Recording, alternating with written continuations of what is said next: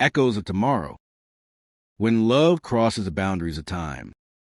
By Jasmine Taylor. Copyright 2025 Jasmine Taylor.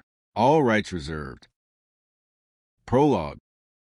Lisbon smelled like oranges and salt the morning the first letter arrived. The postman left it wedged between a florist's flyer and a neighborhood newsletter, an ordinary white envelope without stamps or dates.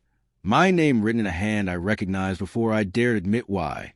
Mara, just my name. No return address, no teasing flourish. The handwriting was mine, older, steadier, a tiny tilt at the end of each R as if it had learned patience. I stared at it for a full minute on the stone steps, the sun warming the tiles, the tram rattling down the hill like a loose memory. It was early enough that the pastelaria across the street was still arranging glass trays, the owner whistling an off-key fado as if he alone kept time from slipping. I told myself it was a mistake, a coincidence, some past version of me I had forgotten. Old notebooks, old apartments, a letter I wrote and never sent that boomerang home. I slipped the envelope into my bag and went inside, promising I would open it after coffee, after lists, after anything that made me feel like the world had rules. The kettle groaned. My small kitchen window caged a slice of sky, the Tagus beyond it shining like an unkept promise. I placed the envelope on the counter. The flap was sealed with something that wasn't glue, resin maybe, or wax smeared thin. I slid a butter knife under it and lifted. Inside, a single sheet of heavy paper, thick enough to have a memory of its own. I recognized the first line before my eyes made peace with it. Do not be afraid of me. It could have been anyone, somebody playing at secrets, a friend with a strange sense of comfort. But line by line it kept being me. The cadence of my thoughts, the way I jumped ahead of myself and then apologized for it. There were things no one else should know. The exact number of plants I had murdered by forgetting to water them. The freckle on my left wrist shaped like a comma. The bird that once flew into my room by mistake and refused to leave. I will be brief. This is the first letter. Others will come. They will arrive when you are about to turn away from something you shouldn't. Consider them small stones to mark a path you can't yet see. I'm not asking you to believe in miracles. I'm asking you to remember that you believed in time, that it only moves forward, that it never returns. You were wrong in a beautiful way. I set the page down. My hands were trembling, because trembling was the only honest thing left to do. Somewhere in the alley, a scooter coughed to life. The kettle clicked off. A shadow cut across the window, and for an absurd moment, I thought I would look up and find an older me watching from the stoop, a silent benediction, a woman with my face and a patience I had not yet earned. There was a name in the letter, underlined as if the ink had hesitated. He is called Luca. The name did nothing inside me, and because it did nothing, I distrusted it more. It was too clean, too round, a vowel at the beginning, and end like a door you could open both ways. The letter continued. You will meet him without wanting to. That's how it happens. He will be carrying a camera. He doesn't look at when he walks. You will think he is careless. He isn't. He is trying not to see what seeing does to him. Ask him for directions you already know. He will laugh with his mouth closed. You once said you wish love would arrive with proof. This is not proof. This is permission to listen to what you have refused. The paper smelled faintly of citrus. I lifted it to my face and saw, near the bottom, a smear of something darker, a fingerprint caught in the grain. My fingerprint or hers. I couldn't decide which answer frightened me more. Love, Mara, no last name. My own tiny, flung signature. The way I wrote it when I wasn't defending myself from the world. I wanted to be skeptical. To be rational in the way I am when I balance my bank app beneath the cafe table and pretend the numbers can tell me who I am. But the letter had weight. It had been folded the way I fold things. A small imperfection at the corner where the crease never quite lines up. I stood at the sink and watched the river change color as a cloud moved across it. I tried to guess the trick. A friend imitating me. A copy of a copy. A future me would have no reason to lie, unless the lie was mercy. Ask him for directions you already know. I left the dishes, jammed my hair into a knot, and took the hill down into the Baixa, where tourists followed umbrellas, and pigeons waddled like tiny officials. A tram squealed past me, a yellow flash and a camera phone in every window. I kept thinking of the ways the future could reach backwards. Tides, letters, songs that make you 14, and then 32 in the same chorus. I don't know why I chose the side street by the Azulejo shop. Maybe because the tiles there are less precise, as if the blue had leaked into the white when it wasn't supposed to, as if someone had already decided perfection was a poor story. I slowed by a doorway to let the light adjust my eyes. And there he was, if names meant anything before they were spoken. He was not extraordinary to look at, which is to say, he would have been easy to miss in a crowd. Brown hair that looked like it had opinions. A day-old beard. A camera strapped across his chest like a promise he wasn't sure he wanted to keep. He didn't look at it while he walked. He was watching his shoes, smiling a little in the way people do when they remember the punchline 2 streets later. I stepped forward before I could rehearse it. Before I could decide, I was someone who believed in letters. "Excuse me," I said, and held the city map I did not need. "Do you know the way to Largo du Carmo?" He looked up, and the laugh arrived not in his mouth, but in the corner of his eyes, a quiet, private crease. "Everyone asks for Carmo," he said, as if he'd been asked many times today. He lifted a hand and pointed past my shoulder, not in the direction I knew, but another one. "You can go this way and not hate yourself for the stairs." His voice was softer than I expected. Lisbon steals hardness from people. She keeps it for the hills. He didn't ask where I was from. He didn't stretch the conversation. He was already moving again when I said, because the letter required it, "Do you live here?" "Sometimes," he said. "Sometimes I live where I'm looking." He tapped the camera with 2 fingers, a confession he didn't intend to make, and kept walking. I watched him go. The letters never told me to follow. They told me to ask, to notice, to trust the smallness of the gesture. I folded my useless map and put it in my bag. When I turned down the street the letter hadn't chosen for me, the sun fell into a grid of tile and shade, and I realized how many ways there were to arrive at the same square. At home, a second envelope waited. No stamp, no date, my name again a little darker this time, as if the hand had pressed harder. I didn't remember locking the door. I didn't remember forgetting to. The second letter was shorter. "You did well. Don't run ahead of this. He will be at the Miraduro at dusk tomorrow. Wear the blue dress you keep not wearing. Stand where the wall warms your back. Let him find you, because the finding matters. Also, take the rubber plant to the balcony. If you keep it by the sink, it will die." I laughed then, because grief and joy are cousins and both arrive uninvited. I took the rubber plant to the balcony and angled it toward the river like a pilgrim. The air smelled metallic, like the brief space between rain and rain continued. The city hummed. I put the first letter under the magnet shaped like a sardine, as if pinning could stop any of this from being ordinary. I have told this to no one. That morning I became a person who was reading her own life in installments, same as anyone reading a novel on the tram, hopeful, a little ashamed of how quickly she turned the page. Maybe this is how it always is when love begins. You receive instructions that look like coincidences, and you decide to follow them, and only later do you call it fate. That night, I dreamed about a room with 2 windows, one opening onto a courtyard where children ran and left chalk galaxies on the stone, the other opening onto a sea that fit itself into frame and watched back. I stood between them and understood that time is a pair of windows in the same wall. The trick is not choosing one, but learning how to breathe with both open. The next day, I put on the blue dress. I pressed my back to the warm wall. I waited without pretending I wasn't counting my breaths. When he came up the steps at dusk, he was looking everywhere but where I stood. He lifted his camera and didn't look through it, and that, too, felt like a kind of seeing. The letters would say I met Luca at sunset on a Tuesday in June, the sky cathedraling over Lisbon. Swift's cutting it into cursive. It felt smaller than that, more human. 2 people standing where a city has stood 1,000 years, where lovers and liars had chosen each other and then chosen again. He turned. I thought I heard my name in a language that didn't need vowels. "Mara?" he said, not aloud, but in the way a question can be a gaze. I didn't answer. I let the moment choose us. Somewhere far ahead, a hand I recognized underlined something, and a pen paused when it reached the end of a sentence. Chapter 1. The Wall That Keeps the Warmth. The blue dress felt like a dare when I pulled it over my head. Too hopeful for an ordinary Tuesday. Too bright for the way I usually move through the city, try not to ask anything of it. The hem brushed my knees with a whisper that sounded like yes, and I stood barefoot on the cool tiles until my breath settled back into my ribs.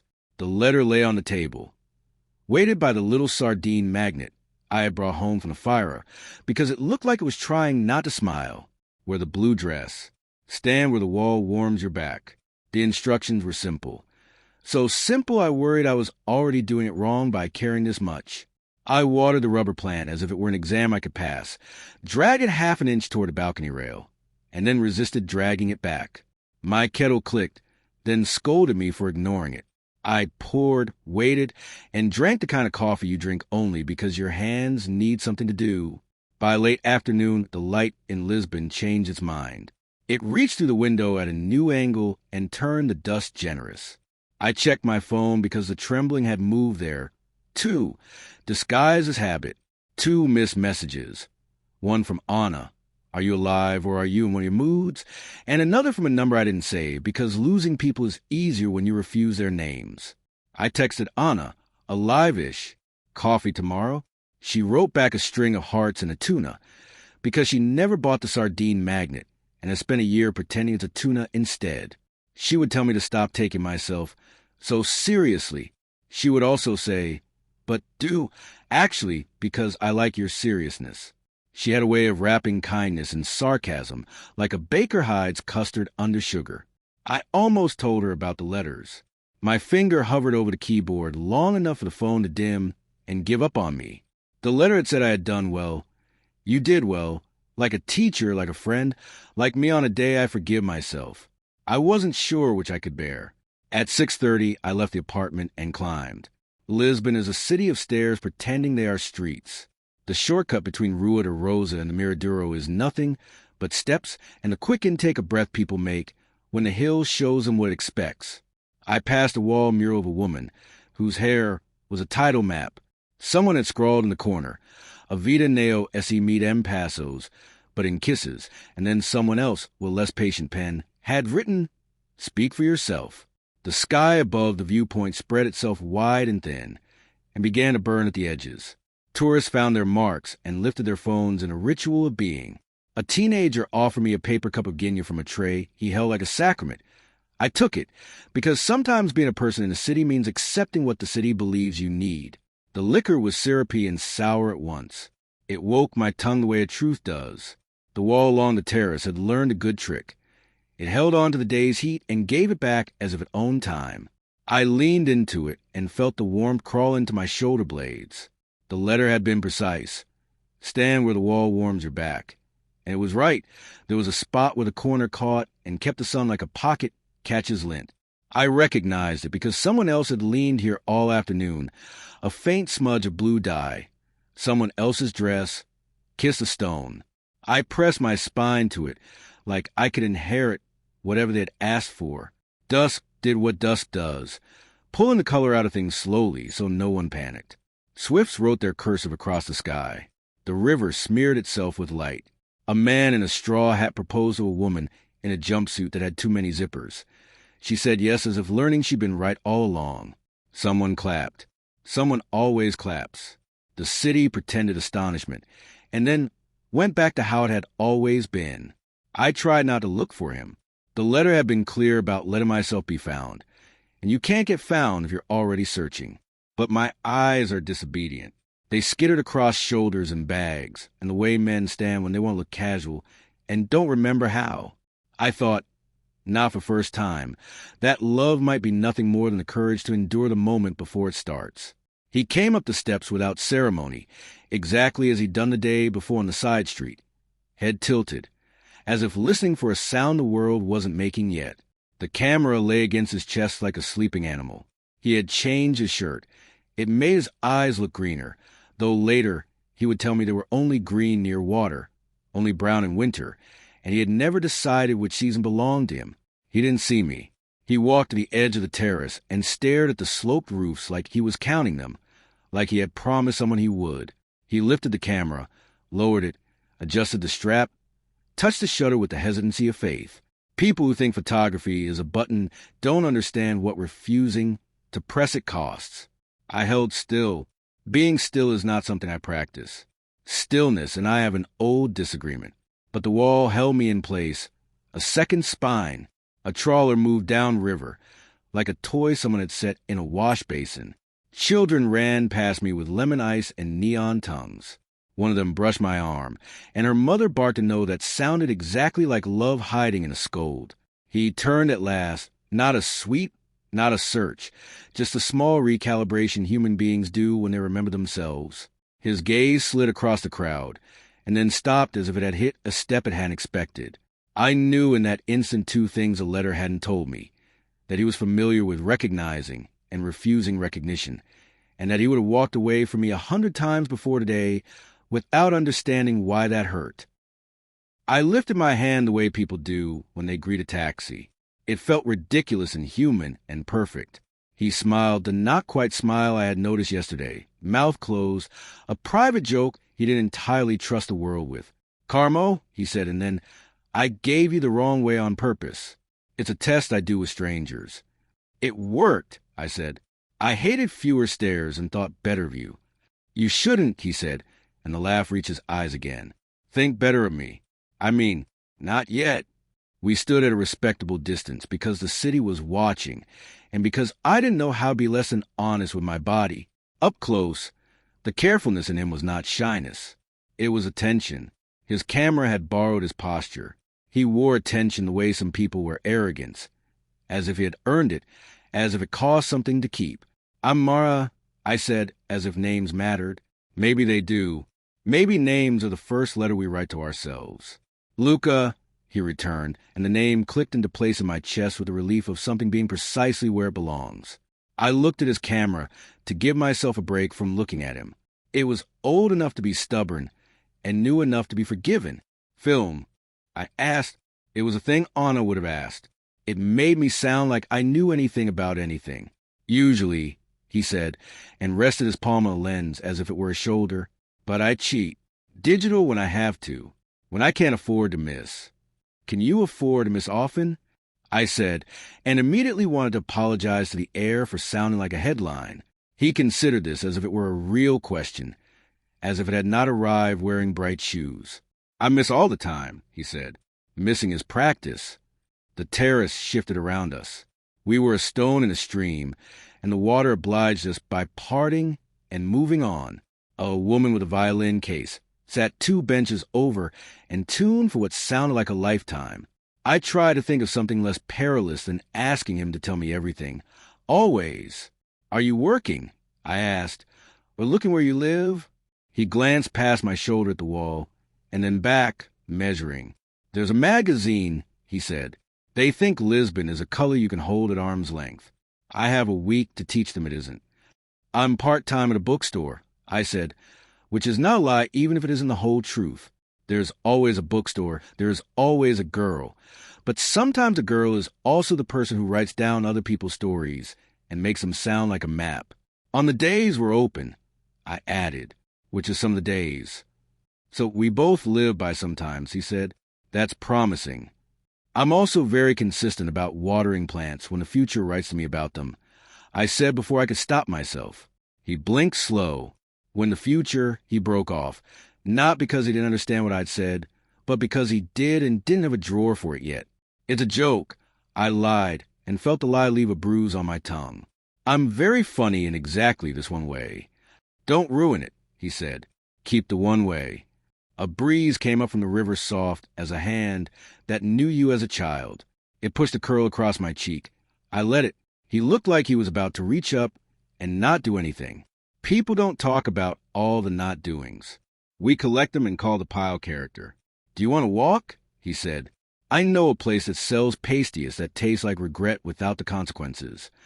Who could refuse that? I said. We walked toward the stairs that would be kinder. He didn't rush to match my rhythm. We arrived at it without negotiation, by noticing, the way a good dance does not decide the song. He asked me if I was from here. I told him the truth I could manage. From elsewhere, adopted by Lisbon the way a cat chooses a balcony. He told me he was from a town south of Rome with a name that sounded like an orange but wasn't one. He said it as if it were a joke and a prayer at once. "Do you take pictures of people?" I asked. He shook his head. "Not really. People change when they see you seeing them." "And tiles don't," I said. "They admit their cracks," he said. "It's a kind of honesty I can trust."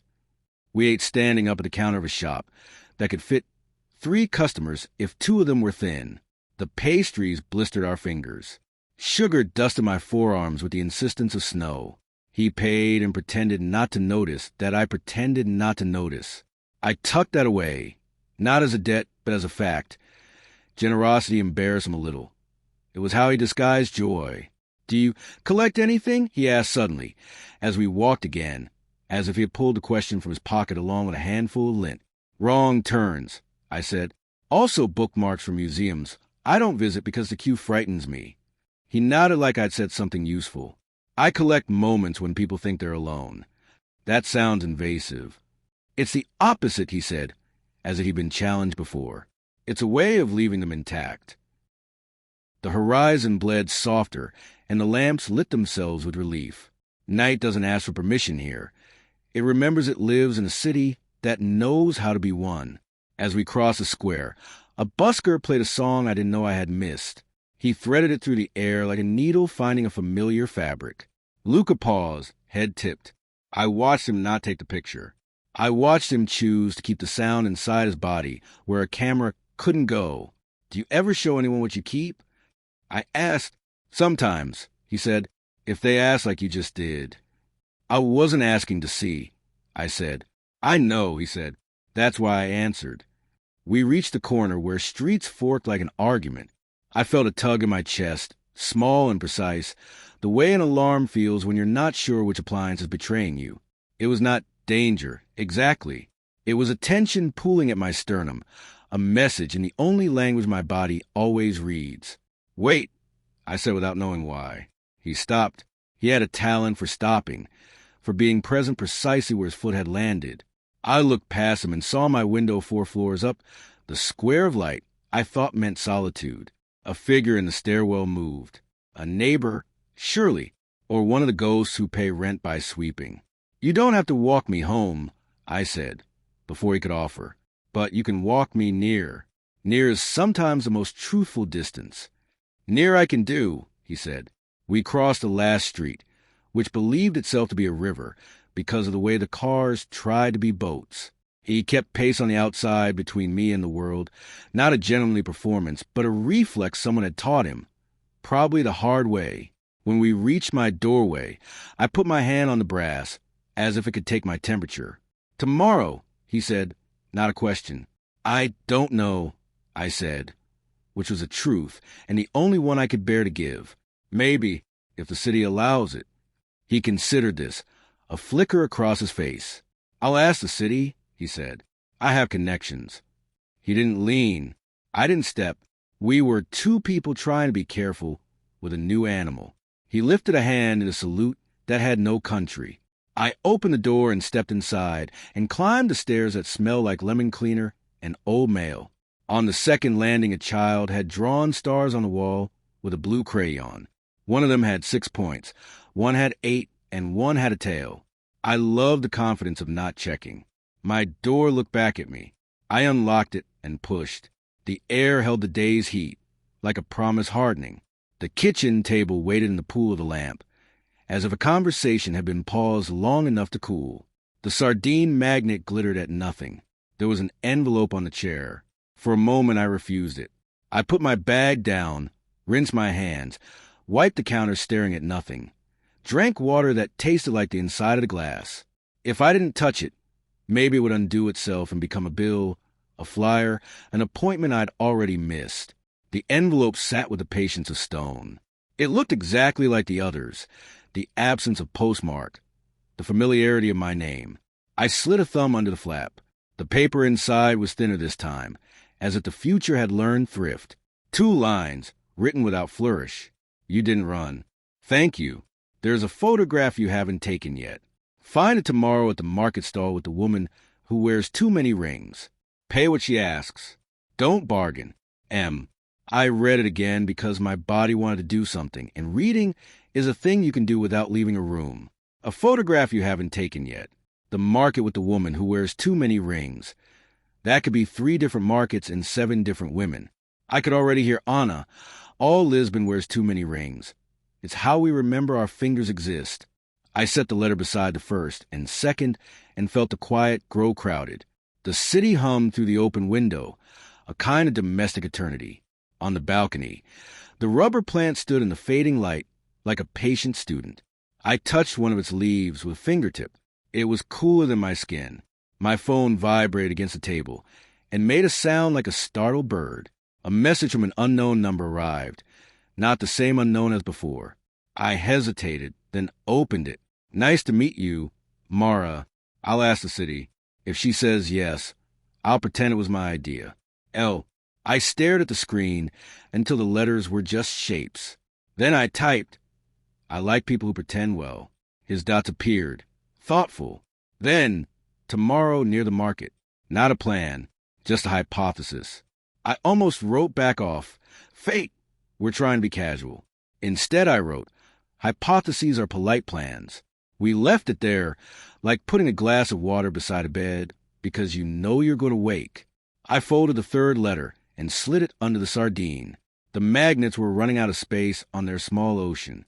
I went to the window and watched the street perform its night. A woman down below watered a row of basil, like a priest with a thurible. 2 men argued in whispers about a football match. A cat crossed the roof with the assurance of an emperor. I touched the place on my back where the wall had been warm and felt the heat there still, a ghost of stone.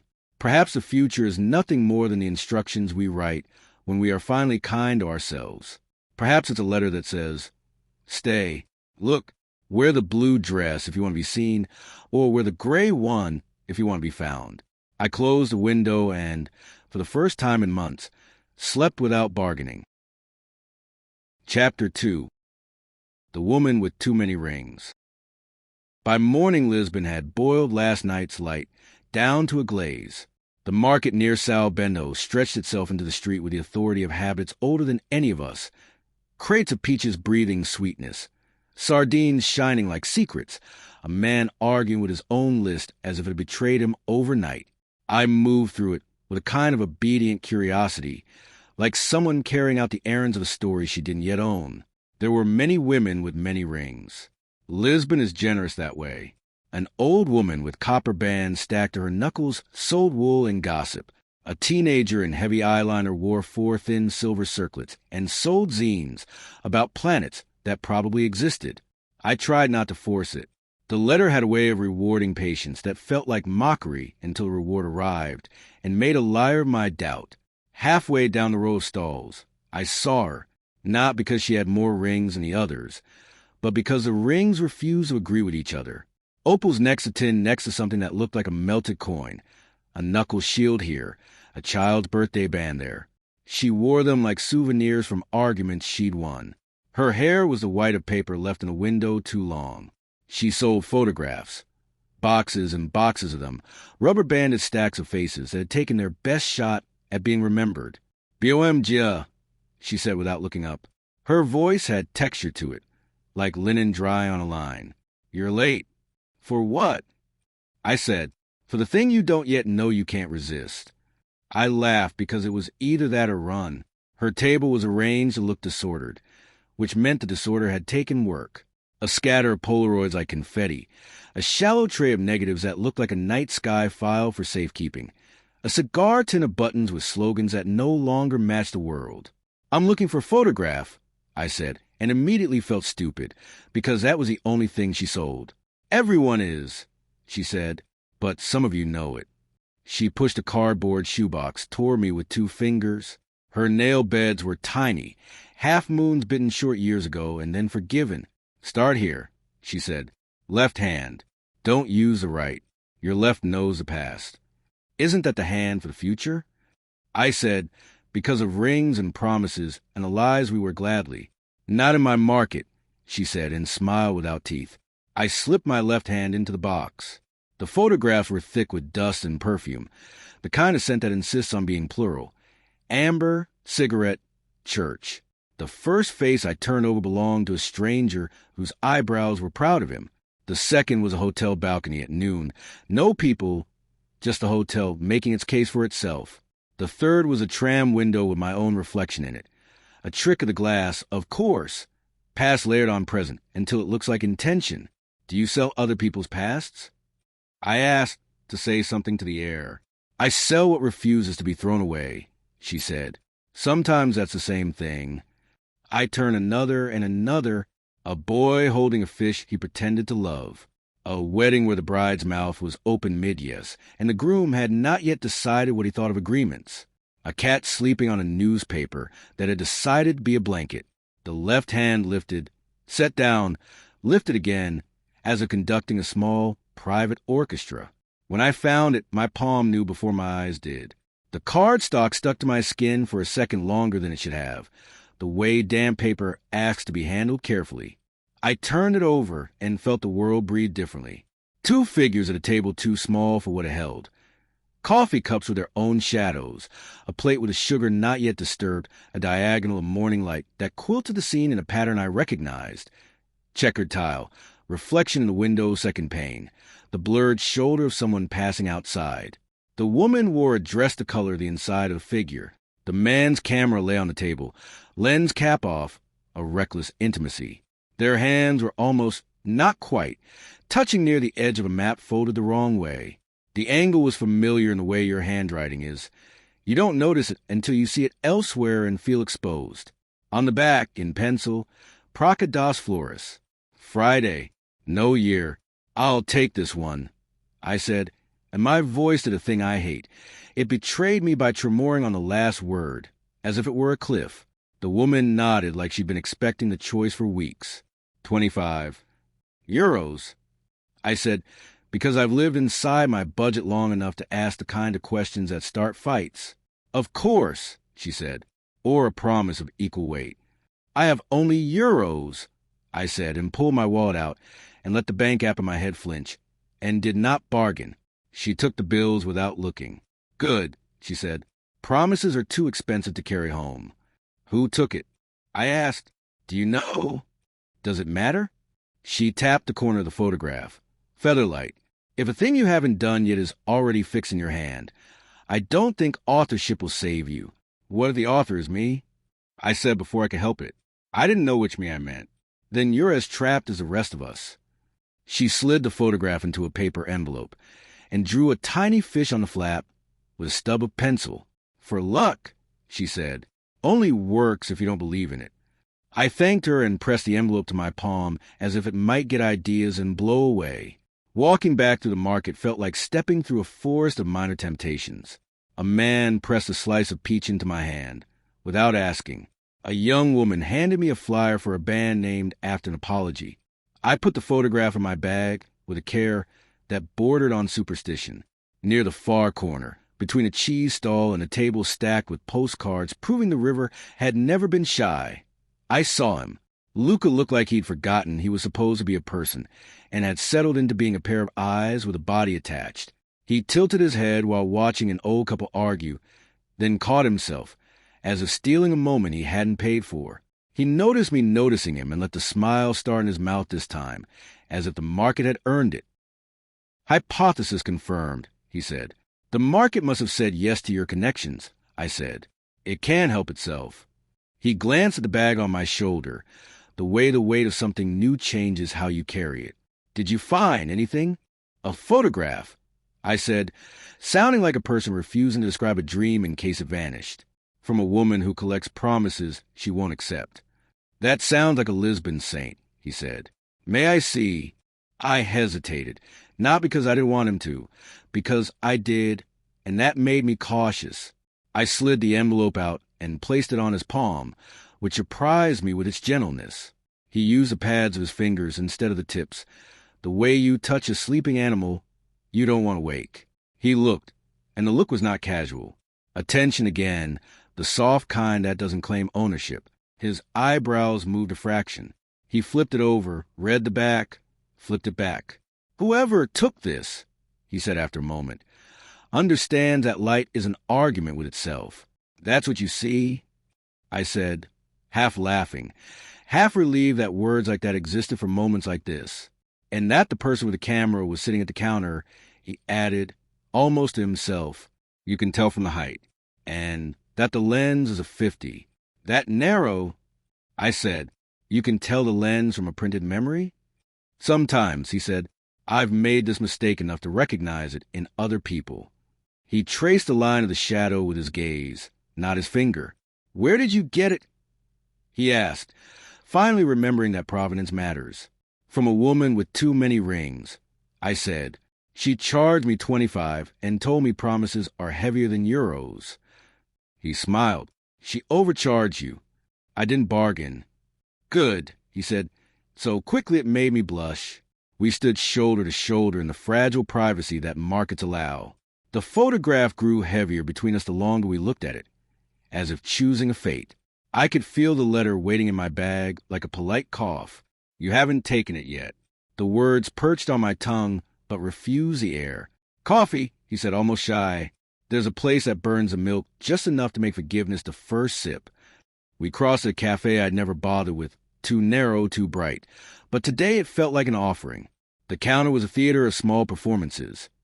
The barista making art of foam, the old men flirting with the sugar bowl, the woman in a yellow coat counting change with ceremony.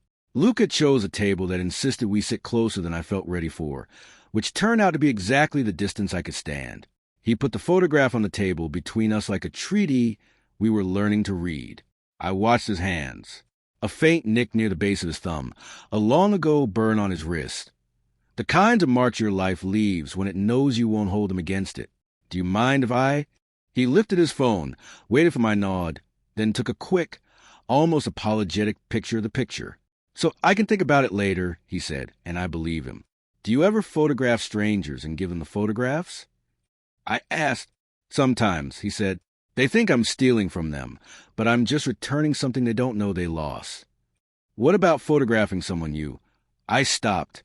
Not a stranger. I try not to, he said softly. It changes the thing I'm trying to keep. Turning someone into an image is like putting them behind glass. I'm greedy in a different way. I understand, I said, and found that I did. We talked about the nonsense that knits a day together. The bus routes that go nowhere efficiently. The particular cruelty of the wind on the bridge. The woman who sells umbrellas only when it isn't raining. He didn't ask more about the photograph. I loved him a little for that. Not love like a vow. Not love like a declaration. Just the seed of a future verb I might one day choose to conjugate. A boy came in selling roses. He was decisive about who deserved one and who didn't. He skipped us, which felt right, like the city agreeing to let this be what it was for now, unlabeled, unadorned. While Luca ordered another coffee, I slid the photograph closer and took my own phone out. I zoomed into the window's reflection, the second pane, where light behaved differently. There, faint as breath on a mirror, was a suggestion of a third person standing behind the camera, farther back than the angle allowed. The smudge of a shoulder, a shadow in a shape I recognized because it was mine. How I stand when I'm about to talk myself out of wanting. When he returned, I didn't show him. Not yet. The instinct felt like secrecy, but it wasn't. It was timing. The letters had taught me that much. The moment matters as much as the message. Outside, a siren practiced its scales and then gave up. The market began to pack itself away. Fruits retreating into crates, as if embarrassed by their own abundance. Luca poured the last of the coffee into his mouth and set the cup down with a tiny clink that agreed with the world. Will you be at Carmo later? He asked. There's a band that plays like they're about to lose their instruments. I might, I said, then decided to be kinder to both of us. Yes. He nodded like this confirmed something he thinks the city told him already. I'll be late in a way that makes people think I'm mysterious, he said. Which is to say, I'll be looking at something and forget to stop. We stepped back into the day. He walked me not home but toward the generous geography of near. At the corner where our paths diverged, he did the magic trick again. Being exactly where he was, no more, no less. Praca das Flores, he said, tipping his head at the photograph without naming it. Friday? I don't know what day it is, I said. It sounded like a joke. It wasn't entirely. It's whatever we call it, he said. And then he was gone, drafted back into the city as if it had been missing him. At home, the rooms had rearranged themselves around the absence of last night's heat. I placed the photograph on the table and let it be a small weather. The sardine magnet glinted at me from its ocean of metal, smug. I opened the balcony door for the rubber plant's lecture on resilience. On the chair, as if it had been sitting there all morning stretching its legs, was an envelope. The handwriting was mine, tuned a half-step lower. I didn't make it wait. You paid the right price. Thank you for that. It will not always be the woman with the rings. Sometimes it will be the boy with the wrong shoes. Sometimes it will be you. Look at the second pane of the window again. What you think is your reflection is the space you will learn to leave for yourself. Friday comes sooner than you expect. So does the reason you are afraid of that. I held the page until the paper warmed to my skin. The market's noise still braided itself into the room. A loose rope I could use if I want to climb out of today. I set the letter beside the photograph, the two of them specifying each other like coordinates. Afternoon slid toward its long, honeyed shadow. I washed a cup. I watered a plant. I stood where the wall kept its warmth and thought of a hand raised in a greeting that belonged to no country. Somewhere in the city, a man who lives where he looks was deciding whether a moment is worth not taking. Somewhere in the future, I had already chosen this and had written back to say, yes. Chapter 3. Hypotheses are polite plans. By late afternoon, the city had softened around the edges. The river put away its glare and began rehearsing its evening costume. I left early because late has a way of happening to me when I don't. Anna texted a last-minute confession. She cut her own bangs and was in mourning, and I promised a postmortem tomorrow over coffee. I didn't tell her. I was walking toward a square with a band that played like they were about to lose their instruments. Some stories refuse audiences until they're sure they're stories. Carmel gathers light as if the day has been poured uphill and now needs somewhere to rest.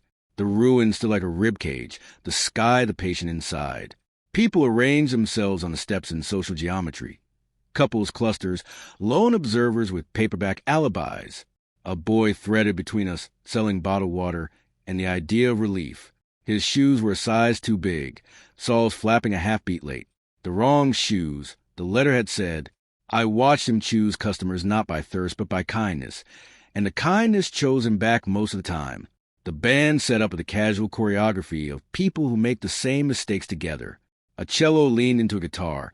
A violin tuned itself into a thin, necessary line. When they began, the sound climbed the stones and sat beside us like a companion who doesn't eat your fries, but will if you ask. Luca arrived in the way a photograph develops.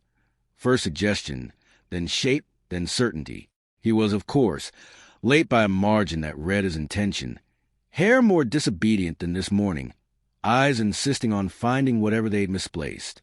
He saw me the exact moment the music found an argument, and he smiled like he'd just remembered where he put his keys in a house he doesn't live in. You're early, he said, as if it were a compliment I'd earned. I'm practicing, I said, for a life in which things happen on time. How's that going? I'll let you know tomorrow. We sat near each other without the clumsiness of deciding how near was near. The wrong shoes boy offered us water. I bought one and pressed a coin into his palm heavier than the price. He weighed me with a look that knew exactly what I was doing and forgave me anyway.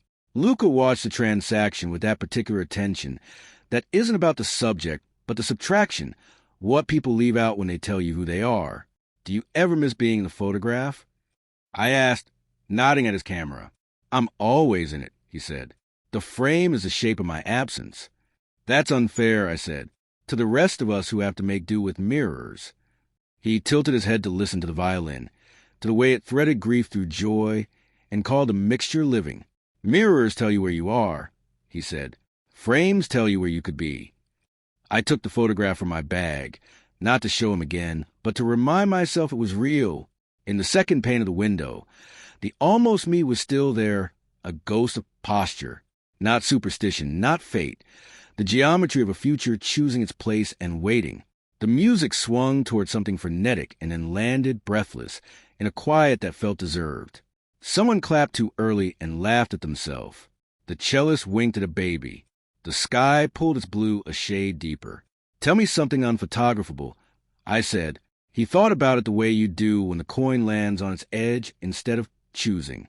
"The way my mother says my name when she's trying not to be proud," he said finally. "The relief of believing you'll make the train, and then hearing they're all late anyway. The exact taste of a fruit you ate on a street you can't remember. The way letters change your voice," I said, "and then wish the words a safe landing." He glanced at me, not puzzled, just ready. I didn't add anything. The not saying began its small, diligent work. We walked when the band paused for argument and tuning. The square agreed to give us a corridor through itself. He showed me a wall where someone had painted a whale that looked like it might work in an office. I told him about the bookstore's owner, who alphabetized by the first letter of the second word, because he said it revealed character. We took the kind stairs this time, and pretended not to. Near the fountain, the wrong shoes boy reappeared with a basket of roses. He had acquired them, or they had acquired him. He looked at us like a scientist testing a hypothesis. Then, with ceremony, he handed me one rose, not red, but stubborn orange that flirted with yellow, and changed his mind. "For your market," he said, and was gone before I could pay or argue. "My market," I said. "Saint of Rings works fast," Luca said, "and apparently as interns." We laughed with the kind of ease that arrives like weather from a warm country. Night assembled itself, street by street. A violinist, the same woman from the terrace, or her twin, began a song that pressed the air flat, and then let it rise like bread. "May I try something?" Luca said, and lifted his camera, but didn't bring it to his face. He held it at his chest, lens yawning, like an animal sniffing a scent. "Just here." "Not you. The space you're in." "I'm full of spaces," I said. "Choose carefully." He didn't take the picture. He lowered the camera, smiled almost apologetically. "Not yet," he said. "I don't want to put glass between us today. I wanted to say, you already carry glass. Instead, I said, we can let the moment keep itself." We sat on the low stone of the fountain's rim. A child threw a coin and demanded to know how wishes file themselves. Luca told her there's a bureaucrat in every fountain who stamps them for accuracy. The child believed him with relief and then asked for his name. He gave it, the short of it, and she tried it on like a hat. "I have to confess something pedestrian," I said when the child left. I looked closer at the photograph. There's a reflection in the window. Second pane. It looks like me. It's the kind of trick glass does, but, he said, not prompting, just acknowledging the hinge of the sentence. "It feels like the opposite of a trick," I said, "like the world being kind to itself." He didn't reach for the picture. He didn't tell me about angles or fingerprints. "Sometimes the world rehearses," he said. "It shows us the shape of what we can bear." The band restarted and played a song that sounded like willingness. The wrong shoes boy passed again, lighter now, his basket thinning. He stopped near us, his eyes darting to the camera and then to my rose.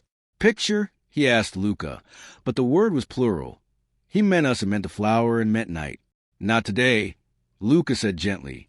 The boy nodded and moved on, satisfied by refusal spoken kindly.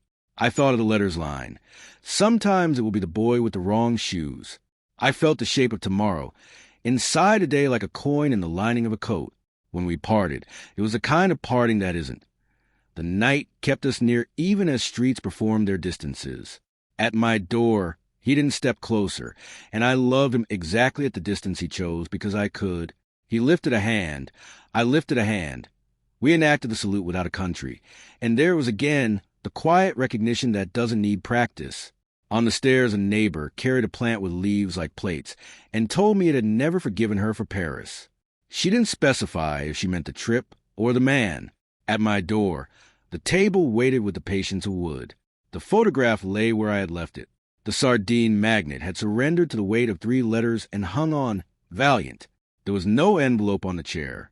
Relief arrived, then its sullen cousin, disappointment. I made tea because boiling water makes order out of impatience. I stood in the rectangle of kitchen light and was briefly a person in a painting. The knock came at the least expectable time. 3 measured taps, not neighborly, not urgent. The stairwell stretched its echo around them. I opened to no one, to the smell of stone and lemons and the universal shrug of buildings. At my feet, an envelope leaned against a threshold like it had walked itself here and was out of breath. Inside, a single sheet, a different paper, thinner, the handwriting mine minus a hurry it used to carry. You were right to buy the water. You were right to let him not take the picture. Tomorrow, the man with the camera will be asked to trade a photograph for a story. He will say yes. You'll want to leave. Don't. Sit with the discomfort until it becomes a chair. Also, there is a small crack in the cup you love. You can keep pretending not to see it, or you can turn the crack into a way of holding. I read it twice and then set it down gently, like the paper could bruise. Tomorrow draped itself over the back of a chair, patient, inevitable. Sleep went better than it had any right to. When morning arrived, it did it with the efficiency of a punctual train. The sun, generous. The rubber plant, stubborn. The city, busy inventing minor emergencies. At the bookstore, Anna conducted her autopsy of the bangs. I look like a fringe at a fight with a window fan, she said, then examined my face. You are glowing. Did you steal it? From whom? And can I have some? I stood near music. I said, it happens. She narrowed her eyes with professional suspicion. If this is a man, tell me now so I can commit to disliking him until he proves me wrong. It is a hypothesis, I said. Those are just plans without vitamins. She rested her chin in her hand. Is he a decent hypothesis? Will I have to pretend to forget his name when you break up? We're not anything, I said, which was true and not. We're near. I love near, she said. You don't have to update your mother. We unpacked a box of novels about cities that weren't ours and sorted them by the second word the way our boss prefers. A man came in to ask if we had a book that would repair a marriage. We pointed him to the essays and to the chocolate shop down the street. He left with both, which felt like a small, courageous curriculum. At lunch, I walked past the market again, because habits begin as tests and become rituals. The woman with too many rings looked at me over a peach as if she'd known I'd come. How's your photograph? She asked. It's behaving itself, I said. For now. They never do for long, she said with the cheerful doom of someone who sells memory for a living. She turned a ring around her finger until the stone stopped protesting. When you're ready to sell it back, I'll still charge you more than you think it's worth. I won't be ready, I said. Good. She bit into the peach like a promise and waved me away with the pit. Friday came exactly on a Friday, which surprised me. Prakadas Florist received the day like an old friend who returns too often to announce himself. Tables fanned out under trees that had learned patience. I arrived early to practice being the kind of person who can be where she says she'll be. Luca was already there, speaking with an older man whose mustache had aspirations and whose jacket had survived better days. The man gestured at a pile of photographs in an envelope like they were proofs in a trial. Luca's body was attentive, wary, polite. I recognized the posture. The space you leave for someone else's story, even when you suspect it will cost you. When he saw me, his face moved in that precise way, light finding a thing it wants to keep. He tipped the envelope toward me, as if to include me in the geometry. This is Joao, he said. He has a story he'll trade for a picture. 2 pictures, Joao corrected, holding up fingers that had known hard work and cigarettes. One of me now, one of me when I was better looking. You're still better looking, Luca said, which was either kindness or truth. The distinction didn't matter. We sat. The story unspooled itself. Stubborn necessary. Joao had been a waiter in a cafe that doesn't exist anymore, except in the way places live on and the way people pronounce streets. He'd taken photographs for tourists on their cameras. Faces pinched into the shapes of their expectations. Once, he said, a couple had asked him to take a picture and then never returned for it. The cafe kept it in a drawer with bottle openers and a map of Normandy. Years later, he'd found the picture again when the cafe closed and the drawer became a suitcase. He slid the photograph out now. 2 figures at a too small table, a camera asleep between them, hands almost touching. My chest did its small, precise alarm. The same photo, not the same print. A sibling. Inches different. The light shifted. The sugar disturbed. Someone else had pressed the shutter a breath before or after the one I held. The world rehearsing. Again. I kept it, Joao said, because sometimes keeping is how you apologize to a moment. I don't know why I didn't throw it out with everything else. I thought maybe someone would come asking for it, one day with their heart in their mouth, and I didn't want to disappoint them. Luca looked at me carefully, as if I were made of sugar and could dissolve. May I asked Joao, my voice a borrowed instrument. He handed it over with ceremony.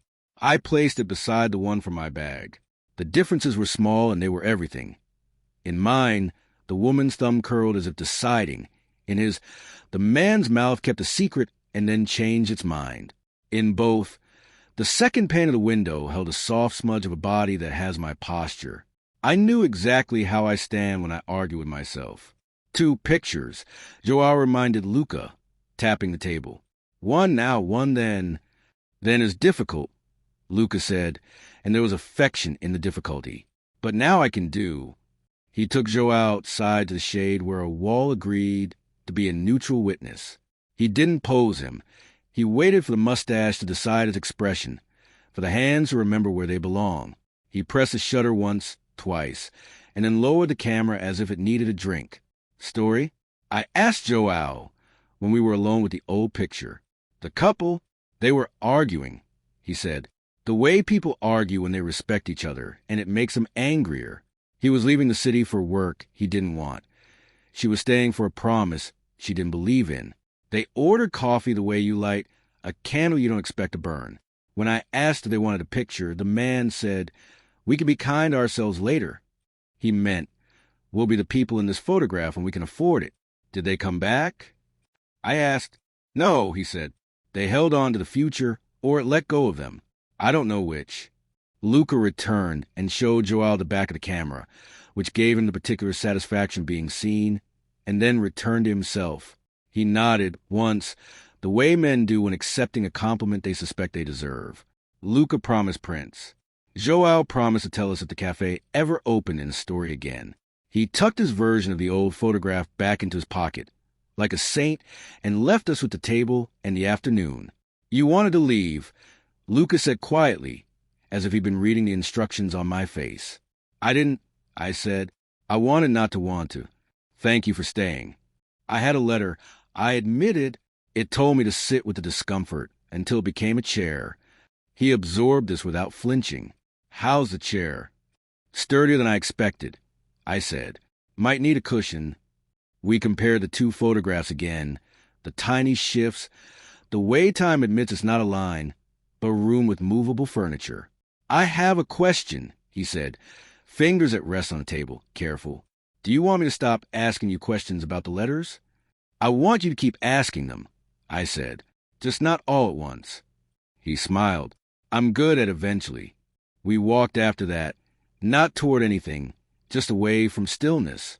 He told me about the town with the orange-sounding name. I told him about the kid version of me who drew maps of rooms she hadn't entered yet. We passed a window where a woman was cutting paper into flowers that refused to wilt. The city offered itself in small, survivable pieces. At my building, the door stuck the way it does when humidity has been arguing with wood. He pushed it. It relented. He didn't ask to come up. I didn't ask him to. The hypothesis of us was gathering data and didn't need variables. Inside, the apartment held itself like a breath someone had forgotten to release. The table wore its photograph like jewelry. The rose from a wrong shoes boy had opened into a color that couldn't decide its mood. The sardine magnet clung with superstition to 3 letters and the promise of a 4th. The envelope waited on the chair, of course, because the future has timing when you don't.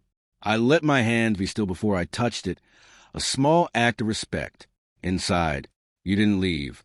I know how much that cost, which is why I'm writing this sitting down. The photograph in Joao's pocket matters because it teaches you a thing the first photograph could not. The world will offer you more than one version of the same moment. You are allowed to choose the one you can love without lying.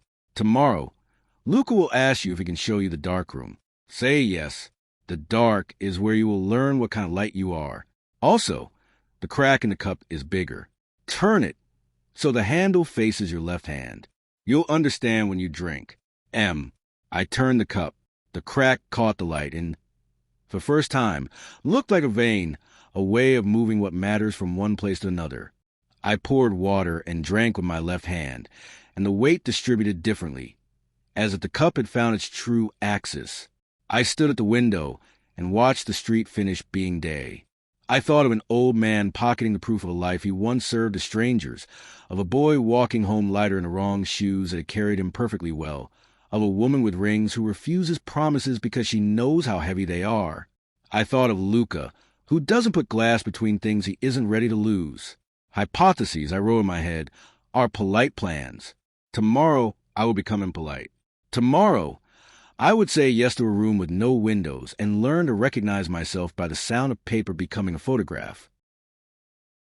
Chapter 4. The dark room teaches the shape of waiting. The crack in the cup made a slow argument with heat, as I drank left-handed. It carried the weight differently, like a reminder that balance isn't symmetry. The city outside was already rehearsing noon. I worked the morning shift at the bookstore, where Anna pierced my aura with 2 fingers. "You're brighter," she said. "Either you're in love or you've discovered a new laundry detergent." "Both," I said. "It's a citrus-based affection." She snorted, then leaned her elbows on the counter. "You'll tell me when I should stop pretending to hate him?" "You'll know," I said. "Your bangs will warn you." She touched the fringe like a mood ring. "They already don't trust him, which means he's probably fine." She slid a paperback across. "Take this. It's about 2 people who learn to tell time by each other." "I'm trying not to steal from fiction," I said. "Fiction is just a receipt," she said. "The purchase happens elsewhere." By late afternoon, Luca texted an address in Alfama, a pin on a street that would rather be an alley. Knock twice. Wait. Then push door sticks. The specificity felt like care disguised as instruction. I brought nothing but a hair tie and the discipline of not running ahead. The building was a narrow patient stacked 3 floors high. On the ground floor, a sign announced Camara Escura in hand-painted script, the letters a little lopsided, as if the brush had remembered being human. I knocked twice, waited, then pushed. The door relented with a sigh that belonged to old wood and older weather. Inside, the air changed its mind about light. A corridor loosened into a room lined with shelves. Tanks, reels, boxes labeled with the obstinacy of photographers. Ilford, Kentmere. Do not open until you're sure. The only brightness came from a slivered window covered in blackout cloth, and a safe light the color of a heartbeat. It painted everything with its small authority. The metal sink, the trays, the string hung across the ceiling like a thin horizon. Luca emerged from the dim with the familiarity of a shape you've seen in your sleep. "You came," he said, then caught himself, then didn't correct it. "You asked," I said, "and I've been practicing yes." He smiled. I felt in my own face a half-second later. "I can show you," he said, gesturing to the room. "Or you can show yourself, and I'll keep you from ruining my film." "I like collaborative survival," I said. He handed me a spiral reel. "This is the part that makes adults cry," he said. "Loading the film in the dark. The rest is chemistry and patience." We stepped into the changing room, a closet that had swallowed its own shadow. "No light," he said softly. "It's more honest that way." He clicked the door shut. The world became a temperature and a smell. My hands learned by listening. The plastic spool's teeth, the slick confidence of film, the way it wants to curl back into the life ahead, the steady coaxing it accepts when you promise not to hurry. In the dark, our voices were the right size. "Whose pictures?" I asked. "Joel's portrait," he said. "And some market. Hands, mostly. I have a new rule about faces." "Tell me." "I don't photograph faces, unless I can also keep the silence around them." He breathed a laugh. "It makes my work thin, but my conscience thick." "Good," I said. "I'm trying to have a thick conscience." The film clicked home. We came back to the red hum. He poured chemistry like a ritual that knew its own language. Developer, stop, fixer. The air filled with the sharpness of vinegar and the metal comfort of running water. "Agitate," he instructed, and I inverted the tank in a slow rhythm that felt like persuading a thought to become a feeling. Every minute he tapped the base to dislodge bubbles, an act of faith disguised as physics. While we waited for the fixer to admit it was done, he laid out the enlarger, sleek, attentive. When we print, he said, we're arguing with time, not to win, just to be heard. And the time argues back. Always. He tilted his head, but it likes good listeners. We rinsed the negatives and hung them to glisten against the line like a thin rain. He bent close, a loop to his eye, and I joined him at the margin of reverence. Joao appeared first, a face made of all the hours that had looked out from it, mustache disciplined, eyes rehearsed into tenderness. Then the market, hands exchanging peaches, counting change, blessing strangers with paper cups of water. In one frame, a stack of silver sardines reflected light like laughter. There, he said softly, a frame near the end. Look, a wall I knew, the terrace wall that keeps the day's warmth. A body leaned into it. The posture I wear when I am trying to remember not to flee myself. The figure was small in the frame, a note in the margin of an essay about stone and late afternoon. But I knew it the way you know your name called across a crowded pool. He had taken it before we knew each other. Perhaps the day the letter found me. I swear I wasn't, he began. I know, I said, because I did. You were keeping the wall honest. He exhaled. I saw how it returned heat, like a promise. I thought, if someone stood there, they'd understand something they couldn't say out loud. I think I did, I said. We made a print of Joao, and the image rose through the developer like a secret, deciding it was ready. I watched the gray find the dark, like rain finding riverbeds it recognizes. The stop bath arrested what want to continue. The fixer performed its quiet magic. Permanence, the second kind of truth. He turned to me. Do you want to try? Your hands already know how to be patient. I nodded, and he slid paper under the enlarger's light, shielded and revealed with a board that stood in for time.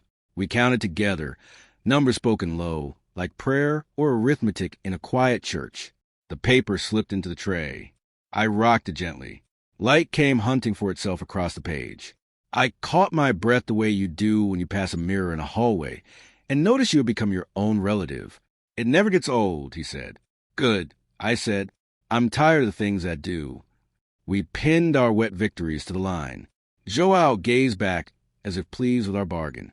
In the corner, a small fan moved air with the earnestness of an underpaid chorus member. Luca checked his watch, then the chemistry, then me. There's always the part, he said, where I ask if you want to see the contact sheet. I don't know what I'm consent. It shows all the frames at once, he said. The story we didn't tell when we picked the prints. I want to see the story we didn't tell, I said. He laid the film strips over contact paper and lowered glass like a benediction. Light touched everything equally for a moment. Democracy, then specificity later. We developed a sheet, and there they were again, the wall and its temporary tenant. The hands negotiating the market's small mercies. Joao's face accepting now, and one frame I hadn't seen on a hanging line, a blur that resolved slowly into the cafe window, that second pane, the suggestion of a person in it. Not me, not exactly. The angle was wrong for recognition, but the figure's posture carried my hesitation, the double length of it, the way I take my own measure before I look away. I didn't go inside, he said, noticing where I'd stuck. I shot from the street. Through glass you see the way the world layers itself and gets embarrassed. Friday, I said, the pencil on the back of the other photograph. He nodded absently. Not a confirmation, just an understanding that we were speaking a language with less grammar than need. The safe light swam over his face and settled in his eyes like a comfortable guest. We cleaned up, which in a darkroom means forgiving water for being everywhere. He labeled sleeves with a printmaker's caution. My name looked strange in his hand. Familiar letters paying rent to a new script. Thank you, I said, meaning more than the room. Thank you, he returned, and glanced at the door like a man whose manners argue with his impulses. Do you? He stopped, laughing at himself. I was going to ask if you wanted to stay and watch the rest dry, which is the most boring version of romance. I like boring versions of romance, I said. They're the ones that survive winter. He took that in like a photograph he might not print yet. Come back tomorrow, he said instead. I want to give Joao his portrait, and I want you to see if he recognizes himself. I will, I said, if the city allows it. He grinned. I told you, I have connections. Outside, Alfama climbed itself into evening. A man sang 3 streets away, the kind of song that helps tiles glisten. Laundry made flags of itself between windows, declaring the nation of ordinary. I walked down cobbles that declared a truce with my shoes. At home, the apartment had cooled by remembering the river. I opened the balcony to let the rubber plant gloat. On the table, the photograph lay with the new prince's damp sibling, a family forming itself. I turned the cracked cup so the handle face left and poured water like the letter had taught me. It balanced. I did too. The chair was empty. I stood looking at it until I felt ridiculous, then laughed at myself because there is kindness in refusing superstition's small victories. I boiled water. I texted Anna. He let me ruin nothing in a room that forgives only slowly. She replied with 16 exclamation points, and do not marry him before I meet him. When the knock came, it came like a polite question. I opened the corridor's lemon echo and found no one. The envelope leaned against the threshold. The handwriting was mine, slowed by knowing. I carried it to the table and slid a thumb under the flap. The paper inside was thinner, a page saved from indulgence. The ink had smudged once where a left hand brushed it. You said yes to the dark. Thank you. The contact sheet matters. You saw the frame. You weren't ready to admit you recognized. It isn't a trick. It's the world reminding you that rehearsal is a form of love. Tomorrow, when you bring Joel's portrait, ask him a question you think is rude. He will forgive you. You need to know which cafe drawer kept the other photograph, and why the key is still on a ring that doesn't fit anyone's hand. Also, tell Anna one true thing, and one thing you can't swear to. She'll keep both safe the way people keep money they don't trust themselves with, out of sight, but not out of reach. M. I set the letter with its siblings, a small archive of audacity. The sardine magnet had begun to sag under accumulations. I gave it help with a second magnet shaped like a tram. The city's toy held the city's future in place. I tried not to read into it and failed pleasantly. I messaged Anna. True thing, I like who I am when I'm paying attention. Unswearable thing. I think this story was already waiting for me before I moved here. She typed and erased 3 times and sent. That's what good cities do. And good people. They leave a chair empty with your name on it and pretend surprise when you sit. I stood where the wall keeps its warmth and pressed my back to a memory. Night arranged itself with practice. Somewhere in the neighborhood of television counseled someone in a voice too calm for what it promised. Somewhere on the river a boat kept being a boat, stubbornly, beautifully. I went to wash the cracked cup and set it down carefully, a line to the left. For once, I didn't look to the chair for permission. If the envelope had wanted to appear, it would have. If it wanted to wait, I could learn to let it.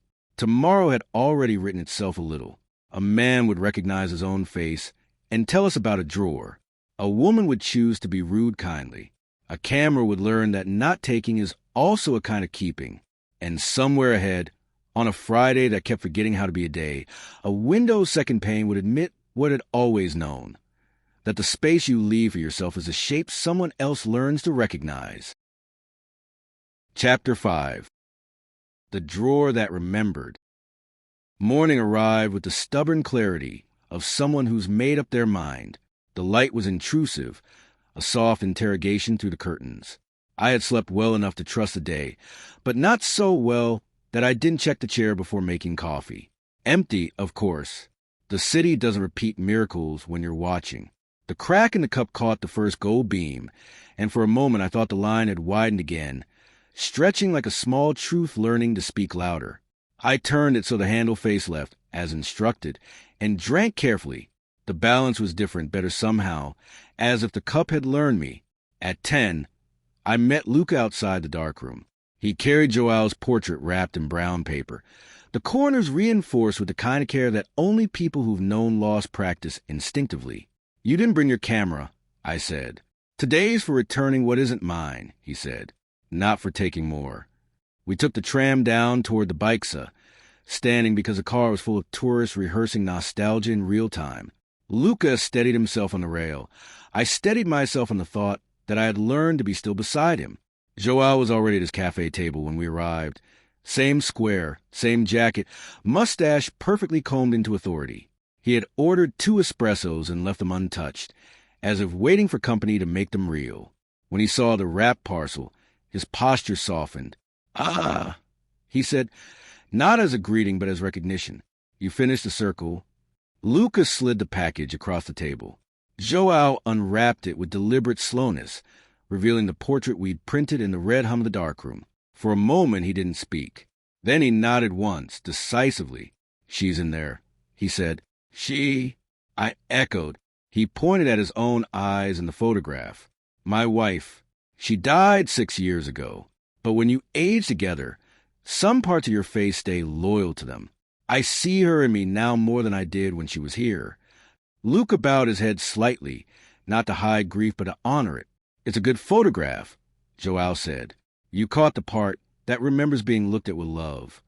He slid something across the table, a small brass key, worn thin at the teeth. "You asked about the drawer," he said. "The one where the photograph slept. That drawer belonged to Cafe Phoenix.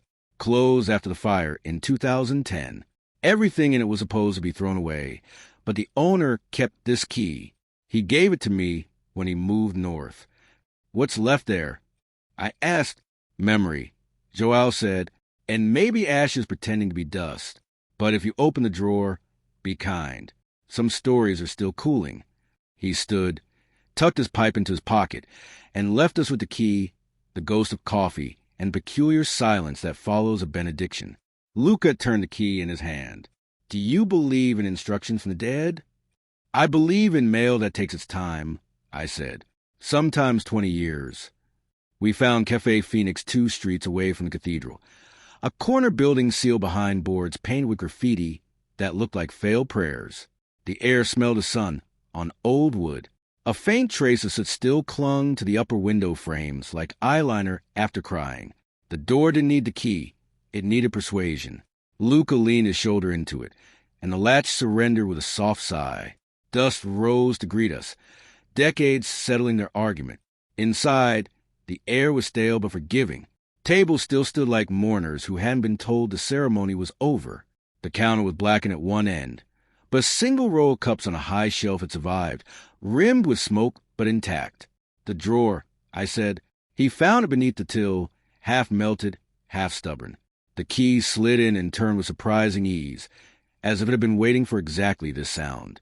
Inside, paper, curled with humidity, and a handful of photographs fused at their edges. He lifted them carefully, one at a time, breathing them apart. The first was nothing, a black frame, the moment the camera blinked. The second, a blur of motion, a woman's hand reaching across a table toward a cup. The third stopped him. It was the same cafe before the fire. 2 people sitting at the window, the same window as in Joao's photograph. A man and a woman mid-conversation, light striking the table at the familiar angle. Between them, a camera, and a reflection in the second pane again, me. Unmistakably, though younger or older, I couldn't tell. My hair shorter, my dress darker. Luca looked from the photograph to me, then back again, and the muscles in his jaw shifted like he'd bitten into memory. "You've been here before," he said quietly. "I haven't," I whispered, because that's what the logic of time demands you say, even when your bones disagree.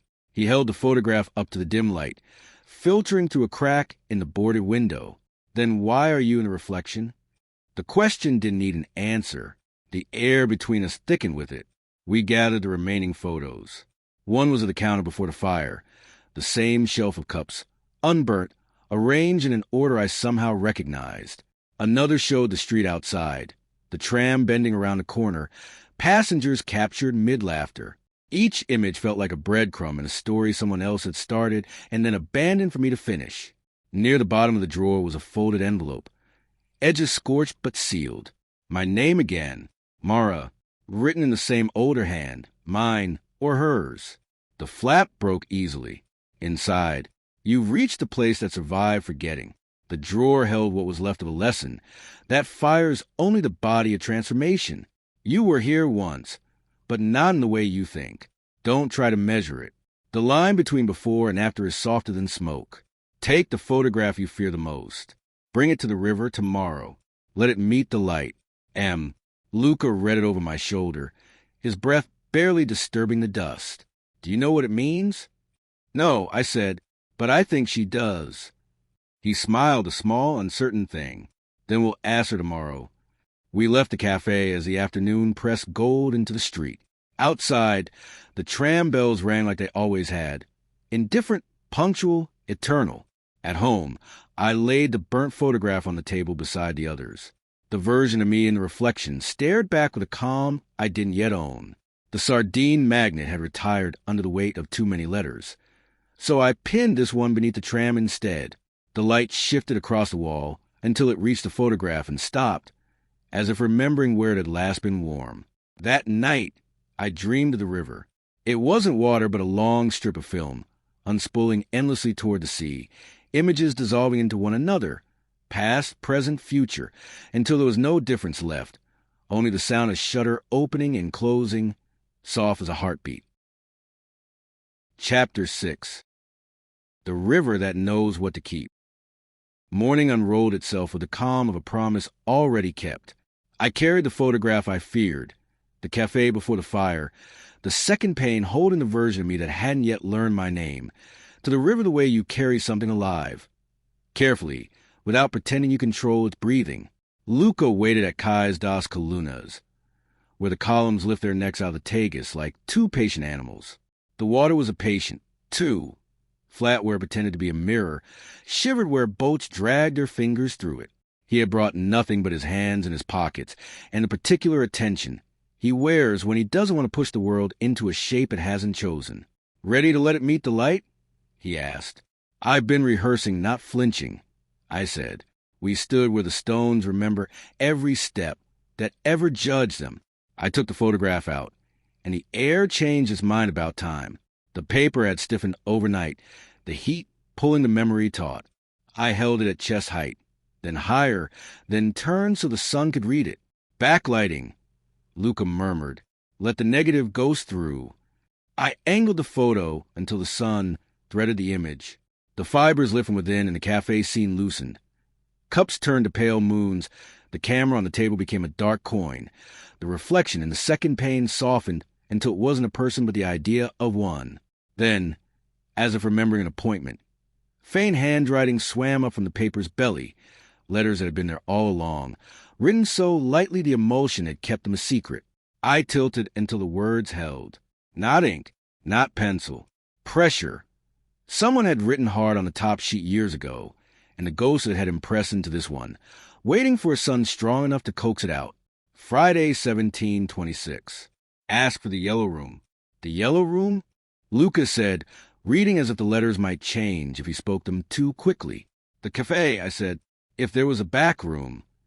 Every Lisbon cafe has a back room, he said. That's where time keeps its coat. We tried to laugh. The river declined to participate.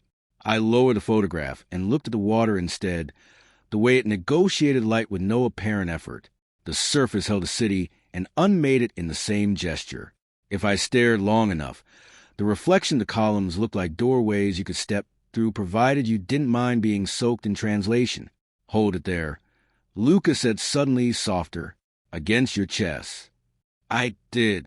Sun through photo, through cotton, through skin. The cafe's window dressed my body in borrowed geometry. The second pane, the one with the suggestion of me, fell exactly where my ribs argue with breath. I stood very still, the image and the person making peace for a moment in public. May I? He started, camera halfway to his eye, then stopped. He lowered it, the refusal kind. No, not today. Thank you, I said, and meant it. A gull made an excellent point overhead. People arranged themselves along the steps into compositions a painter would forgive. The columns kept being columns, without complaint. I turned the photograph over to look again for what I hadn't noticed. The scorch marks at the edges were not random. They curved inward in an arc, as if the fire had been held back by something circular. Plate. Luca said, following my eyes. A mirror? A tray, I said. A round tray catching flame. Someone closed it over the drawer, or opened it. Ask for the yellow room, he repeated. At 1726. Friday. It's Friday, I said, and the river agreed without checking calendar. We took the photograph's coordinates back to the old Phoenix, where day made lace through the boards. Inside, dust rearranged itself to perform recognition. We walked straight to the back, where a narrow corridor pretended it had always been there. 2 doors. One painted a tired green. One, beneath the soot, bloomed a faded mustard like a bruise forgiven. It used to be yellow, Luca said. Ask, I said. We stood there feeling foolish and reverent. He knocked the way you knock when you suspect time has better things to do. Nothing answered but the sound of wood remembering its grain. May I try? I asked. He stepped aside. I pressed my palm to the yellow door at the level of my sternum, the same place the second pane had rested against me. We're here, I said, without choosing a subject for the sentence. The room, the photo, the woman who wrote the letters. They could take it personally if they wanted. Something loosened. The latch didn't click. The wood sighed. The door gave as if it had decided not to be a door anymore. Inside, a small room with a window the size of a held breath. The walls remembered color in patches. Shelves along one side held the archaeology cafes. Spoons that had Moscowny coffee, a tin of sugar welded shut, a ledger that the fire had licked and then spared. On the far wall, high, a hook with a ring that didn't fit any hand.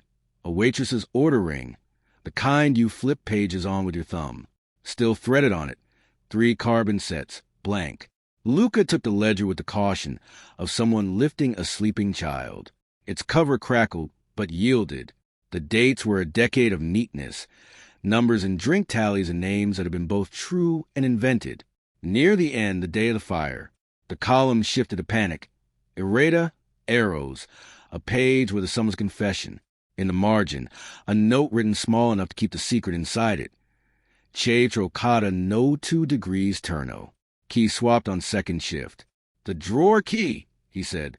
That's why Joao had it. They gave it to the wrong person, right person. Depends on what you call a mistake.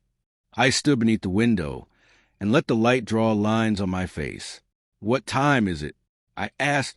He looked at his watch. 17:22. We didn't say anything for 4 minutes. We learn instead what waiting feels like when you do it on purpose. I traced the shape of the tray's burned arc with my eyes on the floor. Luca counted invisible breaths. Outside, a tram protested and then forgave. At 26 past, the sun slid to a precise angle and found the window. Paint that had been only exhausted became briefly gold. The yellow room remembered itself. And then I heard it. Footsteps in the corridor, too light for anyone we knew. A shadow passed the frosted glass of the door, like a rumor, changing its mind. A knock, not on our side. The knock made the old answer where it had been unopened for years. I opened to nobody. The now familiar absence the letters have taught me to greet. But on the threshold lay a small black case, lacquered, the size of a book you could hide in a coat. Its lid was wrapped with a ribbon the color of cigars and excuses. No tag, no trick. Do I open it? I asked. You always do, Luca said, and his voice held both fear and permission. Inside, a folding camera, bellows like a tiny concertina, leather worn where a hand had loved it. Alongside, a slip of paper. For the windows you can carry. I lifted the camera, felt its weight argue with my wrist. The lens cap was stamped with Phoenix. I wanted to laugh at the coincidence and couldn't.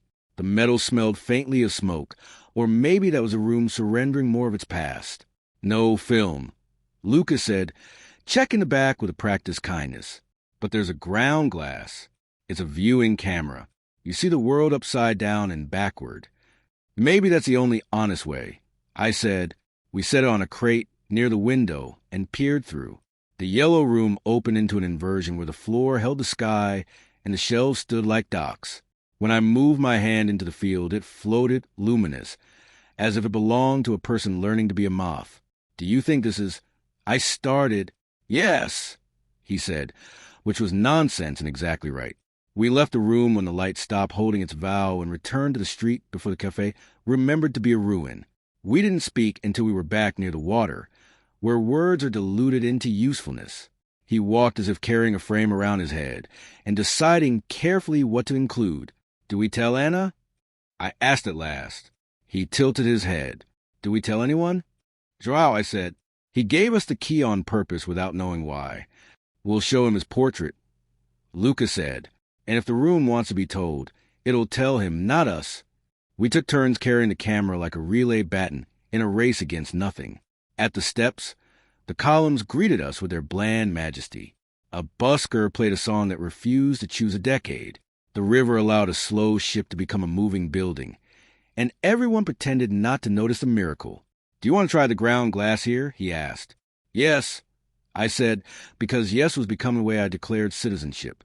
We pointed the little camera toward the water, opened the hood, and ducked our heads side by side into the dim. The world upside down and backward did what reality sometimes can't. It made room for both of us at once. My face reflected on the glass. Luca's too. A ghostly overlay.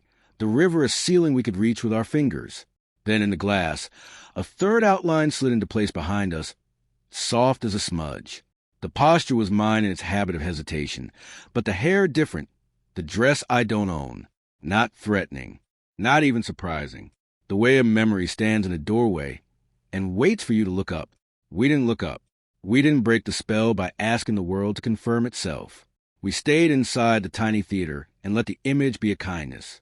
When we finally closed the hood and the river returned to gravity, I realized I had been crying the quiet, the good kind that doesn't demand a witness.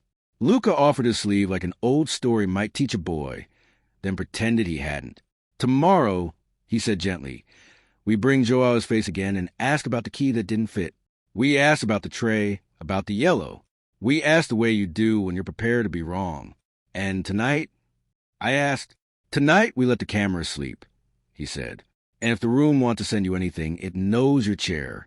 He walked me near, then nearer, then not quite to the door. Our saluteless goodbye felt truer than ceremony. I climbed the stairs with a small lacquered case tucked to my chest. A window I could fold closed when the world was too much and open when it was enough. At home, the apartment had gathered dusk into its pockets. I set the camera on the table beside the photographs and waited for the air to remember me. The chair sat with a posture I had begun to recognize as indulgent. When the knock came, it came like a habit I was learning to call by its name. 3 measured taps, a pause polite enough to be affection. This time I opened without pretending to hesitate. No one, of course. The corridor smelling of lemons and thyme. An envelope propped against a jamb. The older hand I will one day forgive entirely. Inside, you held the image where your ribs learn courage. That's why the words appeared. Pressure remembers pressure. The yellow room returns what is asked of it only at the hour it has saved for confession. Thank you for speaking to it like it's a person. It is. Tomorrow, ask Joao about the tray. He will tell you a story whose ending he misremembers. Let him. The truth is kinder in the mouth of someone who survived it. Also, the crack in the cup is not a warning. It's a map of where you have already refused a break. M. I placed a letter beneath the tram magnet and felt the little toy do its heroic duty. I turned the cup's handle to the left, filled it, drank. The crack carried the heat to my palm as if insisting on being useful. Later, when the city finished putting away its light, I opened the camera once more and looked at my room upside down. The chair hung from the ceiling like a joke. The rubber plant grew into the floor.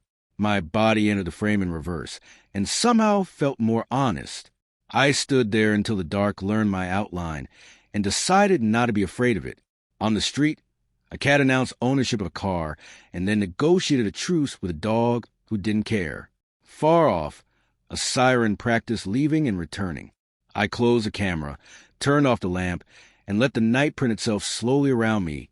Chemistry and patience, until the image I was making of today fixed at last. Chapter 7. The Tray That Closed Over Fire. The morning had the clarity of a page that's been erased and written on again. I opened the lacquered case and let the folding camera breathe. The bellows sighed like an old accordion that remembered songs better than players. On the table, the photographs waited like polite guests who had outstayed fear and decided to help with the washing up. At the bookstore, Anna pointed at my face as if issuing a fine. "You slept," she declared, "and yet you look like someone who met a door that opened the way a book does." I may have, I said. Tell me one thing true and one undurable, she said, holding me to the rules I'd given her. True, would listens when you ask it nicely, I said. Undurable, the past is learning my name. She pursed her mouth around a smile and let it go. I'll allow it. Go do whatever it is you're doing with your photographer, who refuses to take the obvious picture. I'll alphabetize by the second word and pretend not to worry. Joao had chosen a different table today, one that watched more street and less sky. He wore a suit jacket that had decided to forgive the years, but not forget them. When he saw the small parcel in my hand, he stood as if we were older people who understood ceremony. Luca placed the print, his face in a red hum, the mustache disciplined, the gaze unashamed, on the table. Joao looked, nodded, then did a small, surprising thing. He touched the image with 2 fingers and pressed into his lips before putting them back to the paper. Obrigado, he said to his younger self, not to us. Then, turning to me, you brought a question. Your face does that when you brought a question you don't like. The tray, I said softly, in the yellow room. Did someone close a flame with it? I think the burn arc came from that. Joao sat, and the chair agreed to cradle a memory. There was a tray, he said, brass, with a phoenix stamped in the center, a gift from a regular who liked metaphors. On the day of the fire, the outlet behind the till sparked like a lyre. A waitress, Ines Little, fast, saw it first. She put the tray over the drawer and slammed it shut to star the fire. It made a sound like a door, deciding to be a shield. For a minute it worked. Then the ducting did what ducks do. Carried breath where breath shouldn't go. And the drawer key? Luca prompted gently. Joao looked toward the old phoenix, as if his eyes could still see the room it used to be. Afternoon shift. We always swap keys at 2. I was late. Ines slipped my key on her ring and forgot to give it back.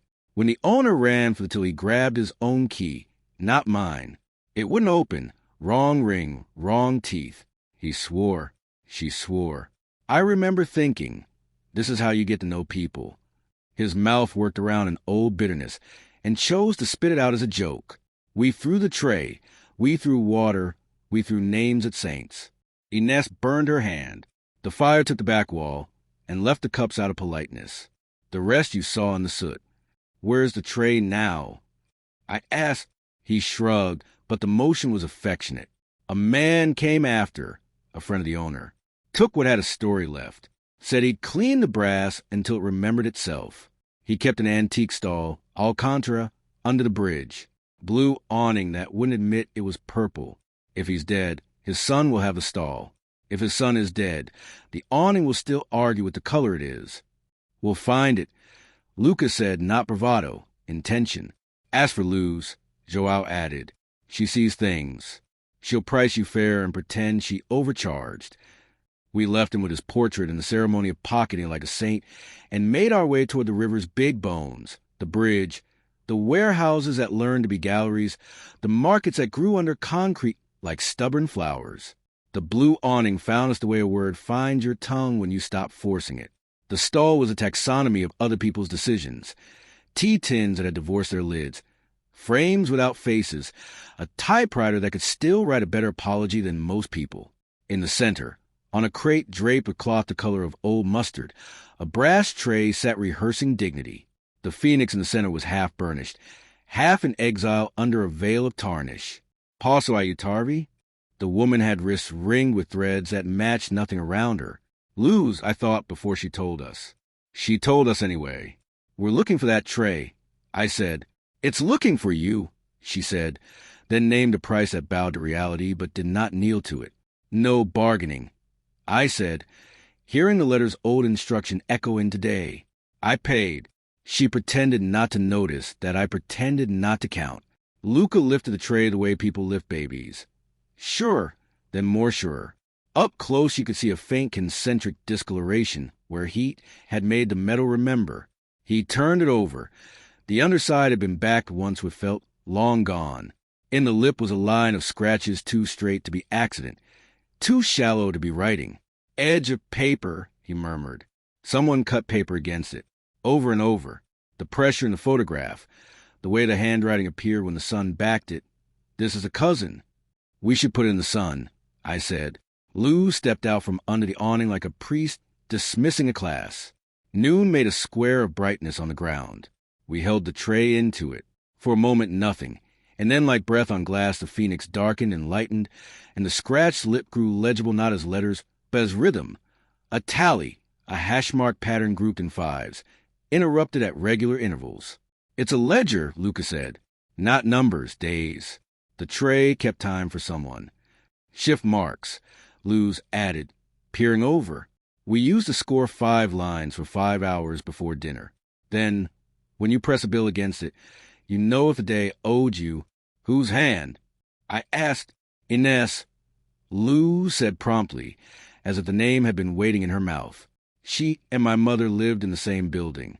She'd score her hours on anything that kept a line. She once made a timetable on the inside of a matchbox. Said the world didn't keep time fairly, so she would. Luca and I looked at each other, the feeling of the story finding its author and then pretending it had known all along. Do you know where she is? I asked.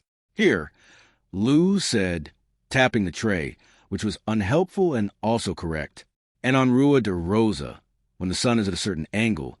She's the shadow that remembers to step aside when old men would nowhere be pretend they're in a hurry. Alive? I said. Luz tilted her head. In the country where you keep your afternoons, she said, which was either nonsense or mercy. We carried the tray to the river, because that had become the place we took objects when we wanted to ask them to tell the truth. Luca balanced it on the column's lowest step, and sunlight wrote its sideways calligraphy on the metal. I angled the lacquered camera's ground glass above it, forming a small private theater, where the world performed upside down. The phoenix became a dark sun. The hash marks marched like a migration. Through the glass, the tray's lips sharpened into clarity, and then gave us a gift. In the thin groove where metal meets air, a tiny letter, cut, not scratched. An R, plain and defiant. Rosa, Luca said, Rua de Rosa. Or rehearsal, I said. Or room, he said. The yellow room, again. We found the angle that would show us the rest. The R was part of a word that had been started and then concealed by polish and use. The camera magnified and reversed until the letters cooperated. Our U80A are OSA57. And then, faint, a second line we could only see if we leaned into the glass together until our foreheads touched the hood. 1726. It's all the same time, I whispered. The cafe, the door, the tray. Someone taught the object when to speak. Or you did, Luca said, so gently it didn't bruise. Eventually, we carried the phoenix home with the reverence you save for something that has already survived more than you can ask it to. On Rua de Rosa, the number 57 belonged to a building that had learned to be several things without complaining. A hairdresser with 3 chairs, a seamstress who mended regret, a courtyard at the back where grapes tried their luck. In the corridor, a woman sat on a stool mending uniforms, needle going in and out like a small, reliable tide. Her hands were scarred in the way heat teaches memory. She looked up and appraised us with an economy that argued with pretense. Ines, I asked, knowing and not knowing. She smiled with one side of her mouth, the side that had most practice. Depends on who's asking. A friend of Lou's from Alcantara, I said, and of Joao from the old Phoenix. We brought your tray. She held out both hands without rising. When the brass met her palms, her eyes flinched as if heat could travel across years. You polished it poorly, she said, which I understood was praise. It remembers better when it's allowed to be dull. We told her what we knew and what we suspected, and what we were wise enough not to claim. She listened with the kind of attention that doesn't need glasses. When we reached the part about the letters and the second pane and the yellow room opening for sunlight, she nodded as if she'd been sent a copy of the story weeks ago and had practiced her response. I swapped the keys because Joao was late, she said, and because the owner could never count past 4 without looking suspicious. I covered the drawer with the tray because someone had to. I burned this hand and pretended I hadn't because there were customers who wanted to pay for things with money. The cafe died the way some things die, properly, publicly, and then entirely in private. And the couple? I asked the ones in the photograph at the window. She looked at me as if measuring which kindness would fit. They came every Friday and argued kindly. He wanted to leave. She wanted to stay, and then meet him later in a version of the city that would forgive them both. They sent each other ahead the way some people send luggage. One day he didn't come. She did. She sat at the window and said, "It's hard to be two people at once." I told her it would get easier. I was wrong. Or early. What happened to the tray? Luca asked. I gave it to Luz's father because brass likes to be looked at, and I had work that didn't, she said. But I cut my shifts on it before I did, so the day wouldn't lie to me. Did you ever use a yellow room? I said, at 1726. She laughed properly then, a sound with elbows. That was when the sun admitted it was tired. That's when we let each other tell the truth. People think confession is a night activity. It's not. It's a late afternoon sport. She stood slowly and set the tray aside. You're carrying something that wants you to admit you already know it, she said to me, not unkindly. Stop asking it to prove itself. Ask it to sit down. Luca looked at me, and I looked back, and the corridor did a soft thing with light that felt like permission. We thanked her, awkwardly, insufficiently. She waved the thanks away with the needle hand, and returned to mending. Outside, the street performed its late-day kindness. A boy kicked a ball in a perfect arc into someone else's life and apologized elegantly. A woman watered basil like she was putting out a small, fragrant fire. I breathed in the ordinary, and it rearranged me. At home, the tray went on the table. Phoenix up, the folding camera sat beside it like a pet that had learned a trick and was pretending to forget. I turned the cracked cup's handle left and poured water, watching the crack map my wrist with heat. The chair was empty, which meant the corridor probably wasn't. When the knock came, polite as ever, I opened to find the envelope propped like a conspirator against a jam. Inside, you were kind to the story as it tried to tell itself. That is rarer than you think. You asked a rude question gently and let a survivor misremember the ending. Thank you. She needs a version she can live with. You need the version that lets you move. Tomorrow, the yellow room will open at a different hour. Bring the tray. Bring the camera that shows you the world backward.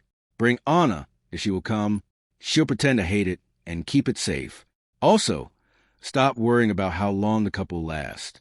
The crack is not a countdown. It's proof you didn't shatter when you had the chance. M. I texted Anna. Field trip?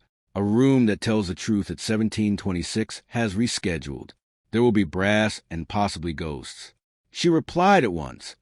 I'm coming to heckle the ghosts. Wear the blue. It looks like a thesis you're ready to defend. I set the letter beneath the tram and watched the magnets shoulder each other like commuters. Evening put its hand on the back of my neck and pressed, gently, the way a friend does when they need you to stop moving long enough to feel. The phoenix on the tray did what phoenixes do. Promised nothing, suggested endurance, waited for heat. Chapter 8. The Hour That Moved Itself. Anna arrived armed with a tote bag and disbelief. Disbelief had bangs. The tote bag said books or bust and contained both. She examined the brass tray like a detective might examine a suspect, then rapped it twice with a knuckle. If a phoenix jumps out, I reserve the right to scream and then pretend I didn't. You're here to heckle the ghosts, I reminded her. I'm a multitasker, she said, then looked at me more softly. Also, I'll hold your coat if time decides to be weather. Luca met us at the corner, carrying the folding camera with the care of a person who knows instruments have memories. He and Anna performed the ritual of two people deciding not to test each other. A nod, a half-smile, the understanding that we were all walking to a room that preferred witnesses to explanations. The yellow door remembered us. It gave the same barely a sigh, and then decided against being an obstacle. Inside, the small window was an obedient square, withholding its favor until the hour it had sworn to. Dust practiced choreography in the slant of ordinary light. What time? Anna asked. Not the old one, I said. She said it moved. Of course it did, Anna said. Why should hours respect stationary? We set the tray on a crate. Phoenix up. Luca extended the camera's bellows and placed a ground glass toward the window, the little theater ready to invert the afternoon. The ledger waited on the shelf. Patient as always, the page with chafed ricotta no 2 degrees turno drying into a permanent shrug. We watched the light inch. Waiting with 3 people is easier than waiting alone. The silence learns how to rotate. Anna told us the story of a customer who wanted a book that would make him kind and was disappointed when she handed him 2. Luca told us about a town in Lazio where every afternoon at 4, bells ring out a tune on purpose, so the village will remember it's fallible. I told them nothing, because my mouth had decided it was a backstage crew today, and my chest was the stage. At 16:58, the window decided to practice brightness. At 17:06, the dusk grew opinionated. At 17:14, the light drew a stripe across the tray's lip and made the tally marks wink. At 17:19, a tram far away made its particular grief noise.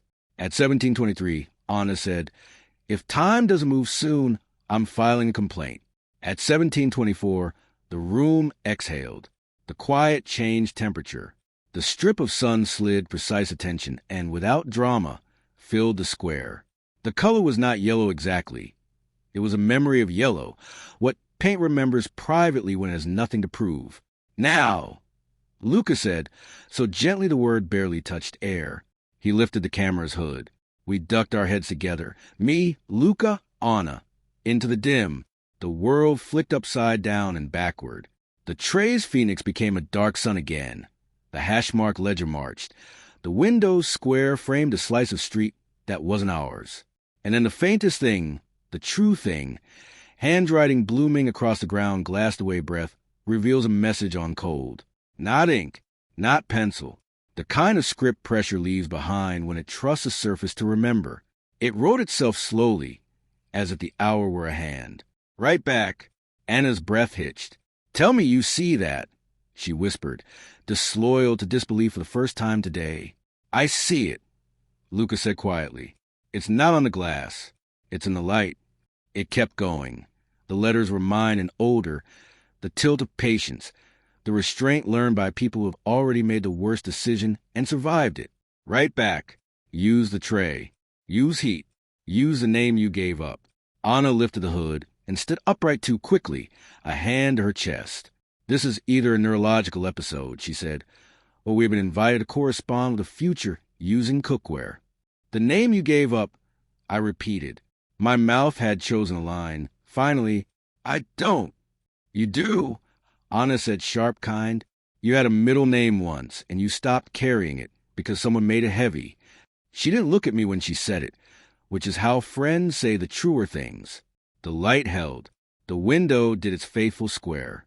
On the ground glass, a final small line wrote itself with the humility of a postscript. 1732. "Heat," Luca said, thinking aloud. "Pressure, light, and heat." The tray held back a flame once. It knows how to talk to it. He looked around the yellow room like a person checking pockets. "There's a kettle in the corner," he said, ridiculous and accurate. A squat, dented thing with a dead plug, residue of a cafe's old courtesy. We didn't need it to work. We needed it to pretend to. Next to it, a metal tin where sugar had once died.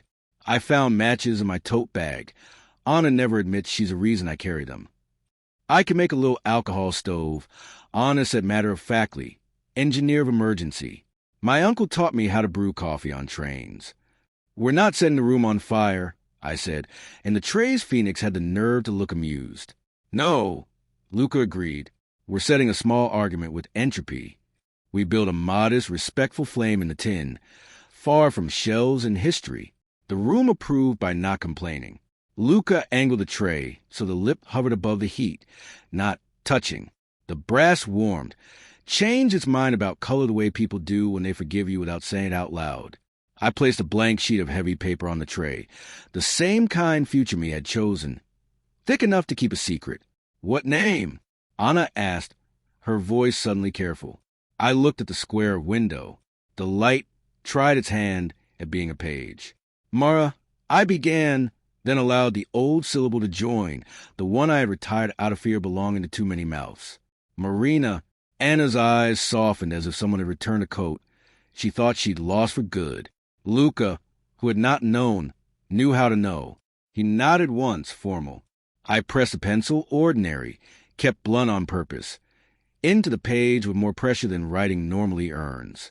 I didn't write words, not at first. I wrote wait, then the letters came. I am here. I am not ready, but I'm here. Tell me what you need me to risk. We lifted the page and held it to the light. Nothing at first. Then, as the brass underneath kept its own fever and the sun lent its hand, the impressed words rose, pale and certain, like a tide arriving to collect its due. Now the other side, Luca said. I turned the sheet and, using the tray as a table that remembered how to be won, wrote again, hard enough to leave a trace in whatever lay beneath, soft enough not to tear the paper. Tell me how to keep both windows open without falling out. We waited. The room pressed its finger to our lips. On the ground glass, the first line lifted out of the light where it lived and wrote itself backward, then righted. Thank you for carrying the name. Another beat. Risk telling him why you left the city before this one. And then, softer than all of it, the line that reached into my ribs with accurate hands. You didn't leave for lack of love. You left because you loved the person you might become more than the person you promised to be. Let him know the difference. It will save both of you. Anna squeezed my forearm, quick and unsentimental. Luca looked at the floor the way you do when your face can't lie politely. The windows, our relaxed. The yellow remembered being just paint. The room returned to being four walls and a promise that had kept itself. We sat on the crates, 3 people divided by one secret less. I don't need the story, Anna said quietly, but I'll stand next to it while you tell it to him. I'll listen, Luca said, just as quietly, at the speed you can tolerate. I folded the page and slid it into the lacquered case with the camera. The tray cooled. Phoenix dimming, ledger of hash marks returning to their role as memory's abacus. I touched the lip where the tiny air had started so many directions. It was only metal. It was a better teacher than most teachers I've had. We left the yellow room open a crack, the way you leave a bedroom door when a child has nightmares, or when you want the night to feel welcome. On the street, the air had learned citrus again. A woman watered basil dramatically. A boy practiced perfecting the exact arc of a ball's return to the same hands. Luca walked me near and nearer, but not all the way. Anna walked to my other side, a deliberate chaperone of comfort. At my door, they held their saluteless salutes like people who had been drafted into a country they didn't remember applying to. We were all absurdly, vividly alive. The chair at home sat like a conspirator, pretending to be furniture. The tray went on the table. The camera went beside it. The folded page waited for whatever hour would claim it next. I boiled water like a person who has decided to make tea every time uncertainty knocks, which is to say, often. The knock came with its usual good manners. 3 taps, a pause. I opened the corridor's lemon memory and found the envelope leaning as if it had walked here and grown tired. Inside, you wrote back. I cried in a room you don't know yet and wiped my face on a sleeve that belonged to no one. Thank you. The name matters because it's the bridge you refuse to burn. Tell him. Let the truth arrive before the apology. Do not edit the part where you save yourself. It will teach him how to say what he loves without asking it to be smaller. Tomorrow, the tray needs to be at the Miradoro where the wall keeps warmth. The hour will not be the same. Bring no camera. Bring only Anna if she'll come, and the cup with the crack. You will pour something out and learn you didn't lose it. Also, stop practicing how to leave. Practice how to stay and still belong to yourself. M. I set the letter beneath the tram magnet. The sardine had earned its retirement. The cracked cup waited at the sink, ordinary and glorious. I turned the handle to the left and filled it, then drank until heat mapped my hand. Anna texted from downstairs. I'm stealing your basil. It likes me more. I wrote back. Tomorrow we take a tray to a viewpoint and pour something out without losing it. She sent, fine, but if a phoenix shows up, I'm keeping it. Night folded itself along the spine of the city. I opened the little camera once more and looked at my room upside down. 2 windows in the same wall. Neither asked me to choose. E. Chapter 9. The wall that keeps warmth. Morning came without ceremony, a pale rehearsal of light. The tray gleamed dully on the table, already knowing its part. The cup, hairline cracked like a scar that had healed without permission, waited beside it. Anna arrived early, carrying her certainty like a paper bag. She didn't mind crushing. She knocked once and came in before I answered, her hair still wet from the shower, smelling faintly of mint and the kind of soap hotels use to promise cleanness they can't guarantee. "Ready?" she asked. "No," I said and picked up the tray. That's how I know I have to be. We didn't talk much on the way. The city was still half dreaming. Shutters blinking, cats stretching the language of belonging. Down by the bakery, a woman was already scolding her bread for being late to rise. The tram sighed uphill like an animal too polite to complain. Anna carried the cup, steady as a nurse carrying morphine. At the Miraduro, the wall was waiting, the one that keeps warmth, as the letter had said. It did. The stone felt like the body of someone who had just turned over in bed. We set the tray on top, the cup at its center. The sun hadn't yet committed to the day. It leaned against the horizon like a man considering whether to stay or go. Anna brushed her palms together. "So what now?" "We pour something out and don't lose it." That's the instruction. Any specifics on what we're supposed to pour? Nothing written. Maybe that's the point. We looked around. A few tourists had already claimed the benches, armed with plastic cups of coffee and expensive lenses meant to prove they were alive. A busker tuned a guitar softly, his case open like a question. Somewhere below, a bell decided it was already noon. Anna leaned on the wall. "You think M watches these things happen?" "I think M watches everything, but not like a god, more like someone remembering their own handwriting." The air smelled of stone and citrus, as if the letter's paper had exhaled overnight. I took the cup from the tray, turned it once in my hand.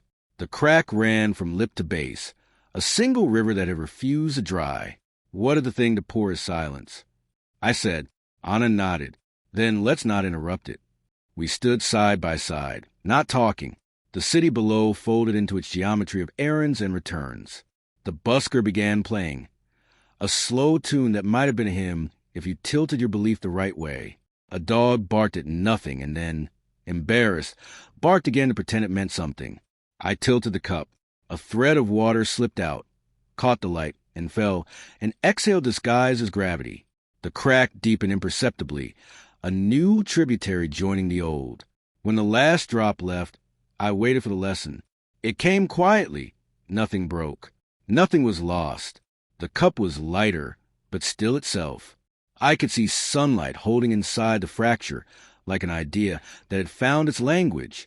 Anna watched, then smiled the way people do when they recognize a truth they didn't invent. "Well," she said, "that's your sermon for the day. You think it's done?" "I think it's begun.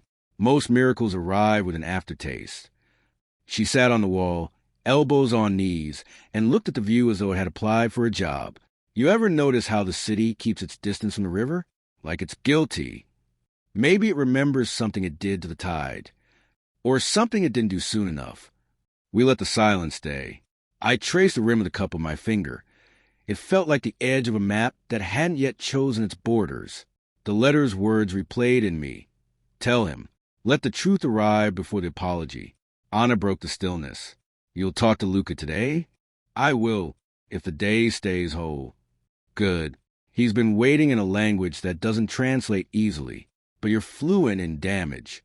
That's generous. It's accurate." The busker song ended. The last chord hung in the air like a held breath, refusing to turn into silence. He looked up toward us, met my eyes for a second, then nodded. Small, private, like a conspirator. On his guitar case, someone had scribbled in white chalk, "Everything we keep, we carry differently." Anna noticed it too. "That could have been in your letter. Or the next one. You think there'll be another?" "There always is, until we stop reading them as instructions." A wind came up from the water, mild and exact. The wall absorbed it, keeping its promise of warmth. I felt the memory of last night's letter in my pocket, the texture of paper that had known hesitation. "Pour some too," I told her. Anna frowned. Why? So I don't think this was about me. She took the cup, tilted it. A line of water fell and vanished among the cobblestones. There, she said. Now it's ours. Or theirs. Or neither. We stayed until the light began to thin. The busker packed up. A group of students arrived, all noise and cologne, and turned the Miraduro into a temporary kingdom.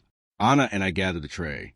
The cup felt fragile but defiant, like a survivor who still corrects your grammar. As we turned to go, Anna said, "You know, the wall really does keep warmth. I felt it through my jeans." I did, too. Maybe that's what she meant. Maybe the warmth is what stays when you stop guarding it, or when you share it. We walked back through the narrow streets. Laundry leaned from the balconies, gossiping in the wind.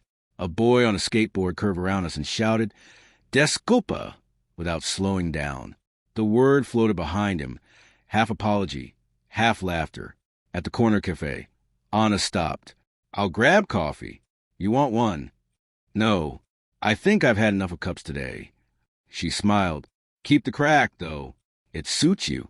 When she disappeared inside, I stood outside with a tray under my arm, the cup nested in its circle like a relic of something not quite religious. Across the street, a cat perched on a windowsill blinked at me in slow approval.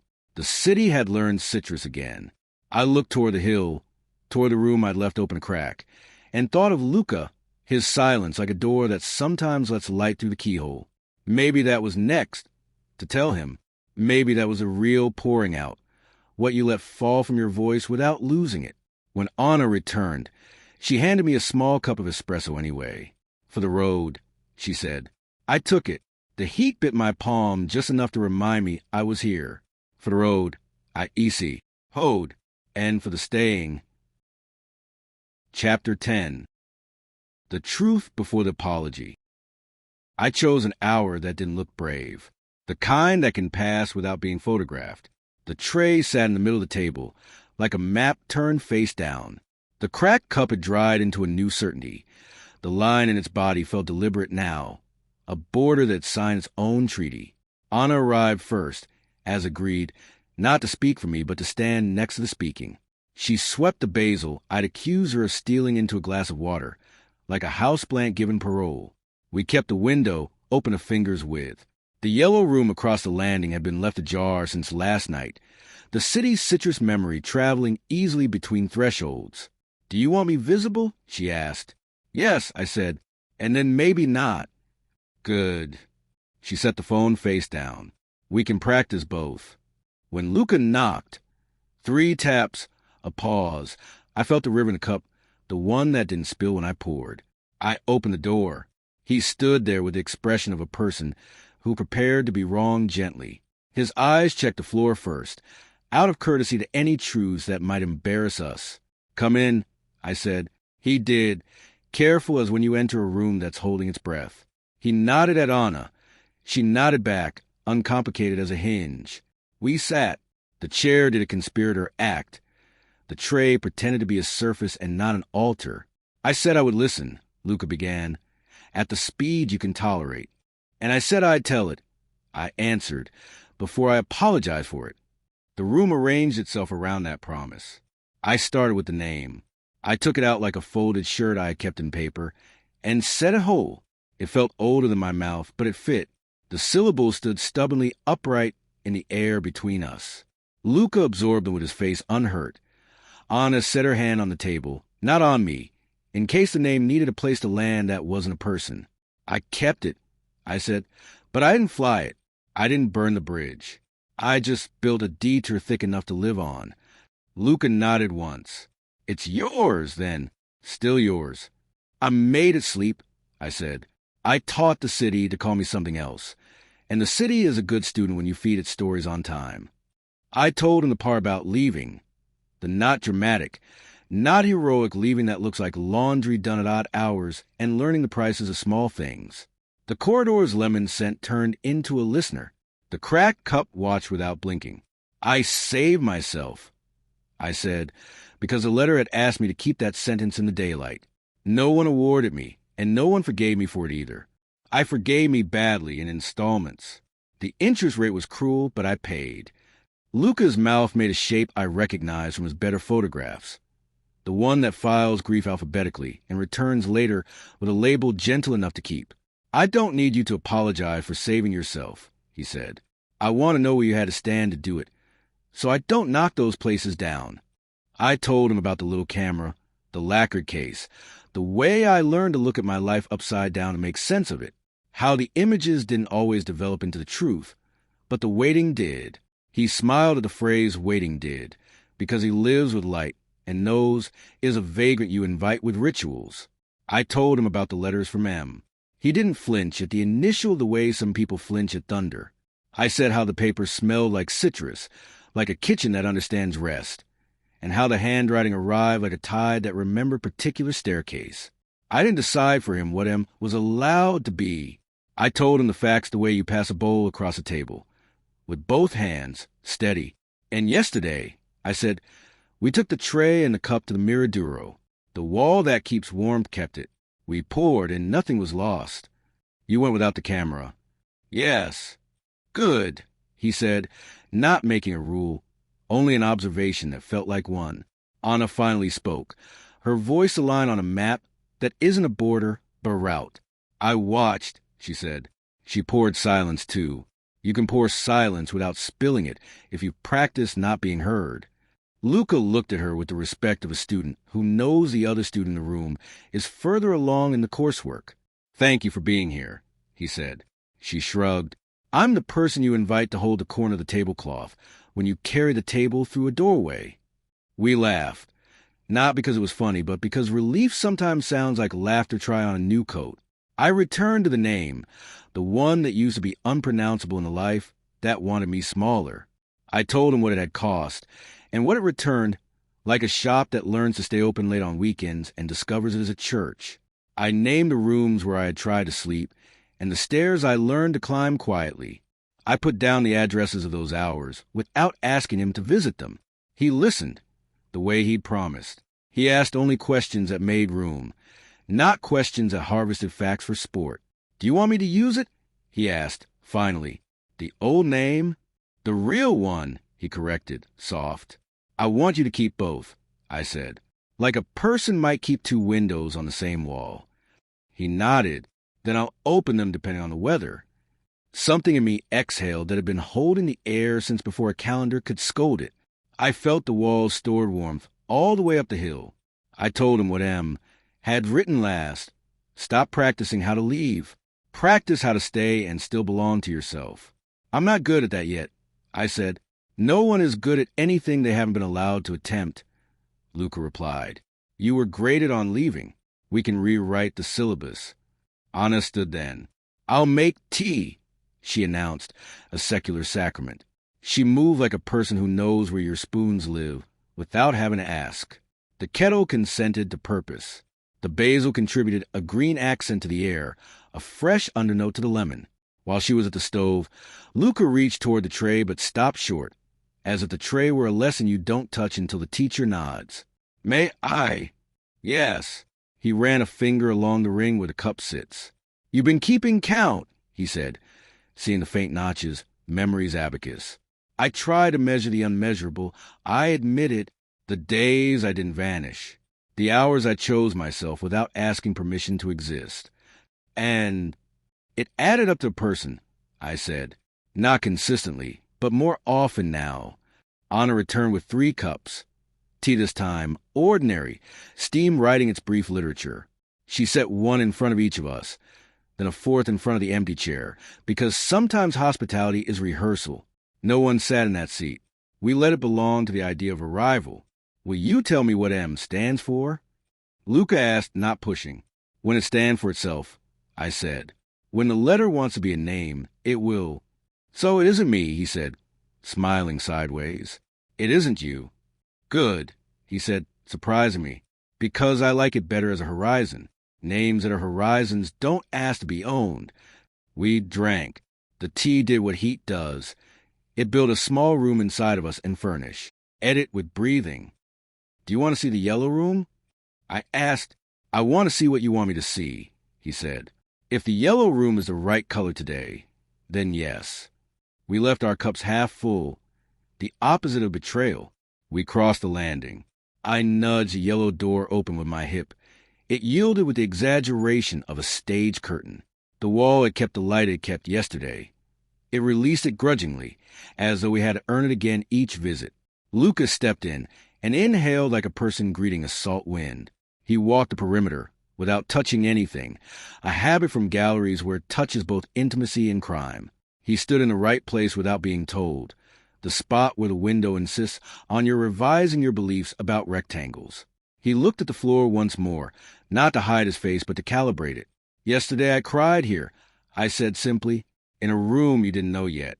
I wiped my face on a sleeve that belonged to no one, and I wrote back. He nodded as if to say, "Of course you did. You're literate in rescue." "What do you need from me now?" he asked, still in that measured quiet that keeps promises from becoming cages. "I need you to know the name," I said, giving it again, slower, like a second dose for a stubborn fever. "And I need you not to turn it into a task. Not to make a shrine," he said. "Not to make a report." I corrected. "Done," he said. "No reports, only presence." For a while we practiced staying. It is a skill, and we were clumsy at it in the honest way beginners earn blisters. Anna stood in the doorway, a sentry whose oath is to ordinary life. The city below us kept its arrangements. The basil water, the tram's uphill stubbornness, a boy in the alley perfecting the return of a ball to its own hands. Luca took the small camera from where it rested in its lacquered case, looked through it with the lens cap on, because seeing nothing is a kind of fidelity to instructions. He smiled and put it down, palms up, empty. "Not today," he said to it. "Today you get the day off." We went back to the table and finished the tea. The cracked cup stayed dry, the crack holding its map. I ran my thumb along it and felt, for the first time, gratitude not as an apology but as a weather system that doesn't ask for a parade. "I'm going to make mistakes." I told Luca. "I hope so," he said. "That's where the new rituals will hide." "And you?" I asked. "What do you need?" "Only this," he said, tapping the air above the tray, not the tray itself. "That when you leave a room, you leave because you want to, not because you practice it, so you can't stop performing." Anna made a soft sound that might have been agreement, or the kettle remembering its usefulness. "We can put that on the fridge," she said. "Between the sardine and the tram magnet. Retire one metaphor, make space for another." Luca stood to go. He has a talent for not overstaying. At the door, he hesitated in a way that wasn't doubt. "May I say the name?" "Yes," I said, and he did, and the room didn't object. It sounded correct in his mouth, like a note finally sung by the instrument it was written for. He lifted his hand in a non-salute salute. "I'll be nearby," he said, "not on the hour, on the warmth." "Thank you," I said, "for not making it a ceremony." "It already is," he said. "We just refuse the costumes." When he'd gone, Anna whistled under her breath, a tune I knew from no place I could name. "That went like a person learning not to drown," she said. I didn't apologize. I heard myself say, surprised. "You told the truth," she said. "You poured and didn't lose it." We cleaned the cups. I returned the tray to its place on the table, then turned it a few degrees, the way you adjust a picture frame after it has survived a small earthquake. The crack in the cup caught a little sliver of afternoon and held it as if it meant to keep it for weatherless days. On the fridge, the tram magnet held the letter as if letters had always been trams and always would be, vehicles that arrive if you stand where you said you'd wait. I touched the paper lightly. It didn't need me to believe it to go on telling the truth. "I'm going to stay," I told Anna, as if I were warning her. "I know," she said. "That's why I watered your basil." Evening rehearsed itself in the window panes. 2 windows, same wall. Neither demanded allegiance. I opened one and let in the city's breath. I left the other closed and watched how it kept the room from losing all its heat at once. When the second knock came, 3 taps, a pause, I didn't flinch. I didn't reach for the camera. I didn't practice leaving. I opened the door with my name. Both names. Quiet in my mouth like a coin I would learn to spend with. Without apology. Chapter 11. The hour that wasn't ours. I woke to a quiet that had remembered my name. Both of them. It sat on the chest of drawers with the folded sweaters and behaved. Outside, the city rehearsed its ordinary. A broom's bristle phrasing, a kettle's shy crescendo from a neighbor, a boy calibrating a ball's arc until the air surrendered a lesson. On the table, the tray held its round patience. The crack in the cup had slept without traveling, as if even fractures need rest days. The letter on the fridge kept still under the tram magnet. The retired sardine watched in the corner, like a benevolent ancestor who had decided to enjoy being replaced. Anna texted at a polite hour, "How does staying look today?" I sent back a photograph of the cup, catching a thin slash of morning light. Like refusing to audition for a role I already have. She answered with a thumbs up and a basil leaf selfie, as if the plant were signing a treaty. By late morning, I had the rare sense of being synchronized with the clock instead of chased by it. I made a list. Then I wrote "ignore list" at the top and underlined it until the page learned gratitude. The camera stayed in its lacquered case, obedient to yesterday's reprieve. Waiting without images had become a new kind of aperture. 3 taps, a pause. I opened the door to the corridor's lemon memory. On the floor, an envelope leaning, slightly winded, as if stairs had been involved in its delivery. The paper wore a faint bruise of sunlight, a thumbprint of afternoon, even though it wasn't afternoon yet. I took it in both hands, because some words deserved two. Inside, "You told him." It moved the wall, a fraction only instrument of friendship can register. The hour will not be the same. It will not even dress like an hour. Do not bring the camera. Bring salt. Bring the tray. Leave the cup empty. Count in 5 until counting becomes listening. Go when the city has already decided to be evening and then changes its mind. Miraduro. The wall that keeps warmth will keep a different thing for you. M. I read it twice. The second time, I let the instructions stand without arguing their syntax. The envelope smelled less like lemon today and more like the rind after zesting, the part that looks like a loss and is still the fruit. Anna was at my door 10 minutes later, without being asked. She looked at my face and spared me questions. "Salt?" she said. "I have the good kind," I said, lifting the little jar with the blue lid the shape of a tiny roof. "We'll pay extra for the truth," she said. "Fine." We left the cup behind, naked on the table, which felt wrong until it didn't. The tray balanced between us, our palms mirroring the weight, as if carrying a sleeping animal that had learned the word trust. We timed it badly on purpose. The city, already 2 steps into evening, paused, reconsidered, and slid back into a late afternoon with the humble flourish of a street performer finishing a trick by beginning it over. The tram sighed uphill and stopped midway, then decided to continue, like a person remembering the second half of the sentence. At the Miraduro, the wall's warmth had changed temperature, from body heat to something like a book left in the sun. We set the tray upon it. I opened the jar and poured a little salt into my palm. The grains made a small scree of light. "Counting in 5 until counting is listening," Anna said. "That we can do." "Start us," I said. She did, a quiet rhythm under her breath. 1, 2, 3, pause 4, pause 5. The oddity felt like homecoming. We let the salt find its own map. I tilted my hand, just enough for the grains to fall in a narrow line across the tray's circle. Wind interrupted, then apologized by arranging a few grains along the faint ring the cup had polished into metal. The pattern that emerged was not a pattern yet, which is the honest beginning of one. A busker, not the one from yesterday, tuned a violin into the right kind of wrong. He tried a phrase in 5, failed, laughed at himself, tried again. The second attempt joined our counting with a fidelity that exceeded coincidence only by refusing to make a scene about it. We waited, which is different from hesitating. The salt did what salt does, made invisible things speak more clearly. What are we listening for? Anna asked. Anything that arrives without demanding to be understood first. I said. The wall released a draft, not of wind but of remembered heat. The tray warmed a degree, then another.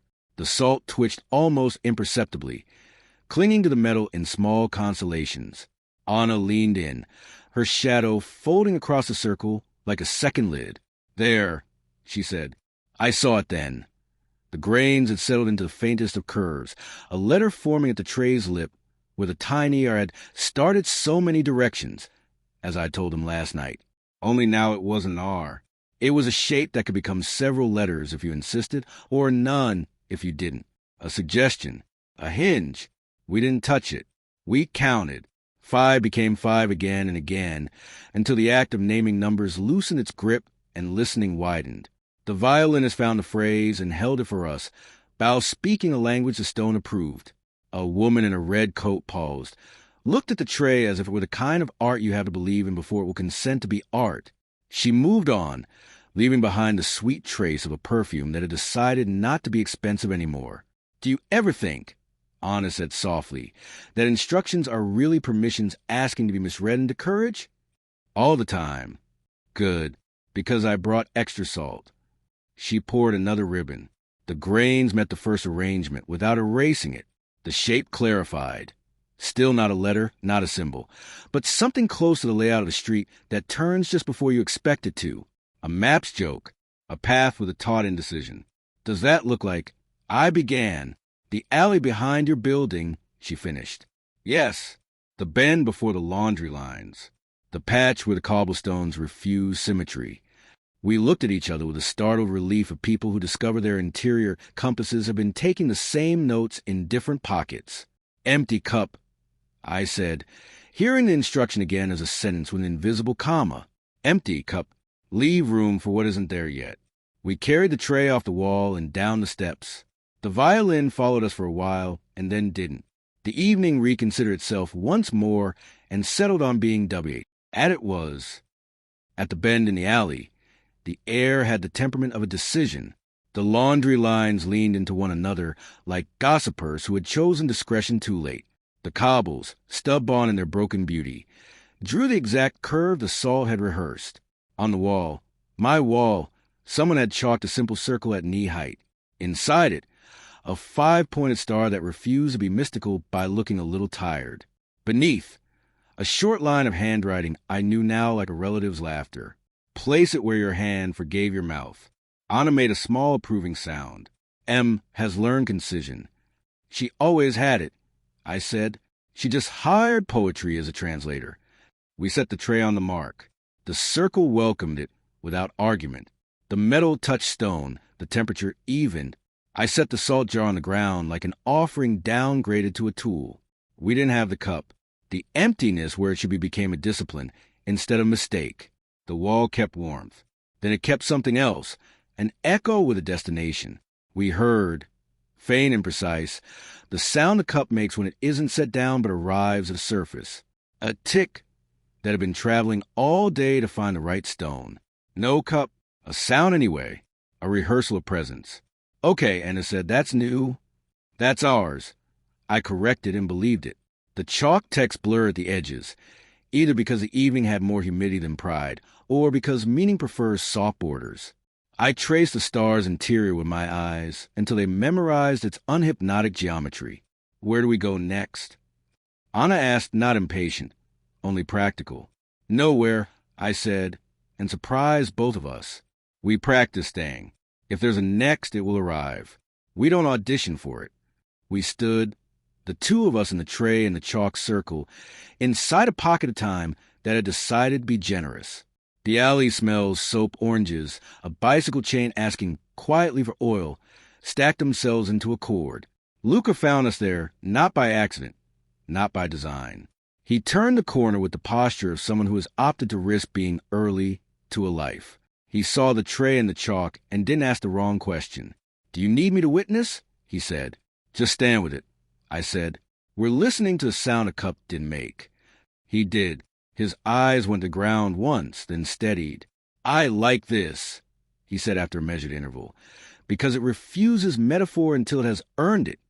Anna exhaled through her nose, which is how she laughs when laughter would take up too much room. We're very proud of our restraint, she said. We only brought salt. Luca pointed, not touching, to the star's lower point. That bend, he said, is the exact angle of the stair in the yellow room, the one that doesn't exist. Of course it is, I said. The city is a good student when you feed it stories on time. We let the evening keep us until the hour shed its costume and became almost night. Then we lifted the tray. The chalk circle remained immodest and small. I screwed the lid back onto the salt. We left it in the mailbox for later, as if the building itself might need to season its explanations. Back upstairs, the cup waited on the table, empty as instructed but not vacant. I set the tray beside it. The crack caught the last rag of light. The letter on the fridge didn't add a postscript. Good. We had earned the quiet. Tea. Anna asked. Tea, I said. Do we invite metaphors? No, I said. Let them find a seat if they arrive without calling ahead. Luca took the chair that had been pretending to be furniture and allowed it the dignity of being furniture. We poured tea into uncracked cups, a deliberate act of disrespect toward fate. So, he said, after we had each taken the first medicinal sip, what do we call this new ritual? Not leaving, I said. Practice daily, as needed, as deserved. Anna amended, and we let her edit stand. We didn't speak of Am. We didn't name the sound. We didn't bless the salt. We didn't photograph the chalk. We let the ordinary hold the extraordinary the way a pocket hold a coin that will be used for bread. When they left, together, unhurried, the basil safe from theft for one night, I stayed at the window. 2 windows, same wall. I opened both a little and watched the room succeed at keeping heat and letting in breath. Balance is a skill you practice with the small things, so it's ready for the large ones. 3 taps, a pause. I didn't flinch. I took my time crossing the room. 12 steps, 1 for each month I use a skip by naming them in reverse. I opened the door to the corridor's lemon memory. No envelope, only the faintest chalk smear on the threshold, a continent too small to colonize. And written in it, with a fingertip, 1 word that had borrowed my handwriting just for tonight. Stay. I left it there. I turned back to the room and sat with the cup and the tray and the letter and the basil and the chair that had stopped conspiring. The city aligned itself into the kind of silence you can pour without losing it. I counted in 5 until counting widened into listening. Then I listened until the listening forgot. It was work. Chapter 12. Staying lessons. Morning sat on the sill and didn't ask to be named. The chalk on the threshold kept the word it had borrowed. Stay, small enough that I could step over it without breaking anything sacred. The cup waited on the table, its crack the cleanest line in the room. The tray, lately a stage, rested like a citizen after voting. Anna texted first. How is staying treating you? I sent back, like a language that doesn't decline nouns, so you have to learn context instead. She replied with photo of the basil thriving in its glass. Context received. Luca sent nothing, which was exactly what felt right. A silence that didn't punish. I watered the plant, wiped the table in slow circles that turned into a meditation before they could become a chore, and opened the window a palm's width. 2 windows, same wall. Balance is a daily sport. No envelope leaned at the door. Good. The body needs a day when instructions agree to be muscle memory. I made tea without ceremony. Steam wrote a few syllables and then retired. By late morning, I went to the market because even people with rituals must eat. The city had put on its weekday face. Purposeful, a little tired, generous with small negotiations. At the stall with the oranges, the vendor recognized me by my appetite for the ones with scars, fruit that had learned something in wind. I chose 5 out of habit, then a 6th, because practice is not law. Your hands know how to measure, the vendor said, as if reporting the weather. They had good teachers, I answered, thinking of walls and cups. On the way home, behind a cafe where the owner believed in chairs that wobbled just enough to feel alive, a boy was teaching a girl how to send a ball away and have it returned without sulking. They counted together, 1, 2, 3, pause 4, pause 5, and laughed when it worked, didn't cry when it didn't. I wanted to hire their morning as consultants.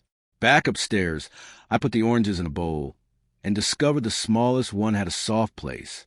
I cut around it, ate the good half over the sink, and salted the memory of the bruise with a pinch from the jar I'd left in the mailbox last night. The taste corrected the narrative. The orange wasn't failing. It was confiding. I wrote nothing to M. I didn't open the lacquered case. I let the camera sleep without feeling judged. I practiced the kind of staying that looks like laundry done at the appropriate hour.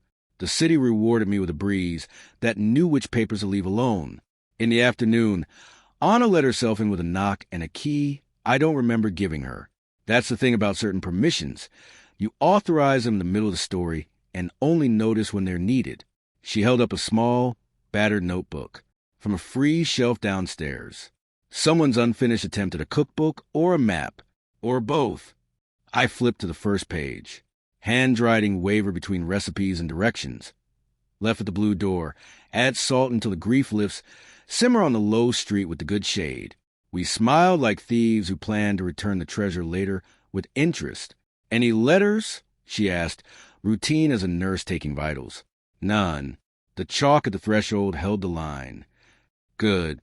I was worried we'd get used to being guided and forget how to proceed. She put the kettle on without asking. The chair stopped pretending to conspire and offered itself to her the way good chairs do. We sat with the tray between us, not elevating it to altar, just letting it be the surface where hands know where to land. I went by the alley, she said. The chalk circles smudged but legible. Someone traced a star with a leaf, which means that the city is still a good student when fed stories on time. She tilted her head, or a bored child capable of brilliance. We drank tea like honest beginners at a quiet art. After, she took out a pencil and drew the alley from memory on the back of a receipt. Her lines carried a self-respect I envy. No apology, no flourish. When she finished, we saw it at the same moment. The curve that doesn't admit to being a letter unless forced. Do you ever wonder if M is only leaving us a record of how to notice? She asked. All the time. I also wonder if M is a direction and not a person. Anna considered this, then shook her head. No, there's citrus. Directions rarely have odors that specific. We cleaned the cups. Staying, I learned, is 90% cleaning the cups and 10% giving yourself credit for cleaning the cups. The knock, 3 taps, a pause, came when the day had decided to pretend dinner was inevitable.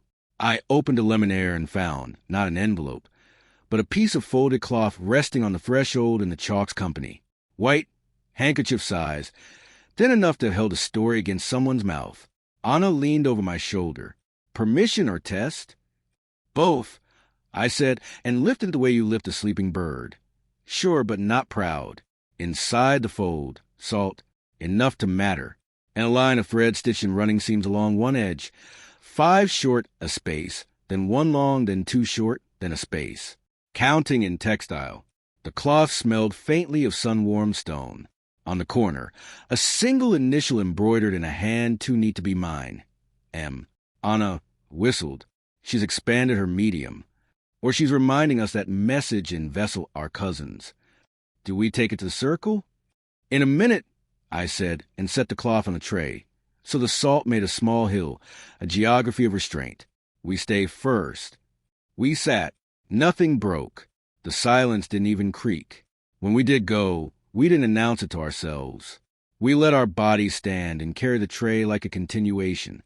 Down the stairs, across the landing, past the yellow room's obedient light, door ajar, yes, but not inviting drama, into the street that keeps its gossip under laundry. At the chalk circle, someone had pressed a coin into the mortar between 2 cobbles.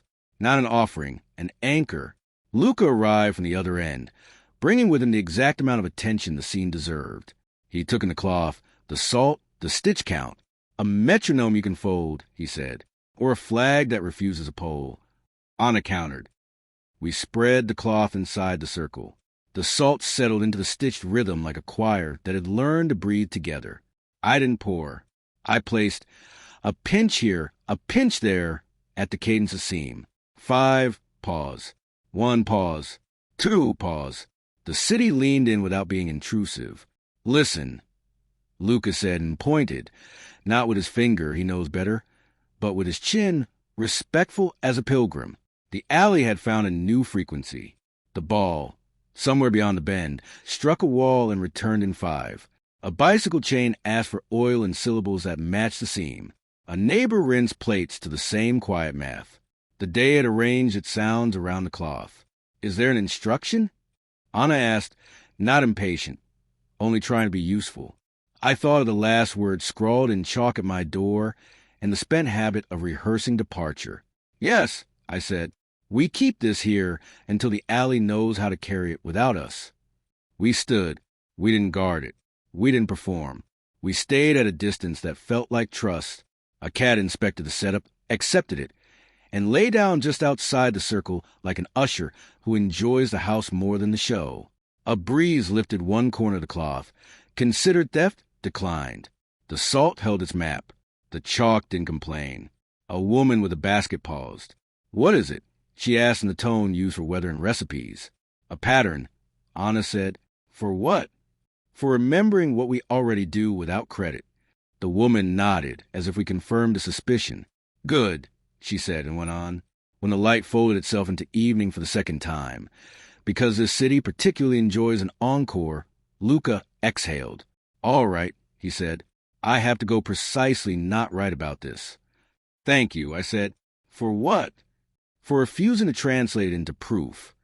He touched the air above the circle. Proof has never fed me, he said. Ritual has. After he left, Anna and I didn't wait for a sign. We gathered the tray and left the cloth where it lay, weighted only by the agreement of stone and salt. On the way upstairs, she said, You're getting good at this. At what? At staying in the room even when the door is open. Back in the kitchen, I wrote nothing. I placed the oranges in a line on the sill and watched them argue amicably about which one would be eaten next. The basil behaved like a plant that had replaced survival with ambition. The letter on the fridge held its position. The tram magnet approved. The second knock came when the kettle insisted upon purpose. 3 taps, a pause. I opened the corridor's lemon memory and found the salt jar in a mailbox right where we'd left it. Only now a small card leaned against it, the size of a hand-me-down calling card. On it, in the same steady hand that had folded the cloth, You don't have to earn a room by bleeding for it. Stay anyway. Tomorrow, ask the wall to keep the cold. You'll need it. M. Anna read over my shoulder and made that soft noise she saves for news that sounds like medicine and turns out to be bread. Cold. Cold, I said. We've been hoarding warmth. Perhaps fairness is part of the vow. She took the kettle off the boil. Then, tomorrow we'll practice the opposite of gathering. When she'd gone, after watering the basil and unwobbling the chair, because she can't help herself, I opened a little camera and looked at my room upside down. Not to take the picture, to remember that seeing and keeping are not the same obligation. 2 windows, same wall. I opened both. The room lost a little heat and gained a little weather. Balance is the only honest wealth I've ever had. I placed a tray in the middle of the table and the cup beside it, empty and unafraid. I put the folded cloths twin, the tea towel with the bad hem, next to the kettle, as if it could learn virtue by proximity. I counted in 5 until the numbers lost interest in being numbered and decided to be breath. Somewhere below, the ball finished its arc and came home. The alley adjusted to its new responsibility, a pattern left in trust. The chalk at my door kept a small word with the stubbornness of a vow that has learned to forgive itself for being kept. I did not practice leaving. I practiced staying until it felt less like a posture and more like a spine. Then I slept, name intact, room unearned, windows honest, and dreamed the wall learning to keep the cold without resenting. In the lesson. Chapter 13. The wall learns cold. Morning tried on several temperatures before committing. I let the windows choose. One open, one closed, the room negotiating like a marriage that still enjoys itself. The chalk on the threshold held its small vow, stay, unimpressed by shoe soles and weather. Anna texted, Tools for cold? I answered, a tray that remembers, a cup that doesn't lie, and whatever courage passes for shade. She sent a photo of the basil, wearing a cube of ice in its glass like a hat. Field tested, she wrote. I didn't look for an envelope. The card from last night had been plain enough. Ask the wall to keep the cold. You'll need it. I boiled water anyway, habit, and then didn't pour it. Practice. The camera stayed asleep, a gentleman, an hour he knows is not his. We checked the alley first. The cloth lay where we'd left it, salt stitched into a tension by the day's damp. A child had traced a star with a wet finger and then with a dry one, both marks equally earnest. Luca's coin still sent a mortar like a belt politely tightened. "Look," Anna said. The salt had migrated a millimeter, more suggestion than travel, forming the barest outline of two curves that might someday be letters and might refuse. The alley had not rejected responsibility. Good. We could borrow it back later, if we had to. At the Miraduro, the wall was awake and pretending not to be. We arrived at the hour the card had implied. When the city starts threading itself into evening and then changes its mind, the wall, obedient to the old instruction, held a mild warmth out of habit.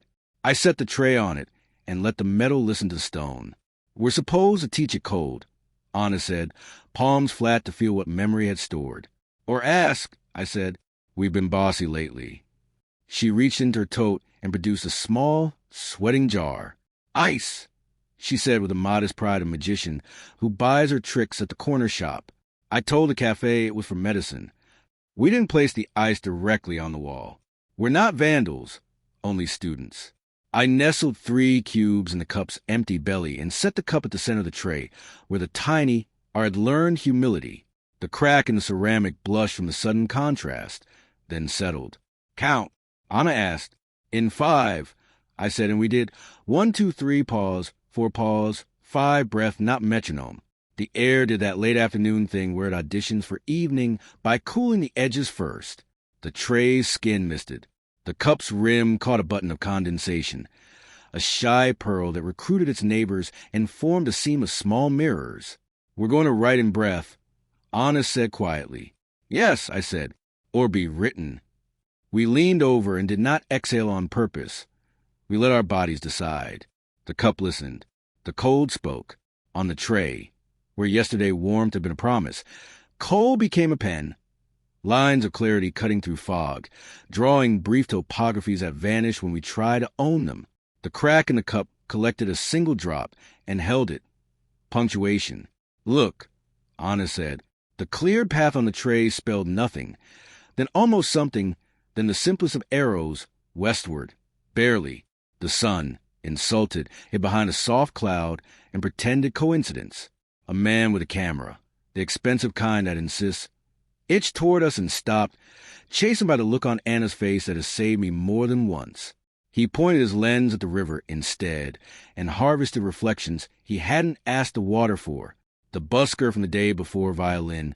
"Tune in 5," and shook his head, then tried again until the minute forgave him. "Ask it," Anna reminded me. "The wall." I put my palm flat against the stone and felt heat resisting my presumption. "Keep the cold," I said, as if speaking to an animal that has once bitten me and might generously refrain. "Just for now, we'll return it." The wall considered. At least, the air around it did, and the tray answered by trembling into a thinner mist. The cubes in the cup cracked, a delicate violence, then made themselves smaller, which is a kind of cooperation. The crack in the cup drank the chill without complaint. "What will we need it for?" Anna asked. I was not leaving the tray. "To cool a fever nigh the body," I said, "or to show a word that refuses to appear when warm." She nodded. "Or to keep something from rising too fast. The way bread asks you for patience." We counted again. On 4, the cup exhaled a sigh no one could hear. On 5, the tray's fog briefly cleared to reveal, as if sketched by a distracted angel, the outline of 2 windows on the same wall. I laughed, not because it was a trick, but because repetition is how love keeps its vows. "Okay," Anna said, approving. "We can work with that." Luca arrived at the edge of our 2-person climate.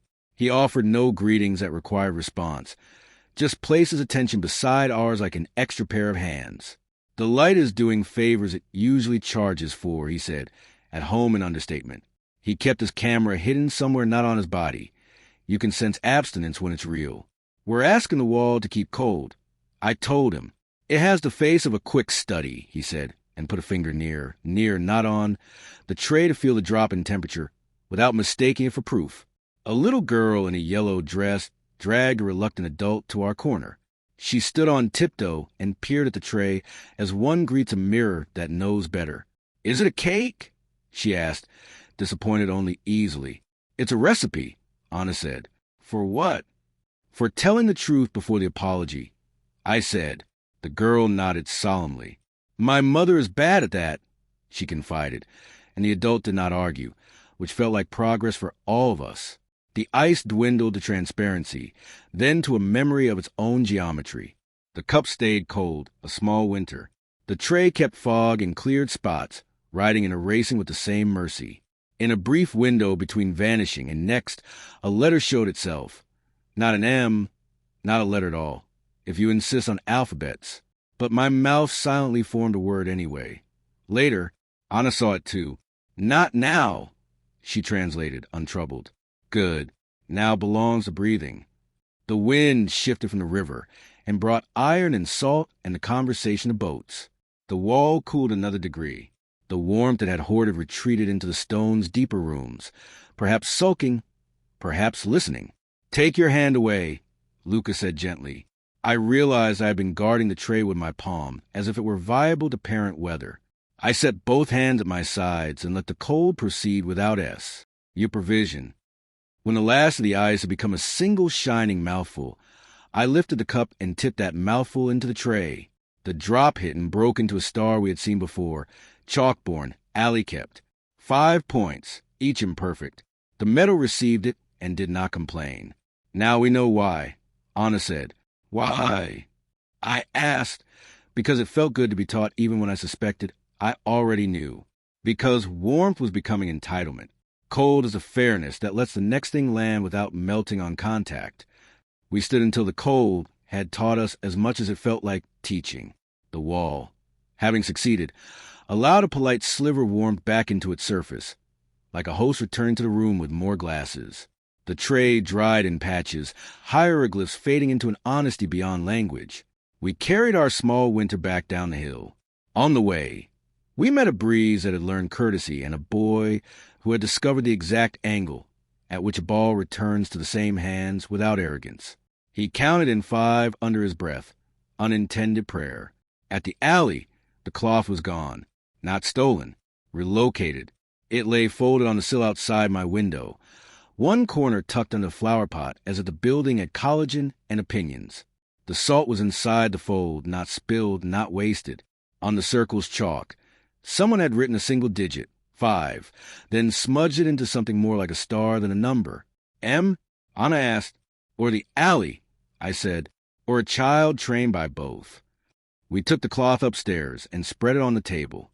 The tray, set beside it, remembered cold long enough to fog the lacquered case of the sleeping camera. I wiped it dry, a kindness to a machine that had obeyed. The knock. 3 taps, a pause, arrived when the kettle found its first confident breath.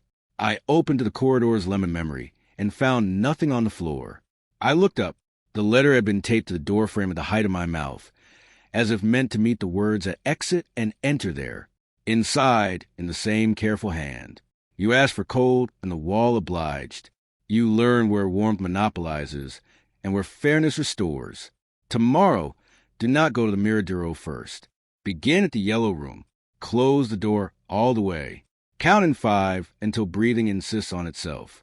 When you open it, you will need what the wall learned today. Bring the tray. Leave the cup. Let the name enter the room. Before you do. M. Anna read over my shoulder. Close the door, she said, squinting at me like a doctor pretending to be a friend.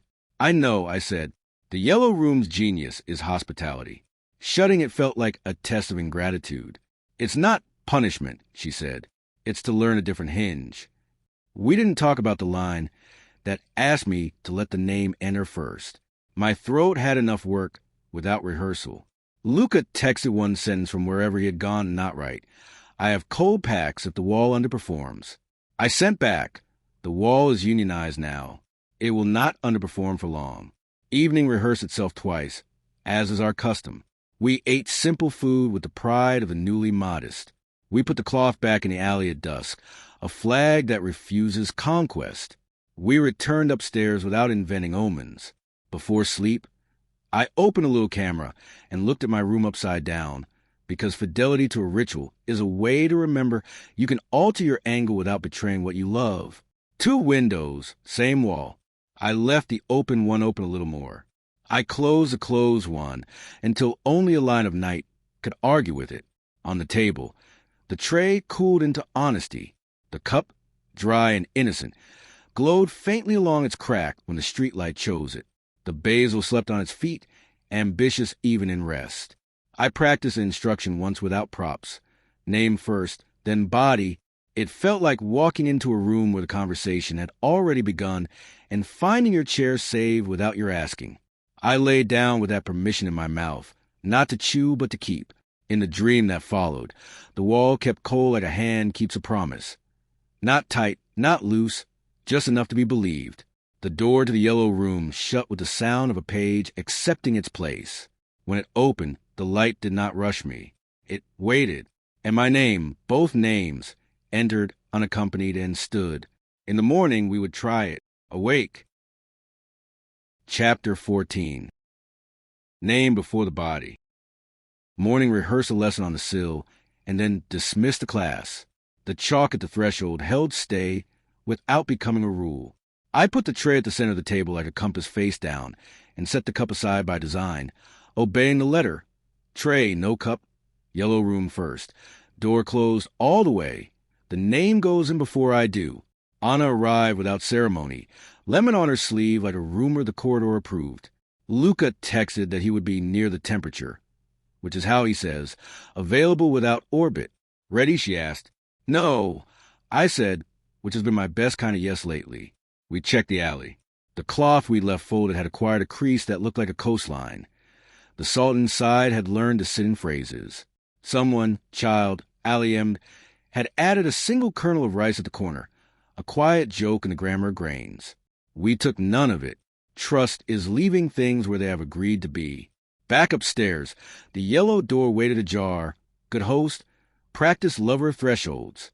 I swallowed against the old muscle memory that mistakes closing with leaving. Close it. Anna said, calm as a metronome you can pocket. She stayed outside, back to the corridor, shoulder to the wall, like a sentry who knows the oath is to the ordinary. I pushed the door. It swung to a softness more final than any latch. In the brief gap before it sealed, I spoke the name. Not a whisper, not a shout. Ho! I let it enter the room like you let a guest go first. Respect, not superstition. The click of the latch was modest. I stood a moment with my palm on the painted wood, counting in 5 until the counting turned feral and became breath. The corridor learned patience. Anna matched my rhythm, back against the opposite wall, eyes on nothing on purpose. When I opened the door, the light didn't flinch. The yellow room held itself like a sentence that had finally found its period. It was cooler than it should have been at that hour. The wall had learned cold. See, Anna said from the hinge. The lesson traveled. We brought the tray in together and set it on the stool that pretends to be a table when company insists. No cup. Obedience is a discipline, not a punishment. The lacquered case with the little camera watched without complaint, the way good tools do when they have a day off. Count us in, I told Anna. She did 1, 2, 3, pause, 4, pause, 5. The room borrowed the rhythm and repaid it with exact change. My breath insisted on itself right on cue. The letter had predicted it, and still it felt like a kindness earned. I placed my hands on the tray, palms down, as if reminding the metal it knows my temperature. The surface filmed with the thinnest breath of condensation. Cold wrote what warmth had been hoarding. Look, Anna said. The fog cleared in strokes the size of a forefinger, drawing 2 verticals with a small space between. Window, window, then a horizontal across their lower third. Sill, the tray, had learned to sketch what our mouths never shut up about. Name again, Anna said. Let it enter twice. Some rooms approve of repetition. I spoke it once more. It didn't scald. The wall accepted the sound as if it had been waiting to confirm a file. Matched, stamped, archived to the correct shelf. The temperature dropped a breath further. From a yellow of the wall. Sun-trapped. Paint warmed by character. There came a thin line of coolness that traveled like the shadow of a bird. It crossed the tray and pressed itself into the metal, leaving a clear track through fog. It spelled nothing dramatic. It traced a line like a hinge. Door, Anna said. Or mouth, I argued gently. Both, she allowed, and we smiled like people inventing a vocabulary too small for theft. 3 taps, a pause. Luca's knock, obedient to habit and considerate of ritual. Anna let him in without breaking the rhythm. He took 1 step into the threshold and stopped, respect like a hand raised in a school that still believes in hands. Name first, he said, remembering the letter, though I hadn't read this part to him. It went ahead, I said. It held the room open from the inside. He nodded and stayed on the line between corridor and yellow, a good man's version of italic. What do you need me to do? He asked. Witness the cold, Anna said. We are collecting fairness. He came closer, not too close, and put his hand near the tray, then near the wall, feeling the small weather move between them. It's honest, he said, almost pleased. It refuses drama in a way that makes the drama unnecessary. I stepped a window, 1 to 2 in the same wall. The room likes to be literal when we forget how. The glass had a polite miss from the inside, Breath's handwriting. I did not write in it. I let the shapes appear and erase themselves on their own schedule, which is faith, if you have to name it. On the floor, where the sun usually insists on a rectangle, a softer geometry took hold. A square almost, but with 1 corner softened into a curve, like an apology that chose the right shape at last. The yellow turned pale toward the baseboard, shade migrating down like a decision. Tray, Anna said quietly. Center. We moved it to the coordinates the room offered. Not the mathematical middle, the narrative one. The cold settled. The fog composed itself. A faint ring appeared where the cup usually sits, absence recording its own choreography. The tiny are in the metal. A scar you can only see when you behave, caught on the cool and shone for 1 breath like a star doomed to housekeeping. What's the instruction? Luca asked, eyes narrow the way you narrow them when looking through light. Not at it. I waited for the letter that wouldn't come. Nothing on the door, nothing in the corridor's lemon. The room's instruction was the room. Close your eyes, I said. Count in 5. When you open, don't name what you see before it names you. We did. 1, 2, 3, pause, 4, pause, 5. The room held our lids closed and then dismissed them gently. When I opened, the tray carried an outline I recognized as mine and not mine. Shoulders, a tilt ahead, the gap I leave where I refuse performance. The cold had authored a portrait without opinion. I didn't move. Do you see it? Anna asked. I see where I step aside for myself, I said, surprised and not ashamed. Luca breathed out a photographer's relief. The rare moment when seeing and keeping refused to betray each other. If I had a camera, he said, I would not use it. Good, I said. Today is for belonging without evidence. The crack in the cup, though the cup itself wasn't here, made itself present in muscle memory. My hand went where its lip would be and stopped. I didn't reach. New skill. Close the door again, Anna said, and I did. The latch was more confident the second time, as if repetition had dignified the act. We counted. Breath insisted. We opened. The portrait had changed. Less outline, more current. A place where a person stands when they let their name walk a step ahead and keep their body out of its way. Again, she said, and we practiced. Shut, breathe, open.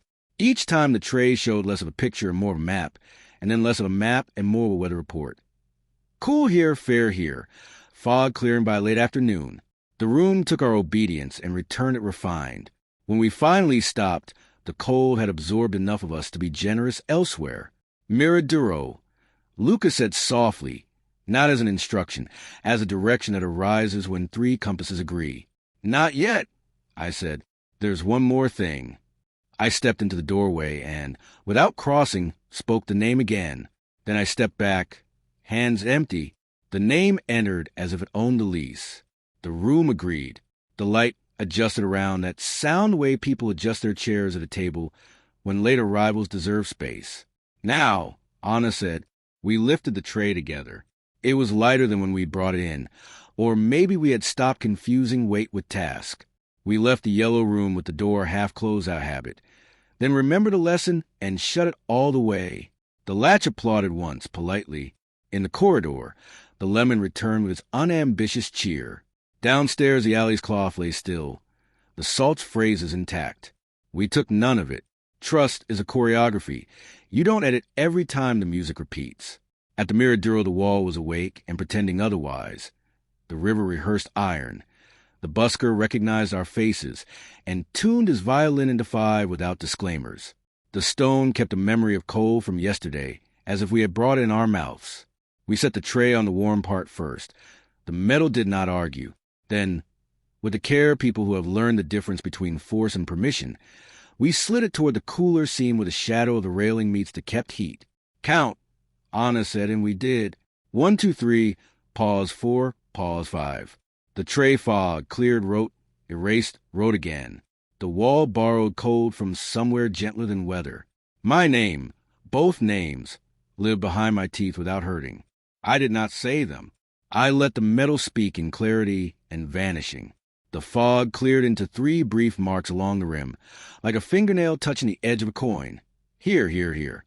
What does it ask? Luca said, chin toward the rim. Presence in 3 places, Anna answered. Or 3 witness points. Or a rhythm that refuses symmetry. I finished. We were all right. A child, the yellow dress from yesterday, or a cousin, wandered near.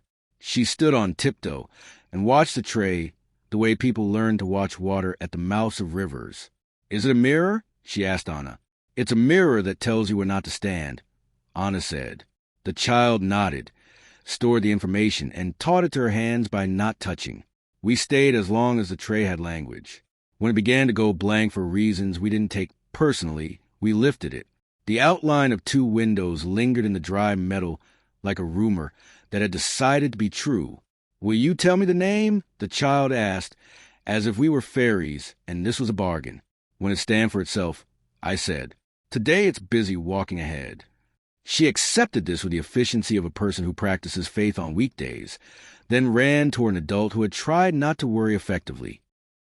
We carried the tray home along streets that had learned the scent of citrus again.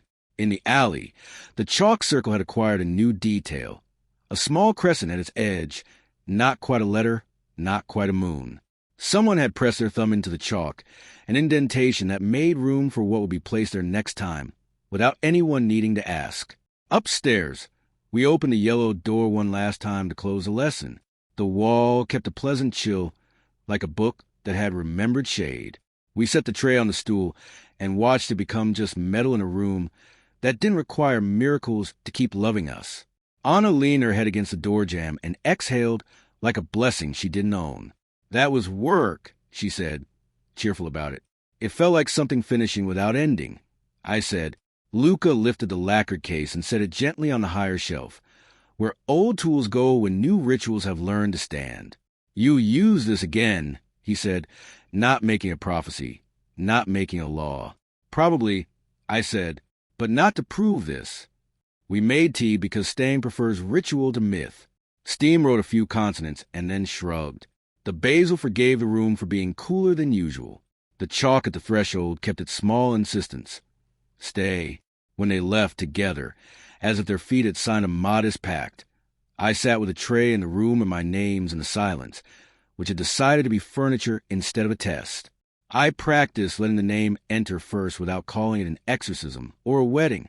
It was only a habit in training, and I am good with repetition when it stops pretending to be punishment. 3 taps, a pause. I opened the door to the corridor's lemon and found nothing leaning, nothing taped, nothing folded. The letter for once was absence. I looked down anyway and saw, in the scuff of chalk that survives every broom, the faintest drawing of a hinge, not a symbol, a part, useful, forgivable when it squeaks. I said the name once, for the corridor. It didn't echo. It didn't need to. It walked a step ahead and waited at the top of the stairs with the patience of someone who finally trusts me to follow, without losing myself on the way. I turned off no lights. I closed no windows. I left the yellow door shut and didn't apologize to it. Staying at last had enough muscle to carry itself from one room to another without a letter's permission. In the morning there would be bread. In the morning there might be salt. In the morning there might be nothing at the threshold at all, which is one of the better signs at the house and the wall and the names and the city's 5 count and the tray that keeps warm and cold in turn, have agreed to share the work of keeping us unlost. Chapter 15. Hinge Work. Morning came flat and useful, like paper you actually planned to write on. I let one window think for us and kept the other practicing restraint. The chalk at the threshold still said stay in a handwriting I had begun to recognize as mine even when it wasn't. No envelope leaned. Good. The body needs days when absence counts as guidance. I made tea, steam rehearsed a sentence, and decided against publication. The tray waited on the table not as a relic, not as a test, but as an object steady enough to stop being metaphor. The cup, bent by instruction, radiant in its pause, caught a stripe of light along the crack and held it without commentary. Anna texted, "Fieldwork today, or housework dress as fieldwork?" I answered, "Hinges, the doors and mine." She sent back a photo of a tiny bottle of sewing machine oil balanced on her palm. Portable mercy.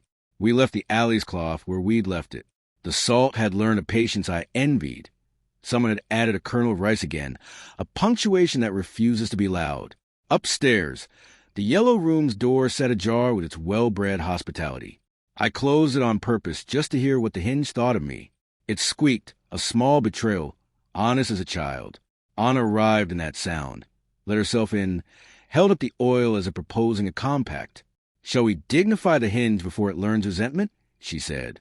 We worked with a hush that felt like respect.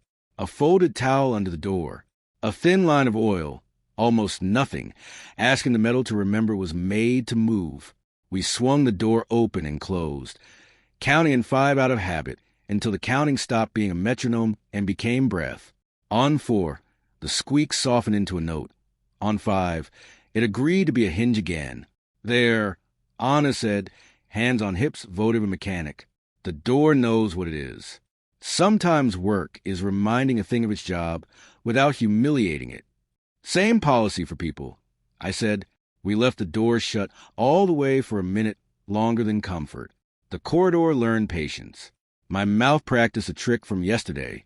Name first. No audience, no letter. The name traveled into the room and stood. I followed without negotiating with the air. Inside, the yellow was cooler than memory. The wall had not forgotten its lesson. We set the tray on the stool and let it be furniture. No fog formed. No map decided to appear. I felt relief as a room temperature. Not warm, not cold. The exact weather of enough. Bread? Anna asked, already half turned toward the day. Bread. I agreed.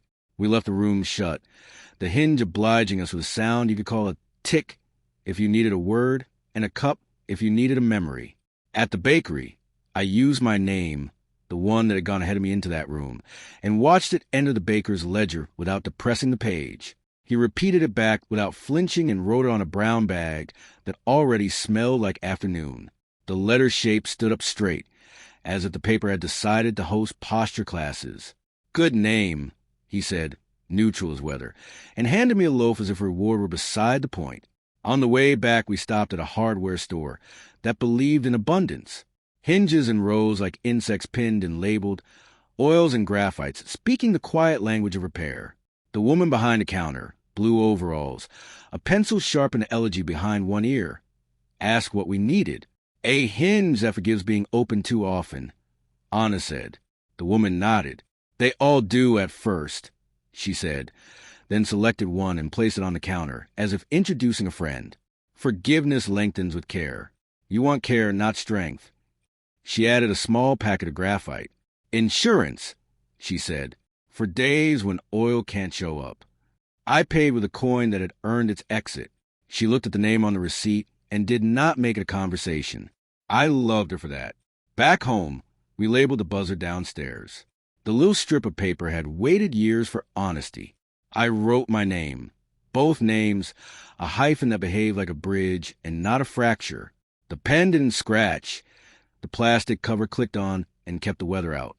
I stood there longer than necessary and refused to apologize to past. When a neighbor came down the stairs, I stepped aside without hiding. "New?" she asked, nodding at the label. "True," I said. She smiled with the relief of someone who prefers facts. "Bem-vinda," she said, as if the building had been waiting to say it and needed a mouth. By noon the city had selected mildness. We walked without seeking omens and were rewarded with none. A cat approved our pace. A man balanced a ladder like a sentence too long, and did not drop it. The tram made its hill with a noise that sounded like persistence dressing up as charm. Luca texted, "I have a thermometer and no agenda. Your door?" I wrote back, "The hinge has been briefed and is cooperative." He arrived with a musician's case that turned out not to be an instrument at all, but a tidy kit for measuring the temperature of objects that think they are immune to being measured. He set the case on the table with a tact I have rarely seen applied to steel. "You'll hate this," he warned me cheerfully, "because it smells like proof." "I'll allow it," I said, briefly, like a guest who knows their train times. He pointed the little device at the yellow wall. Door open this time. We had earned it, and read the number without triumph, cooler than the rest of the room by a small, telling mercy. He touched the tray, polite fingertip, not a claim, and nodded at the way metal remembers. He took the temperature at the Miraduro later, too, after we convinced ourselves this didn't betray the ritual so much as give a new vocabulary for good behavior. The wall thanked us by refusing extremes. The numbers looked like letters that hadn't learned curves yet. "Enough proof," Anna said finally, and Luca packed the device away as if the kit deserved dignity for having done its best. We ate bread with salt, the alley's measure, and called it lunch because hunger is easier to name than fear. After, we practiced nothing on purpose, washing cups, encouraging basil, letting the camera continue its Sabbath without congratulating ourselves for Restra. And the city blinked at 3 and forgot to turn itself back on for half a heartbeat. The lights lowered their voices. The radio in the apartment below ours, ancient valve, the kind that knows about blackouts, woke with polite astonishment. For a breath, a voice climbed the stairs the way steam does. Counted 1, 2, 3, pause, 4, pause, 5, and then said a word that could be my name if you tilted the syllables toward mercy. We stood still without arranging to. "It's back," Anna said, and wasn't afraid of that. "It never left," Luca said, and wasn't claiming discovery. The radio settled into a station too far away to reach us, except as weather. We let it be weather. The power blinked fully on. The lights meant it. The basil resumed photosynthesizing with the zeal of a belief system. By late afternoon, the Miraduro had the right sort of crowd, the kind that will ignore you kindly if you need to ask a wall a question. We brought the tray not like a relic, not like a dare, just like the portable surface it is. The stone kept a small, cold gift in the seam where shadow favors honesty. We set the tray there and let our breath do the drawing. 2 windows on the same wall appeared and, for once, did not fade. A third mark showed at the rim, then a fourth. The pattern of presence in 3 places had expanded its ambition without resorting to symmetry. I didn't say my names.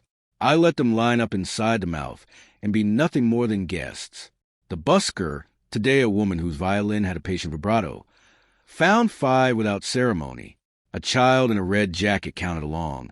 His adult pretended to be bored effectively, which is a form of care. Luca touched the air above the tray, not the tray. "Sometimes the photograph is already made," he said, "and the camera would just be the least interesting witness." We stayed until the wind changed allegiance. The wall returned to cold to whatever household keeps it when we don't. We thanked it with the sort of bow you make to furniture after you've moved it politely. At the alley, the cloth remained. A small hinge rested on it, a real one, brass, old enough to have opinions, wrapped in thin paper that had known soap and a drawer. No note, only a dot of graphite on the fold, the kind that blesses squeaks. Anna lifted it with the care we now reserve for everything that agrees to help. "A gift from the School of Repair," she said. "From M?" Luca asked. "Or from a neighbor who recognizes a door learning his profession," I said. We set the hinge on the sill near the salt, where objects go when they need to be weathered into belonging. Evening loosened its tie. We made simple food taste like ritual by attending to it. Luca left with his thermometer and his kit, promising not to chart anything we hadn't asked him to watch. Anna tightened the tiny screw on the hinge's plate just because she could. She has a gift for finishing gestures without making a speech. 3 taps, a pause. I opened the door to the corridor's lemon memory and found a postcard this time, not an envelope. a cheap view of the river as if the river could be sold. On the back, the handwriting I would recognize underwater. Return to the yellow room tomorrow, when the city is for getting evening again. Bring the tray. Bring the hinge. Do not bring the cup. Let the door do the talking. Count in 5 until talking becomes listening. P.S. If the radio speaks, offer it salt. It remembers hunger the way you remember names. M. Anna read over my shoulder, then kissed the postcard in the air beside my cheek like blessing and mischief. We're going to teach a door to speak, she said. About time. It's been speaking, I said. We've been busy translating ourselves. She watered the basil and tilted the blinds and put her oil back in her bag, a satisfied mechanic. Luca texted from the stairs. The wall says thank you and stop bringing thermometers unless you bring cake. I wrote back, negotiations ongoing. When they'd both gone, I sat with a hinge on the table, the tray beside it, the cup deliberately elsewhere. I practiced saying my names in a room with no test, and discovered they didn't bruise. 2 windows, same wall. 1 door, newly articulate. I labeled the buzzer downstairs with a second strip, smaller, under the first, with Anna's name. She hadn't asked. Some permissions you grant because life has already done the paperwork. The night ran its hand over the city's hair, and the city pretended not to purr. I left the yellow door shut, hinge content, latch confident. I set the hinge, the brass one, on the tray and felt ridiculous for an instant and then corrected the record. Not ridiculous, precise. I counted in 5 until the counting forgot itself and stayed anyway. The radio below tried on a station that smelled like boats. I sprinkled a pinch of salt on the sill, payment and thanks and superstition balanced like coins. Before bed, I wrote the name, both, on a slip of paper and slid it under the yellow door. Let the name go first. Let the door learn its lines. Let the hinge be oiled and not ashamed of its usefulness. In the morning, we would feed a door and return to a wall that knows both warmth and fairness. In the morning, if the river insisted on being dramatic on a postcard, we'd let it. In the morning, we would teach our mouths to listen, and if the radio wanted salt, we would have it ready in a clean hand. For now, the tray cooled into honesty. The hinge gleamed like modest jewelry invented for a throat that had learned to be a throat before it learned to be a necklace. The chalk at the threshold kept its short word. The room practiced staying without my supervision, which felt like trust arriving on time. Chapter 16. The door learns its lines.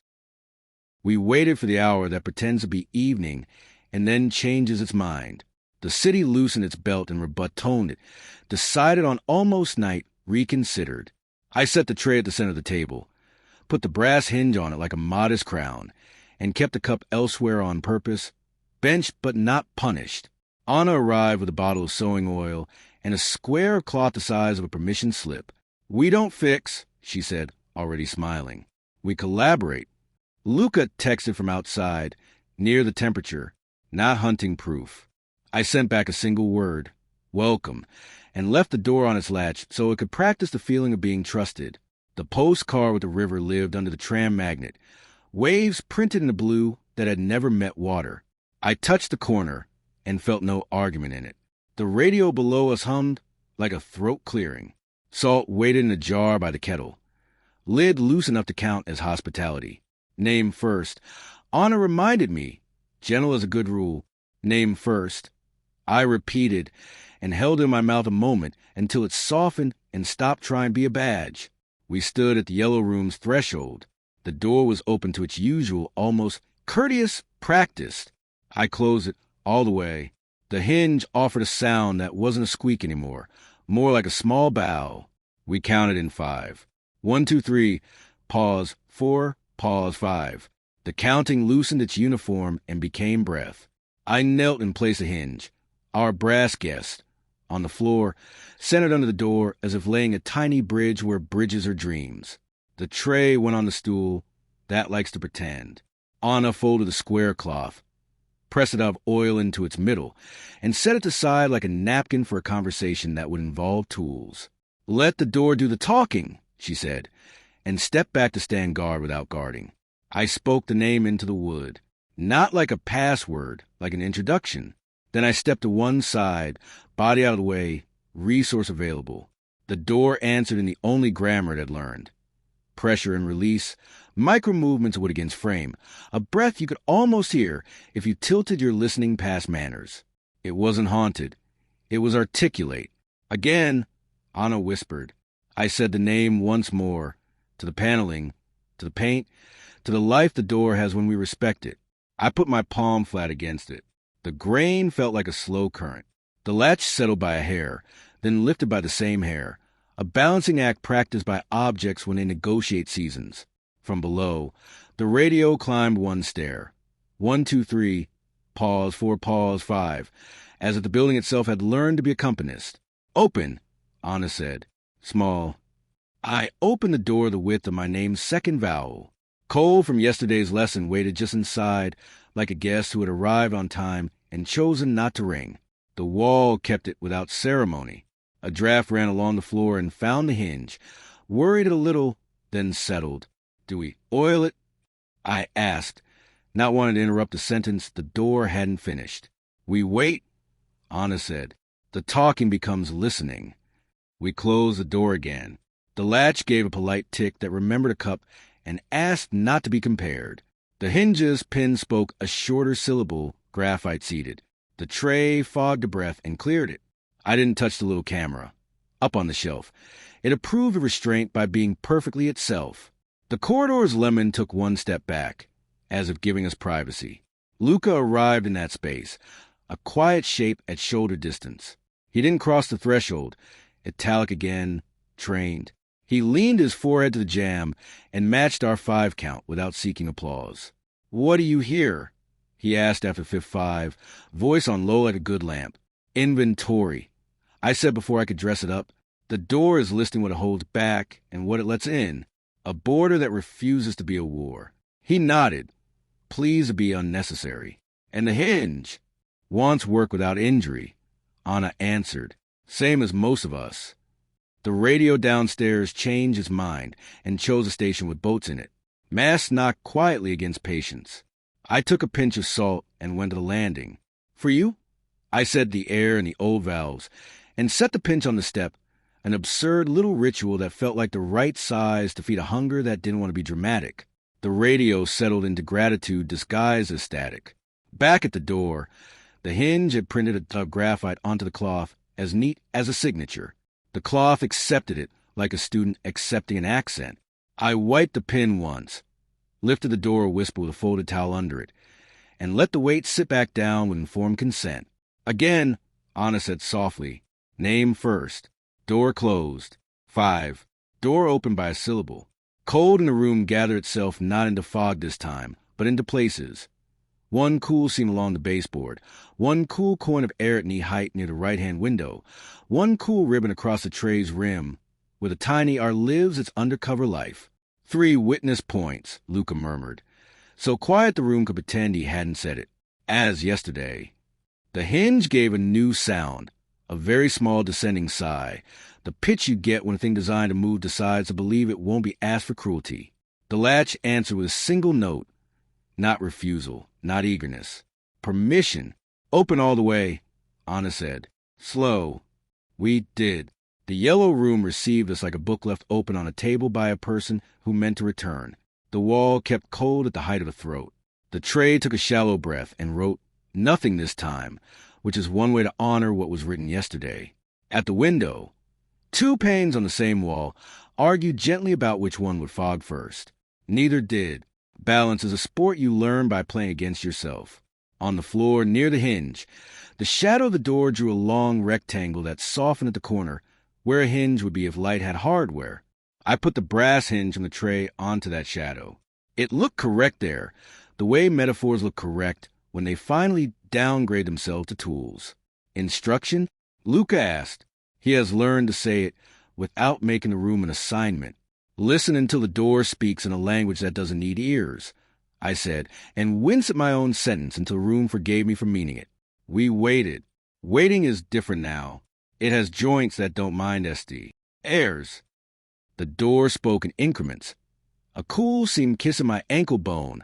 A tiny pressure against my palm when I held it steady at half close, a fraction of resistance when I tried to hurry the latch. The hinge learned to pivot without complaint. The latch learned to arrive instead of collide. The wood learned the name and use it like a tool to carve a space where my body could stand and still belong to itself. Now the miraduro, Anna said at last, we bring the hinge. We left the yellow room with the door fully shut and then fully open, one after the other, to honor both decisions. The corridor rinsed itself in lemon, as if to erase any trace of ceremony. We took the stairs like citizens with groceries. The correct speed for belonging. In the alley, the cloth lay folded into its own memory. Someone, child, neighbor, had added a small sketch of a door on the chalk circle, a rectangle with a dot, that sat precisely where a hinge would live if the drawing were a house. Next to it, a line in tiny handwriting. Hinges are how a room forgives movement. I want to applaud, Anna said, and didn't. At the Miraduro, the wall kept a fair cold in the seam where railing shadow meets stone. The river invented iron anew for our benefit. The busker, today the woman with the patient vibrato, nodded at us and, without breaking her phrase, moved herself a step to the left to give the air more room. We set the tray on the kept cold. I placed the hinge on the tray's circle, as if aligning a compass to weather.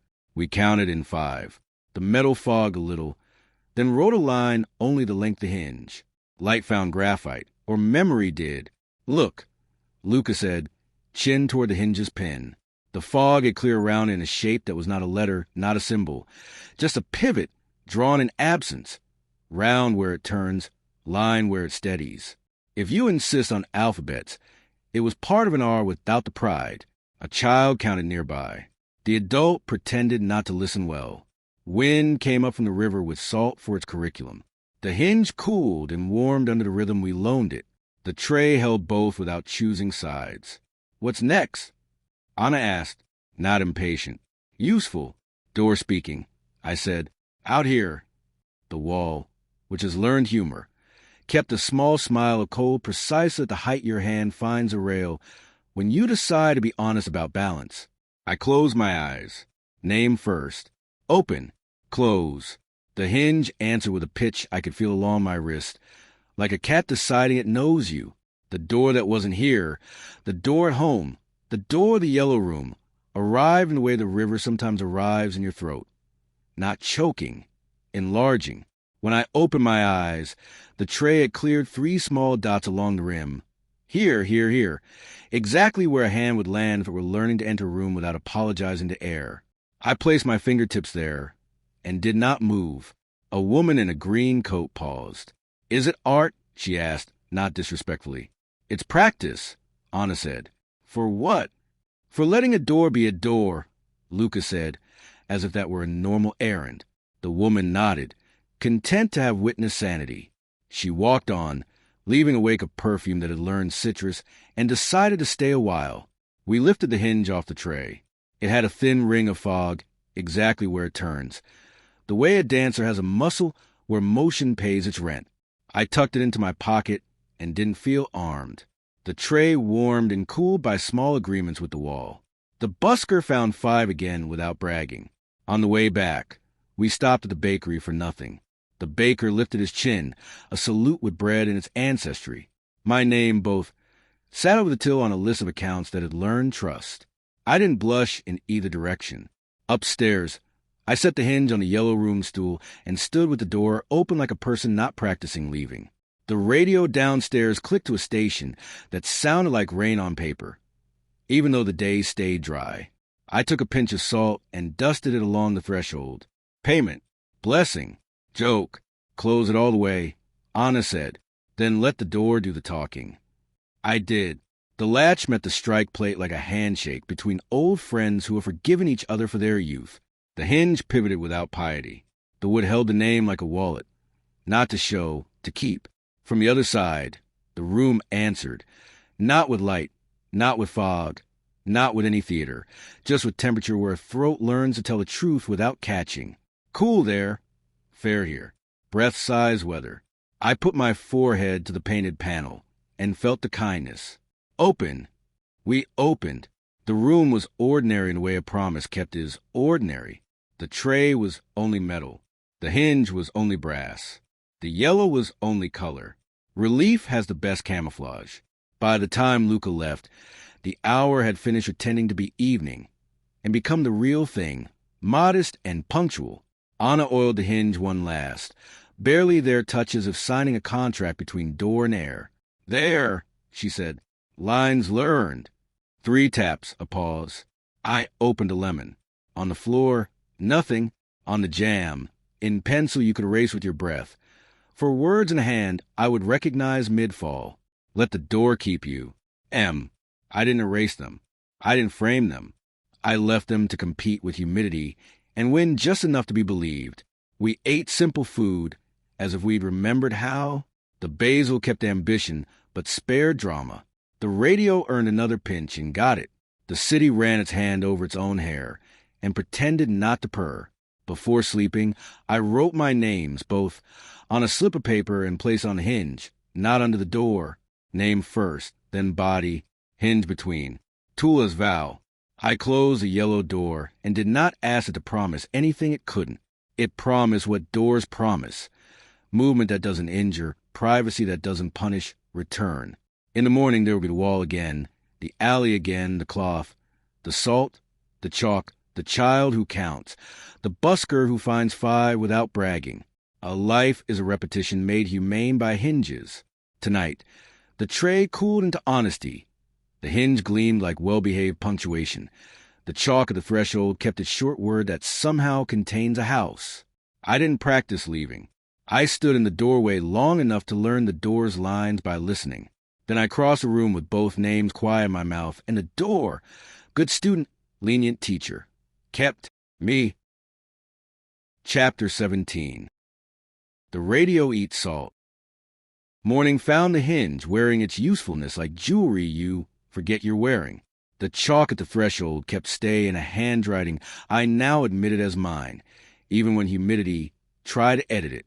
The tray sat in the middle of the table. Not an altar, not a thesis, just a circle that had learned when to host and when to rest.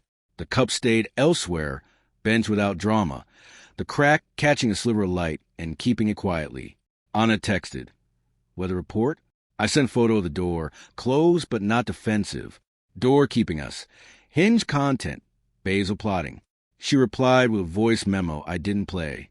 The little triangle glowed, unread, like a promise I wasn't afraid to keep later. Luca sent nothing. His silence knew my morning's choreography and left it alone. I carried a pinch of salt to the landing. The radio downstairs, old, valved, patient, had slept in its wooden skin and woke with a click that sounded like permission. I set the salt on the step, as if feeding a shy animal. For boats and hunger, I said, and felt ridiculous exactly long enough to recognize the use of small, ridiculous kindnesses. The radio didn't growl or purr.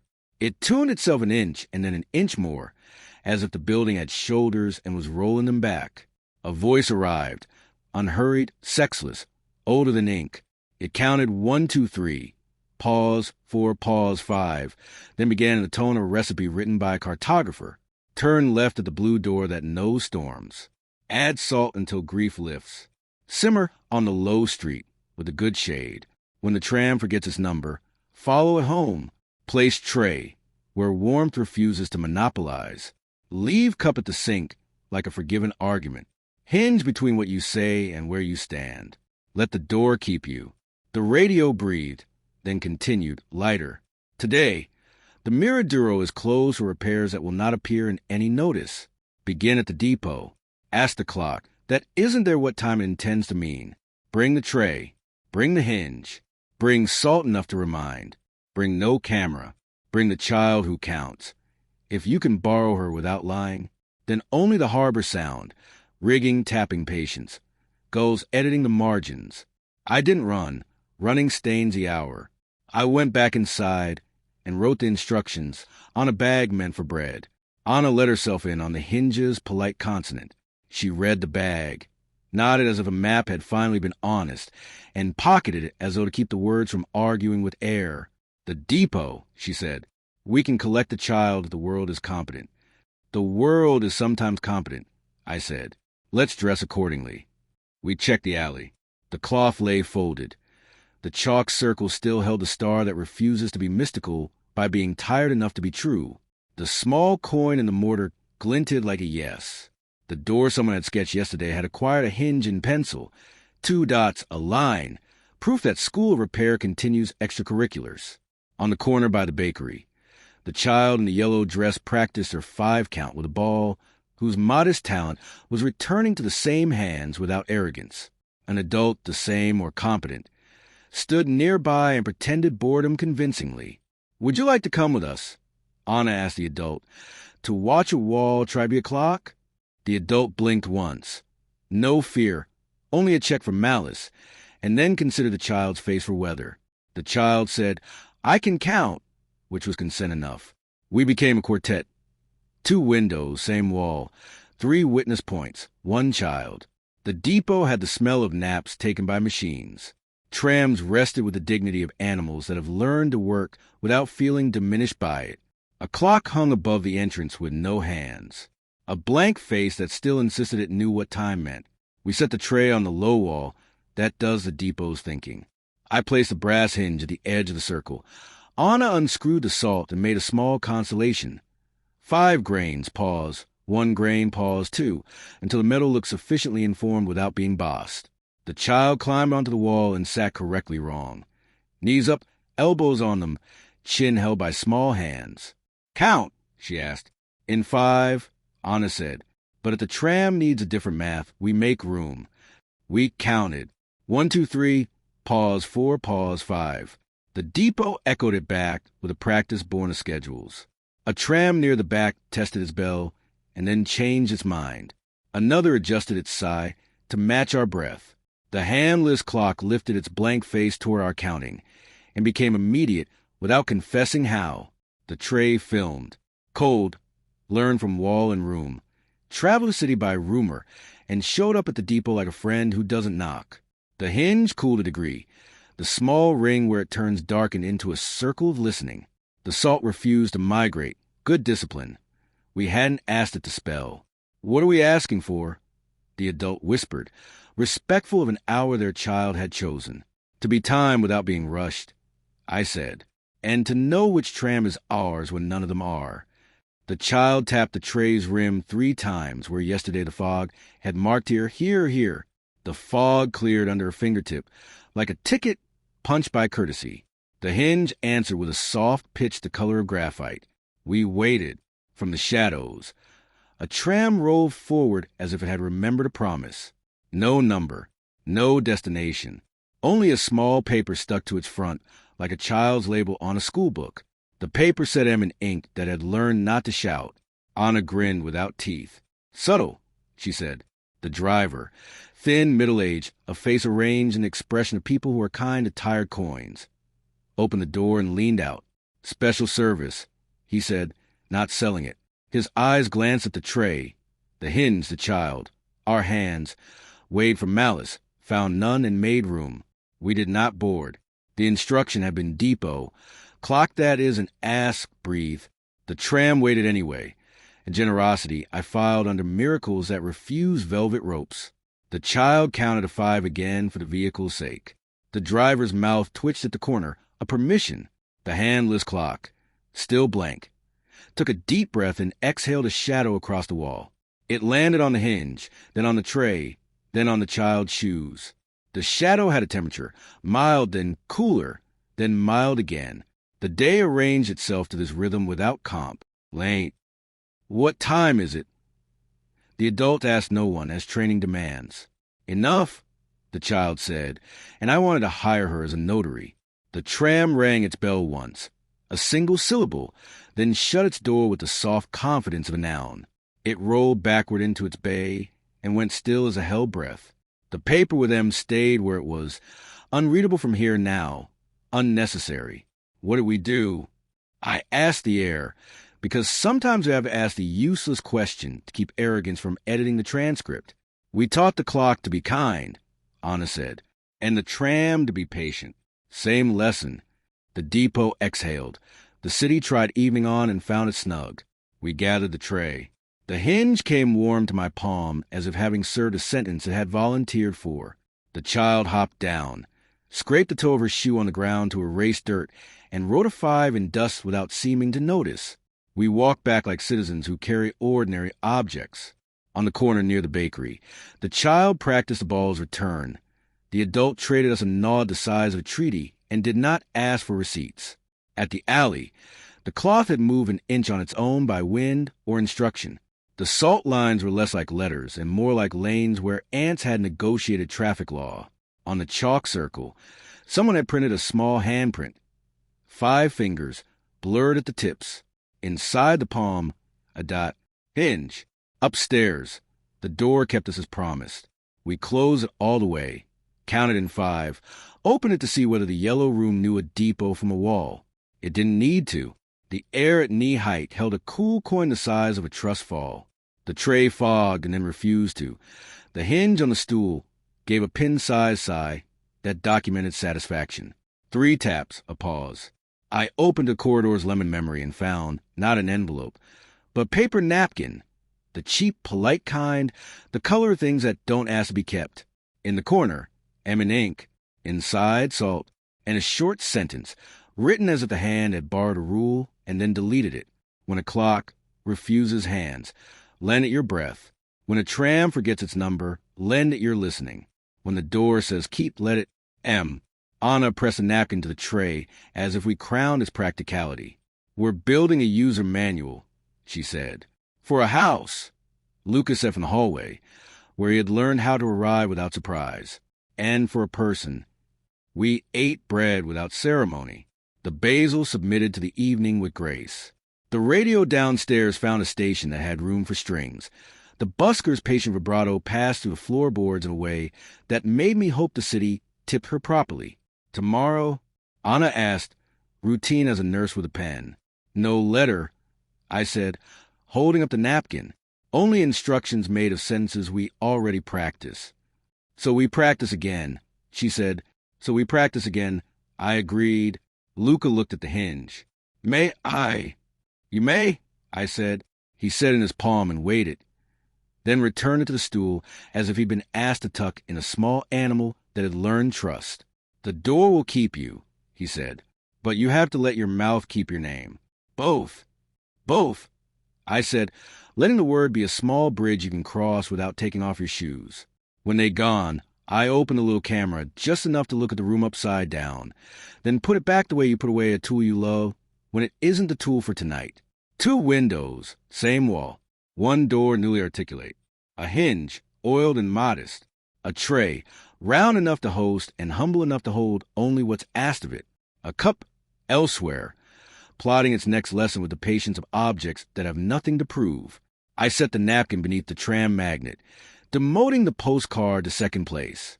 The river on glossy paper looked offended and then learned humility. I left a pinch of salt on the sill for the radio because it remembers hunger the way I remember names.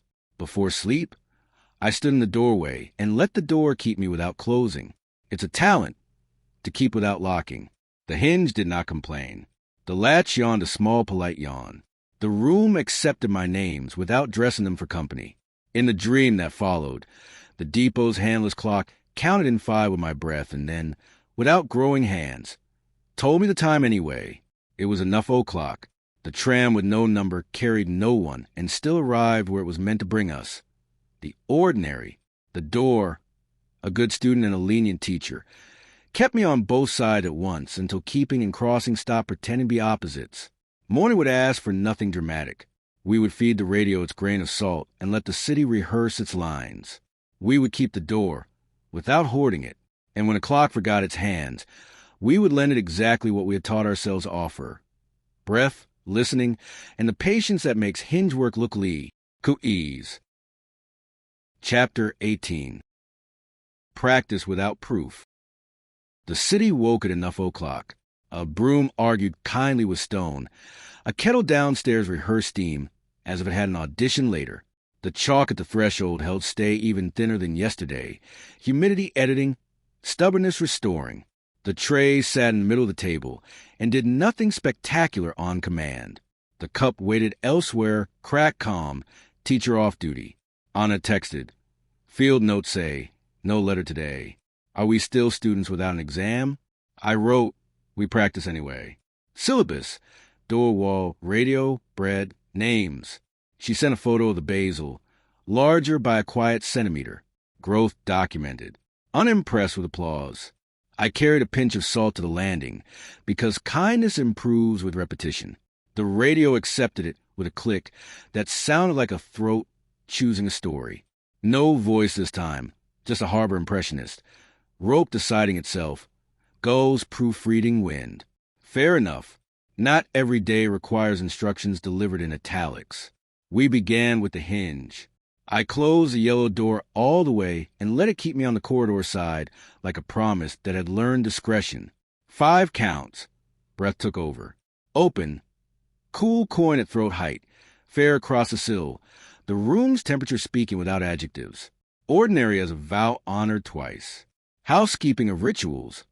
Anna said, coming in sideways so as not to spook anything sacred. She set a wrapped loaf on the table. The baker said your name right the first time, and then didn't look for a medal. Progress. I said, and meant everyone. Luca arrived in the weather of a person who doesn't ask the day to perform. He carried nothing that pretended to be proof. He set his palms on the back of a chair and let his hands learn the wood. Wall, he asked, as if proposing a walk that already contained return. Wall, Anna agreed, but slowly. We have to feed the ordinary first. We ate bread with salt, the alley's measure, and called that meal what it was. The tray watched us like a good citizen, present uninflated. The cup stayed on the counter, and, for once, didn't audition metaphors. 2 windows, same wall. One of them wanted open, one of them negotiated shut. Both were obeyed. On the stairs, a neighbor hummed something that pretended not to be a lullaby. At the landing, an elderly man stood regarding the buzzer labels as if they contained weather. He glanced at mine, both names on one little strip, and nodded with the relief of a file finally alphabetized. Bame, he said. Then, after a dignified pause, Muito bame. He went down whistling a line the radio might claim later. The alley's chalk circle had acquired a smudge shaped like a thumbprint, and inside it the tiny where hinges live in drawings. The cloth lay folded on the sill, heavier by a handful of salt that looked like it had grown there on purpose. Someone, child, neighbor, M., the city, had tucked a scrap of brown paper under it. On the scrap, in pencil, don't tidy out the evidence of kindness. It teaches the room what it's for. All right, Anna said, pretending not to ugly cry at a doctrine she'd write on her bones if that were a polite medium. At the Miraduro, the wall kept a just amount of cold, the way a good friend keeps a secret at the correct temperature. The busker with the patient vibrato had returned. Today the phrase in 5 arrived without rehearsal and left without collecting tips in pride. We set the tray on the seam where railing shadow meets stone, and counted until counting shrugged and handed the keys to Breath. The tray fogged lightly, wrote nothing, which read as trust. A small clarity along the rim marked here, here, the 3 witness points. Now less instruction than posture. I put my fingers there and thought of nothing on purpose. A woman in a coat de green of complicated gardens paused and let her eyes soften, the way you do for newborns and paintings that might be more than clever. She moved on without needing a label. It's working, Luca said. What is? I asked, wary of naming a deer before it recognizes a field. Ordinary, he said. It's learning to carry the weight. We didn't bring the child. Competence has boundaries. We lent her our breath from a distance, and the wall pretended to notice. The river rehearsed iron without showing off. A tram down the hill chose its number and kept it, an achievement I applauded with the privacy of lungs. Back home, the yellow room let us in with a hinge's polite consonant. No letter under the magnet, no napkin, no postcard auditioning as a prophet. Good. The body needs a religion of dishes. So we did them. The tray dried to impartiality. The cup held tap water, and nothing else and still deserved respect. Afternoon outgrew its manners and became a little heat sick. The basil sulked for 3 minutes, and then remembered how to want. I opened the quieter window wider and closed the louder 1 inch. 2 windows, same wall, agreement achieved by conversation. Then not a test. An interruption. Downstairs. A shout with no violence in it. The shout of logistics that forgot a stare. We went to the landing and found the elderly man from the buzzers negotiating a sack of oranges that had reinterpreted gravity as a game. Oranges everywhere, rolling like polite chaos. Anna crouched, laughed, her hands a choreography of rescue. I gathered fugitives, salted the narrative in my head. Fruit that had learned wind. Luca taught the sack a better knot. The man accepted the help as if we were all staff in the same hospital for afternoons that try to break their hip. Back in the kitchen, we ate one bruised orange over the sink, as is the law of all honest apartments.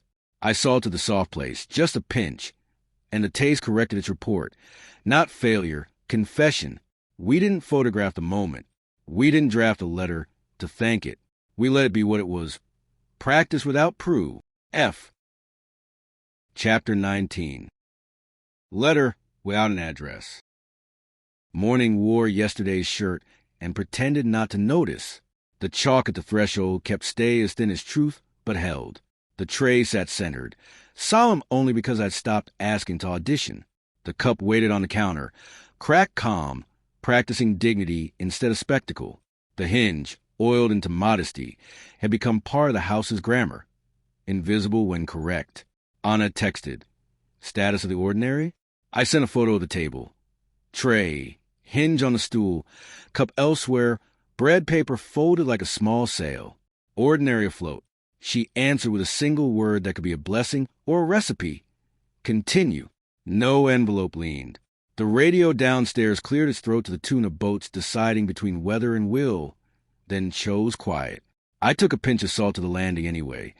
Kindness is a muscle that sulks if you skip a day. I left the grain where the step learns to be a step, and came back in time to watch sunlight vote for the left window. We let the yellow door keep us once, then twice. Close, count, open, until the room remembered our names without begging them for costumes. Luca texted from a polite distance. I'm near, no devices. Hands ready to carry what the hour drops. Invite him. Anna asked, let him find the door. I said, it's speaking better than I am. We did our housekeeping of rituals. Tea without theater. Bread with salt. We watched the alley's cloth in the window. Still folded, salt behaving. Chalk circle carrying its star tired enough to be real. The depot clock in my mind held its blank face unafraid. The wall, even from here, felt like a place that would keep cold if asked. Then, unannounced, proof knocked. Not a test. Proof. The kind I usually resent for arriving in costume. 3 taps, a pause. When I opened, the corridor's lemon memory had company. A small parcel wrapped in brown paper.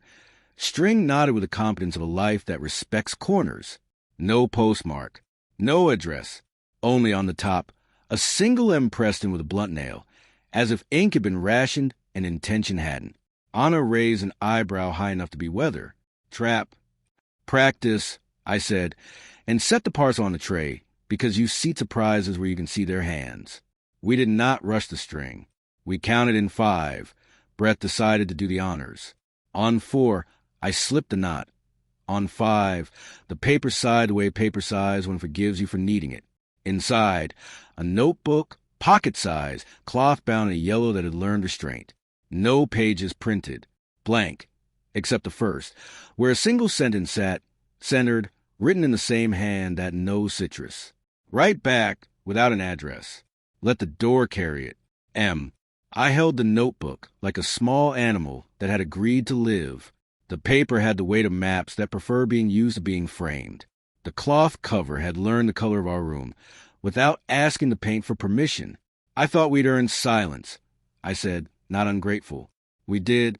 Anna said, this is silence with tasks. Luca arrived on the hinge's polite consonant and kept to italic at the threshold. He looked at the notebook and did not angle for authorship. You all right? He asked, as if offering a chair. All right, I said, but not to be answered, to be carried. We chose a window like the room offered. I sat at the table with the trays centered and the notebook open to its first blank capable of obedience. The cup stayed benched.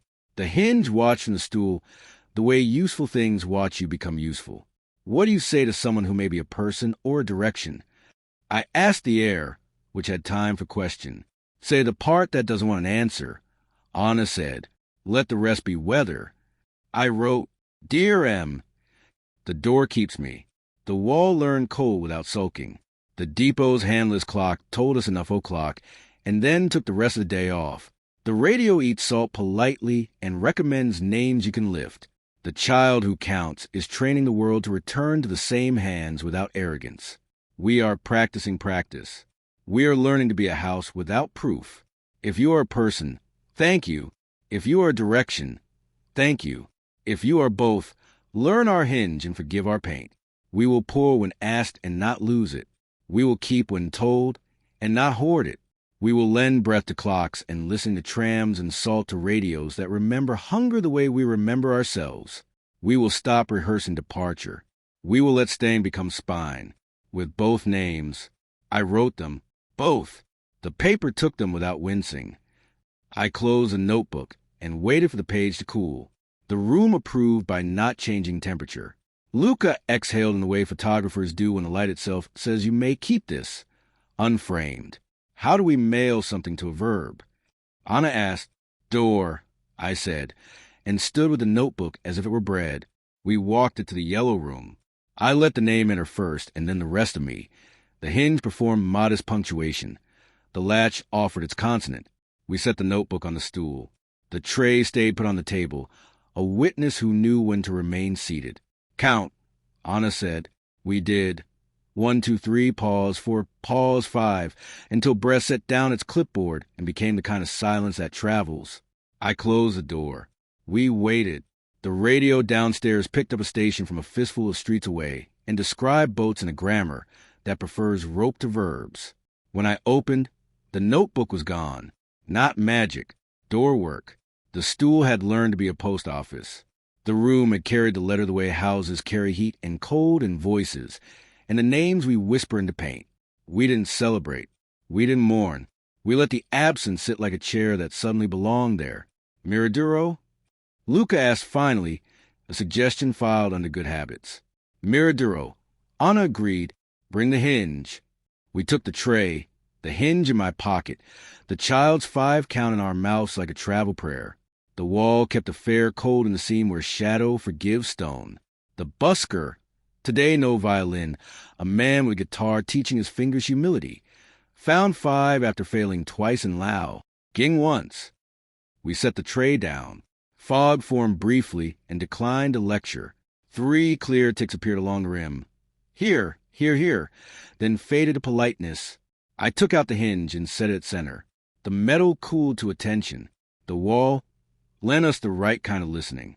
A woman in a hat the color of decision paused. Is it a performance?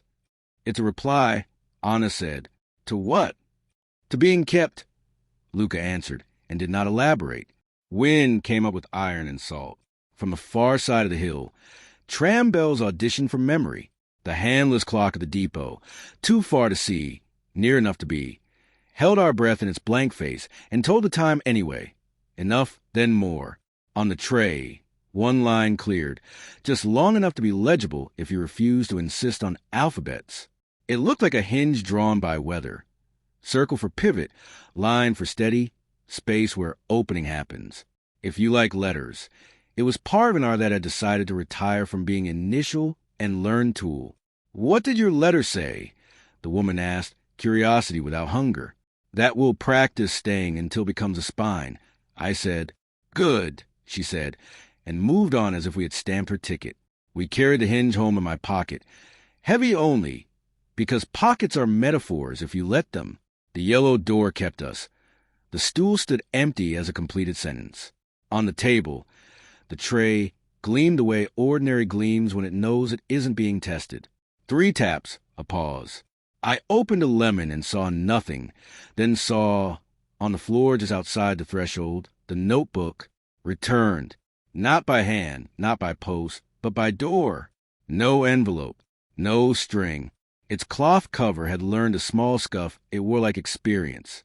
Inside, my page had been read by air or by whatever reads what we allow rooms to carry.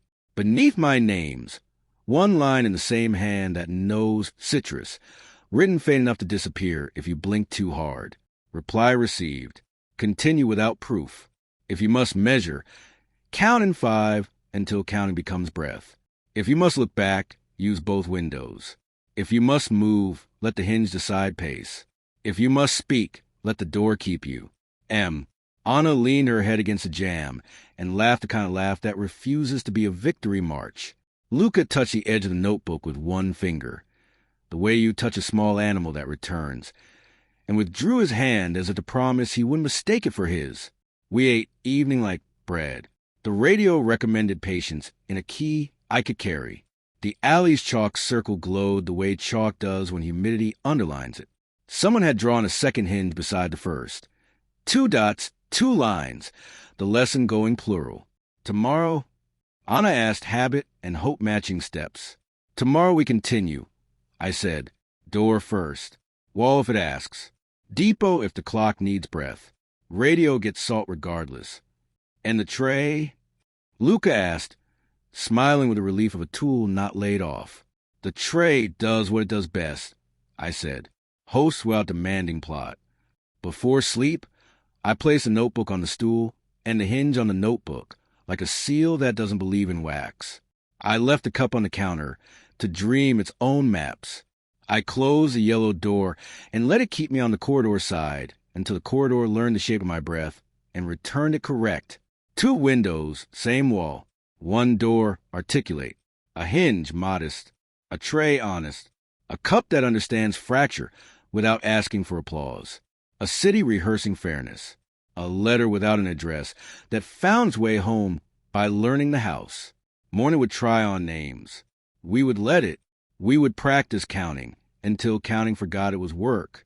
And if proof knocked again, we would give it a chair and a slice of bread and teach it to lower its voice. Chapter 20. Borrowed Weather. Morning put its ear to the door and decided we were alive. The chalk at the threshold held stay as thin as honesty and just as durable. The tray sat obedient at center, hinge on the stool, cup elsewhere doing the holy work of not auditioning. 2 windows, same wall. 1 voted for light. The other explained restraint without scolding. Anna texted. Inventory of mercies? I answered with a photo of the table and the basil doing its quiet ambition. Adequate, unflashy, ongoing. She sent a dot. Just 1, as if to pin the day to the map. No envelope leaned. The radio downstairs tried 3 stations and kept none. I carried a pinch of salt to the landing anyway. Habit is a hinge. It keeps the door of a day from sulking. I set the salt on the step and said nothing ceremonial. The radio accepted and replied with rope sounds, the grammar of harbors. We did our housekeeping of rituals. Door closed and keeping. 5 count until breath sees a job. Open a cool coin at throat height. Fare along the sill. The yellow room's temper learning constancy. Bread with salt. Tea without thesis. The tray stayed honest. The cup remembered water and forgot metaphor. A good morning. Proof did not knock. Something else did. Not 3 taps and a pause. A shuffle. A swallow. The sound a person makes when asking a hallway for forgiveness. When I opened, the corridor's lemon memory carried the elderly man from the buzzers. He stood without his oranges and with fever that had chosen his forehead like a crown he hadn't auditioned for. Disculp, he said, apology offered in advance of furniture and air. Oh, Caller, come, Anna said, arriving with a mechanic's mercy in her hands. She moved chairs by glancing at them. She is fluent in the grammar of not frightening. We sat him at the table. His palms learned our wood. His breath tried to be obedient and couldn't yet manage teamwork. Luca texted, near. Hands only. I answered with the address of our door. Now, we can call someone. I offered a sentence the city requires. He shook his head once. Just Frio, he said, a student asking a wall to remember yesterday. The wall remembered. I carried the tray to the yellow room. Name first, then body. Hinge spoke its modest consonant. Latch offered the polite tick that is retired from being a cup. I set the tray on the stool and waited 1-5 count for the room to gather its small winter. Fog formed where we taught it, a thin breath that writes and erases. I lifted the tray when the metal began to keep cold like a promise. Not tight, not loose, enough to be believed. Back at the table, Anna had loosened the man's collar with the professionalism of a saint who rejects statues. Luca arrived and went straight to the sink to run a cloth under water, no theatrics. We set the tray in front of man and laid the damp cloth across his wrists. The hinge watched from the stool, as if happy to be benched when the play is different. 5, Anna said softly. We counted together, the old man listening the way clocks do when they want to earn their blank faces. On 4, his breathing found a shared pace. On 5, his eyelids staged a small truce with gravity. Mazem, he whispered. One more. We did. The tray kept its fair cold. The room loaned its winter through the metal. The basil approved in chlorophyll. The radio downstairs tuned itself to a key called Quietly Brave. After the third 5 count, sweat unclenched its fist on the man's forehead. He breathed out with the relief of people whose bodies have decided to cooperate again. Obrigada, he said, grammar be damned, and patted the table as if thanking a dog. He glanced at the buzzer strip in the hall. My 2 names hyphened into a bridge, and nodded like a file correctly shelved. He stood, a little wobbly but committed to dignity. Traga isto, Anna told him, handing the cool cloth to keep against his neck. Ibiba. She poured water as if it were a permission slip. He took a sip, patted my arm with the precision of old men blessing younger fools, and went carefully back to his floor, steps timed to our 5 count, the hinges consonant saying, See you. We left the tray at the table to finish its borrowed weather. The cup glanced from the counter, crack catching light, and refused to be jealous. Luca set his palms on the wood and exhaled a smile. The house is learning outreach, he said. Community service in a key of understatement. Wall to go, Anna said, pleased with the tool library we had accidentally founded. We went to the alley to check the cloth. The chalk circle had not moved. The star inside had collected 2 more fingerprints, 1 small, 1 large. In the corner of the cloth, someone had stitched 3 dots and 2 short lines in coarse thread. Hinge is textile. Under the coin and the mortar, a note made from a torn cereal box. Pencil careful. The door kept me. Obrigado. No signature. Good etiquette. At the Miraduro, the wall kept a decent cold. The kind you would trust with a child, or an elderly man, or an orange that has more story than bruise. The busker's patient vibrato had gone on holiday. A different musician, accordion this time. Tried 5, failed, shrugged, made for work without arrogance. We set the tray on the seam. We didn't ask for writing. We asked for company. Does the city need proof of this? Luca asked, not reaching for a camera he hadn't brought. No, I said, watching fog form and consider an alphabet. But the city is learning our vocabulary by osmosis. S. Wind came up from the river, carrying iron, and the rumor of gulls reading drafts. A tourist asked us in a respectful language if this was part of a festival. Always, Anna said, but it isn't on the posters. The tourist nodded with relief and went to find a poster anyway. Back home, the yellow room approved our ethic by being ordinary. The tray, having returned the cold to the wall's keeping, warmed into honesty. The hinge on the stool gleamed like punctuation after a sentence that has finally learned to stop. 3 taps, a pause. I opened the lemon. No parcel, no napkin, no envelope auditioning for profit. Still, the door had carried back something. A scrap of lined paper tucked just under the threshold, smelling faintly of oranges. The handwriting was unsteady and dignified. Your door kept me. My clock has no hands. I count to 5 when the stairs complain. The radio told me to put salt on the window for a boat that doesn't pass anymore.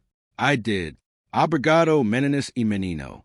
No M, no citrus script, just neighbor, the best signature.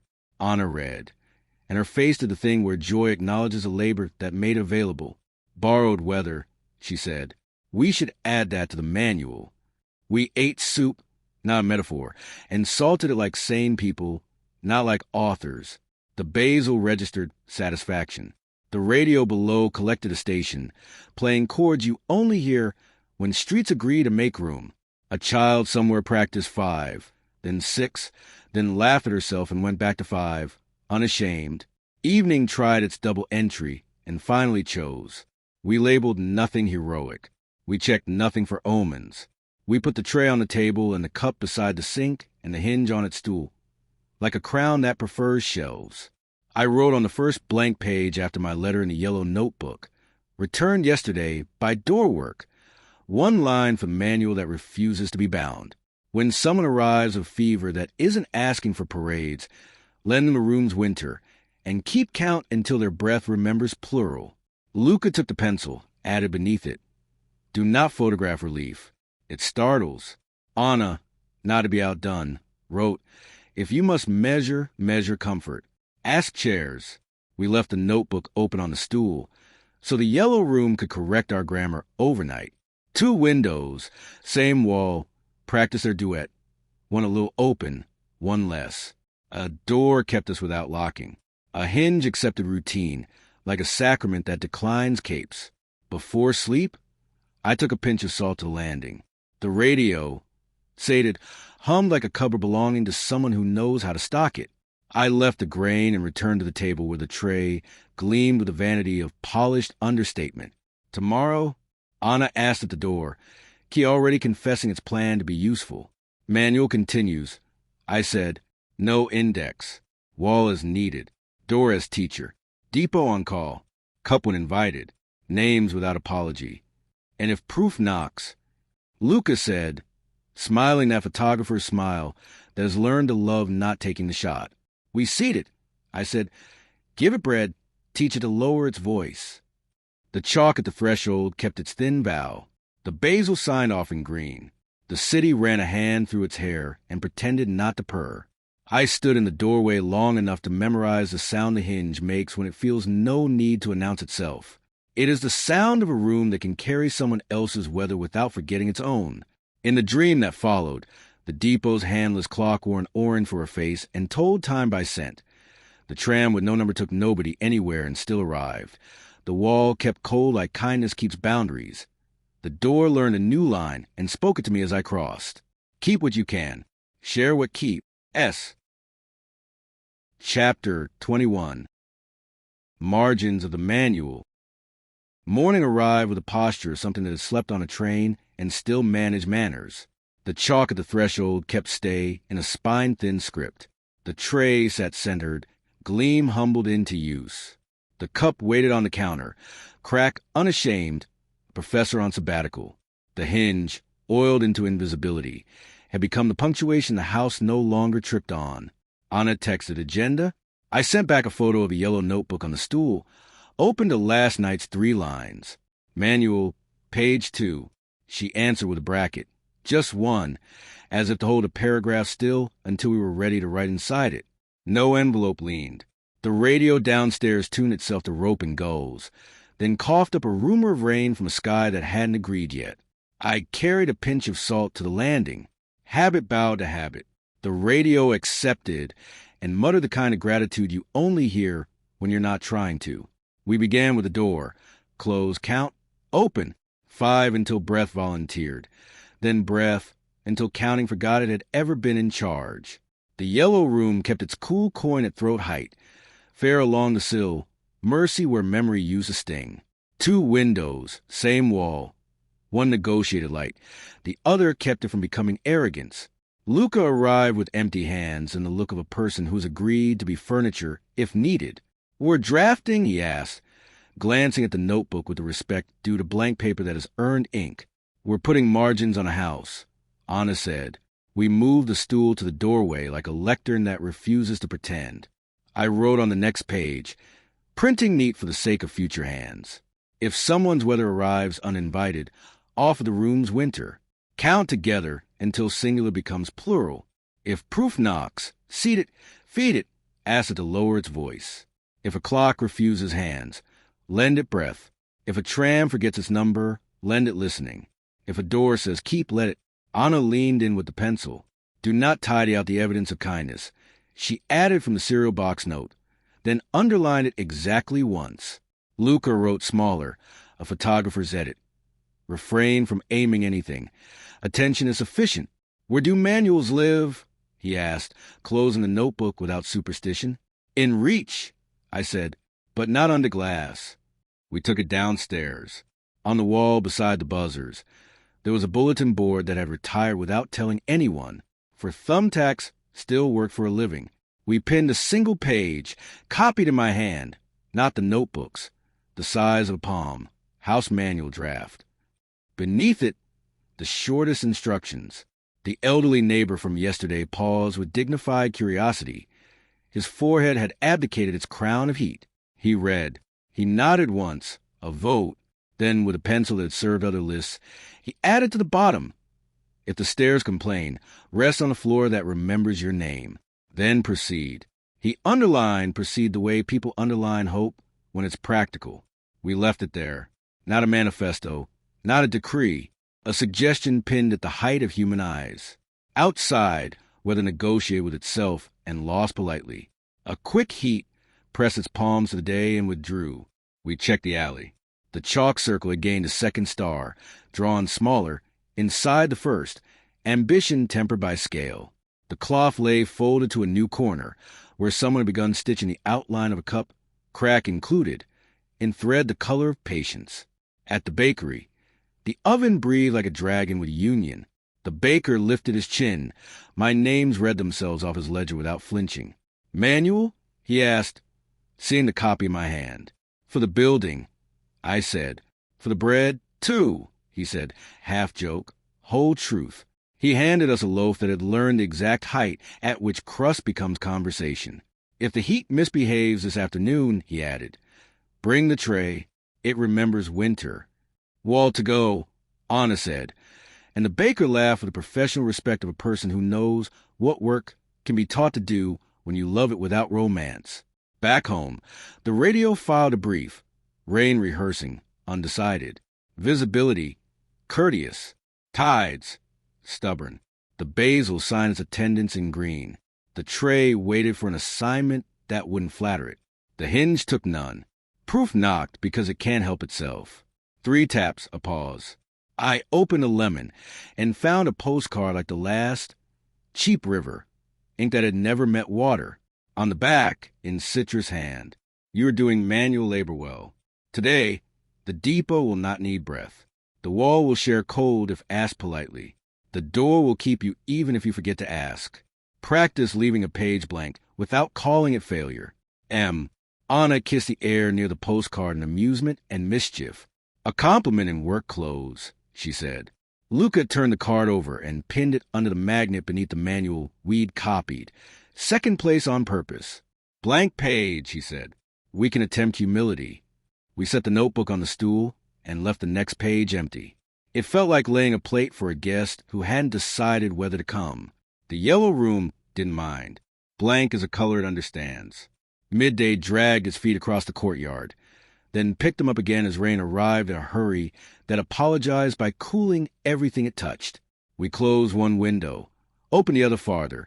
2 windows, same wall, carrying weather as a duet. Downstairs, the old radio tuned itself to rain. Paper sounding, letter thin. Rope knocked lightly on mast, a conversation with tradition. I saw to the landing. A pinch for boats I've never met, for hunger I've not earned but might know how to recognize. The knock we heard next wasn't ritual, it was bread. The baker, hat off, forearms flour with flour, stood with his mouth already saying the sentence. Oven is vain today. He held out a tray of proofing dough, rounded, honest, in danger of overproving in heat that had returned suddenly, drama rehearsing a second act. We didn't stage a miracle. We brought him upstairs, set his tray inside the yellow room, and asked the wall to keep cold the way we asked a neighbor to sit a minute.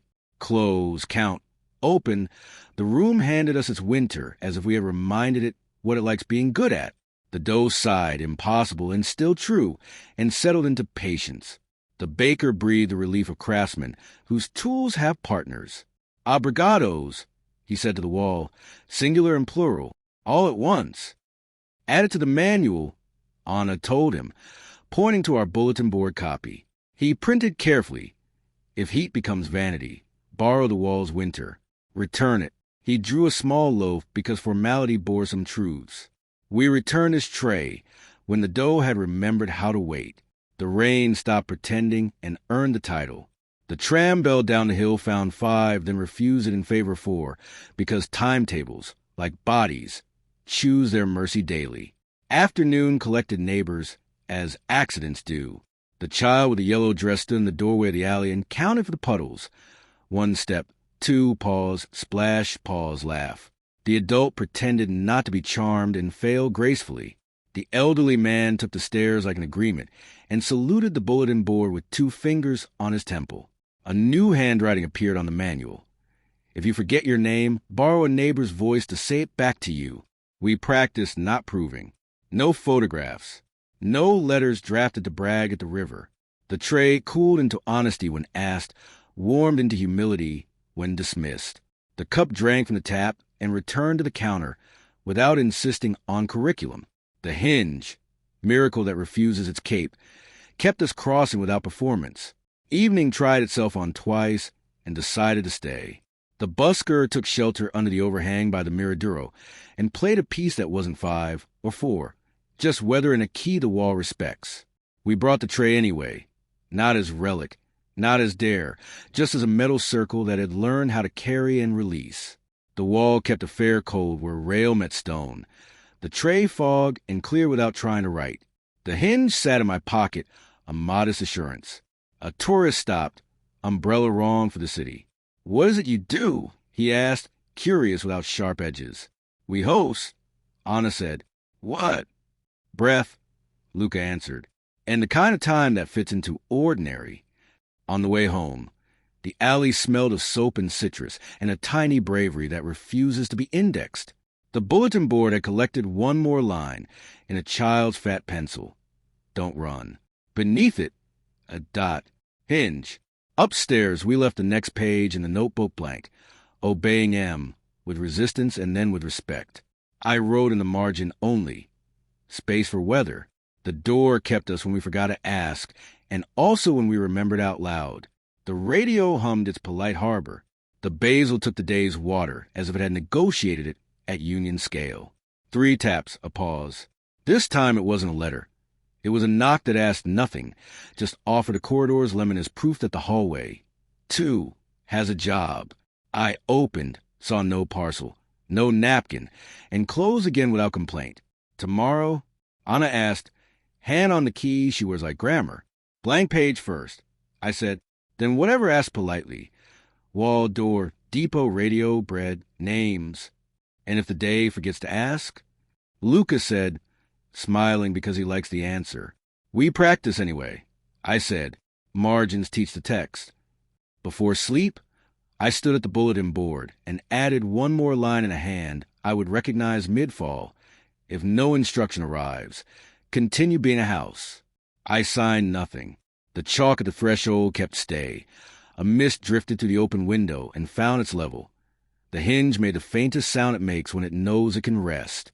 In the dream that followed, the blank page held steady like a lake that doesn't need a skater to prove it's winter. The handless clock at the depot wore no oranges, no numbers, just kindness. The tram with a number and the tram without agreed to pass one another without making it a metaphor. The wall kept cold. The door kept me. The tray kept whatever kept needed. And the manual, pinned at eye level, written by many hands, learn to include margins large enough to rescue a life when it forgets its plot. Chapter 22. The day learns to listen. Morning didn't knock. It leaned its shoulder to the door and waited to be believed. The chalk at the threshold kept stay as thin as a vein and just as busy. The tray sat centered, gleamed disciplined into use. The cup stayed on the counter, crack unashamed, rehearsing nothing.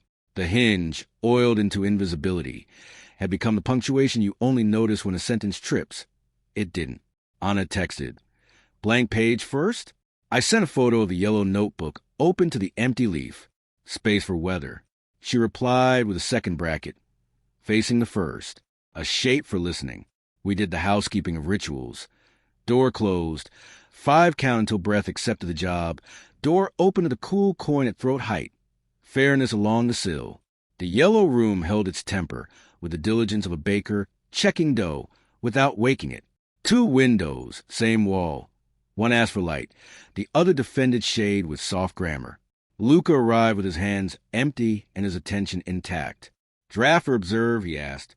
"Observe until the day starts speaking," Anna said. "Then copy." We left the next notebook page blank. A plate set for a guest with no RSVP. The radio downstairs tuned itself to rope and gulls, then fell into a hush so careful it almost rang. I carried a pinch of salt to the landing anyway. Habit is a hinge. Shy doors like it. The alley's chalk circle held. Star inside star, a size that kept ambition from tipping into costume. The cloth lay folded to the corner where patient thread had begun outlining the cup, crack included. Someone, child, neighbor, city, had stitched 5 short dashes, a space, and 1 long seam along the hem. The 5 count hiding in textile. Back upstairs, the manual on the bulletin board had collected 2 fresh hands, in tidy block letters. If the elevator sulks, count in 5 between floors. It thinks better when unhurried. In looping blue ink beneath it. If you run out of sugar, borrow salt and tell the truth about desserts. Community edition, Luca said, pleased that authorship had dissolved into use. The day listened. We tested it. Bread with salt, tea without thesis. The tray did not audition. The cup held tap water, and then remembered nothing about metaphor. The basil rays 1 leafed away a student answers present. The handless clock at the depot, far away and very here, kept enough o'clock without vanity. The city felt like a pocket that had finally learned what to carry. It changed at noon, not a crisis.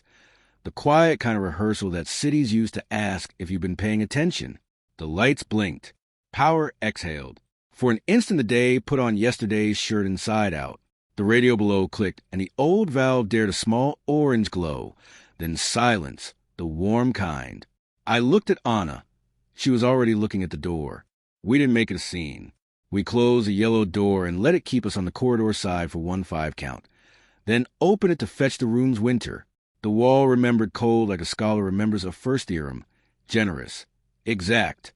The tray drank a thin fog. On the stairs, the elderly neighbor paused between floors, 1 hand to the rail, the other to memory. "Cinco," he said to the landing, and the landing agreed. Below, a child counted the steps like beads, laughing each time the echo tried to answer faster than her mouth. Someone somewhere sneezed in 3. Someone answered in 5. The building began speaking fluently. "Miraduro?" Luca asked, not because he wanted views, but because the stone speaks when circuits shrug. "Depot first." Anna said, already pocketing the manual copy, as if the day might want reminding. Handless clock knows outages better than God's. We took the tray, the hinge in my pocket, our breath in 5s. Outside, the city wore its soft blackout, like a shawl it hadn't decided to keep. Trams rested in their places like cows in a field. The depot's blank clock face had the serenity of an unscheduled saint. We set the tray on the low wall. That does the depot's thinking. No numbers, no hands, only listening. The hinge cooled a degree and drew a ring of attention on the metal. We didn't pour. We placed a pinch of salt in the tray circle. 5 grains, a pause, 1, a pause, 2, then stopped before the day mistook our help for choreography. A conductor in a blue shirt that had met starch once this month looked at us and at the clock and at his list. "Batteries on a cigarette break," he said. "Humor doing its first aid. What time do you intend to mean?" Anna asked, quoting the radio as if radios were scriptures. "Enough to get people home," he answered, borrowing our vocabulary without knowing. His eyes softened at the tray out of pure superstition. We counted in 5. Breath did the math. A tram tried its bell and found a cough. The conductor didn't poke or scold. He waited. Waiting is loud when done badly. His was quiet. On 4, the clock accepted its blankness as a talent. On 5, a single tram rolled forward without a number and exactly the right humility. It opened its doors. No rush, no heroics. People stepped on and stepped off, replacing panic with etiquette. I saw the child in yellow, adult nearby, practicing her 5 at the threshold. 1, 2, 3, pause, 4, pause, step. The conductor nodded to us without making us part of the story. The tram left without claiming metaphor. We left the tray to the depot's shadow for a few more breaths and walked the hill the way you walk when you aren't translating your feet. The busker had traded accordion back to violin and played a tune that used 5 the way a kindness uses fact. The wall at the Miraduro kept a palm of cold for anyone needing it. We set the tray. Fog wrote nothing. Clarity used a rim like a register. Here, here, here. We stood where the mark suggested in practice not being in the way of our own breathing. The day listened, Rider. A woman asked if the outage had a schedule. We said no. She thanked us as if we had given her a chair. An old man pointed at the river and said, always, with the accent of a boy. Someone carried a loaf wrapped in a clean towel, borrowed weather folded in. Someone else wiped a stare with the hem of a shirt and pretended not to want credit. The city sounded like rope choosing patience. Back home, the corridor smelled of lemon and sincerity. The radio, on a small reserve of virtue, offered one line in the voice that tastes of citrus. Breath is the battery you can share. Then the orange I dimmed and left us with wood and listening. The yellow door kept us without asking for proof. The tray warmed into honesty. The hinge enjoyed invisibility. We wrote nothing.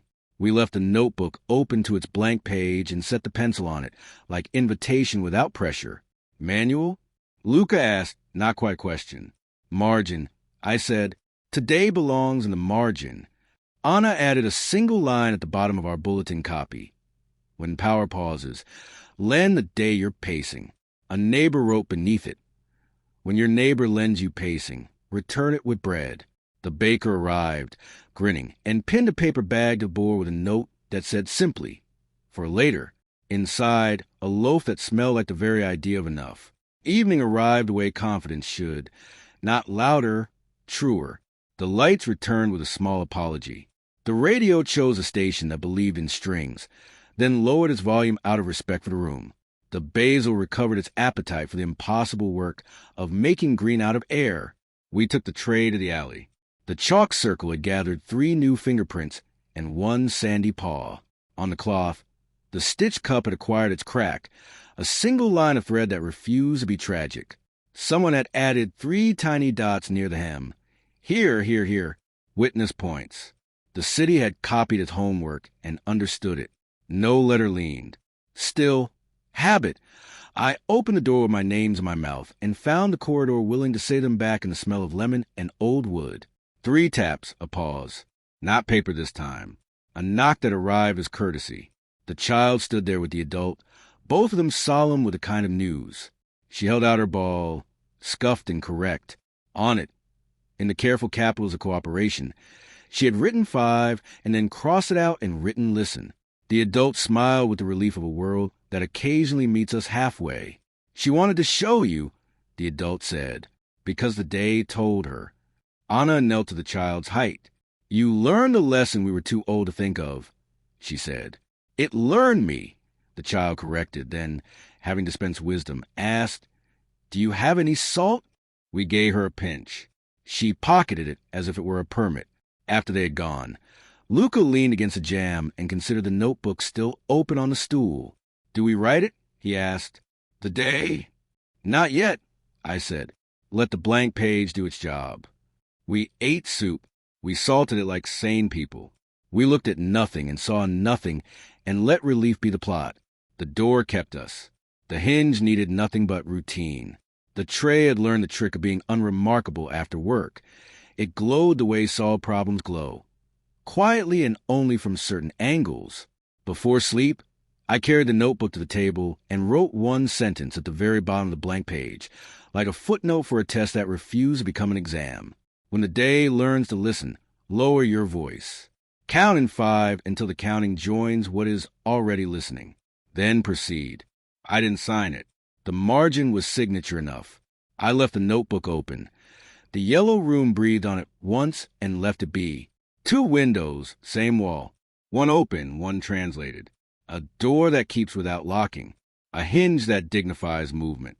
A tray that remembers winters and returns them. A cup that teaches fracture without asking applause. A radio that eats salt and repays with rope sounds. A depot that tells time by breath.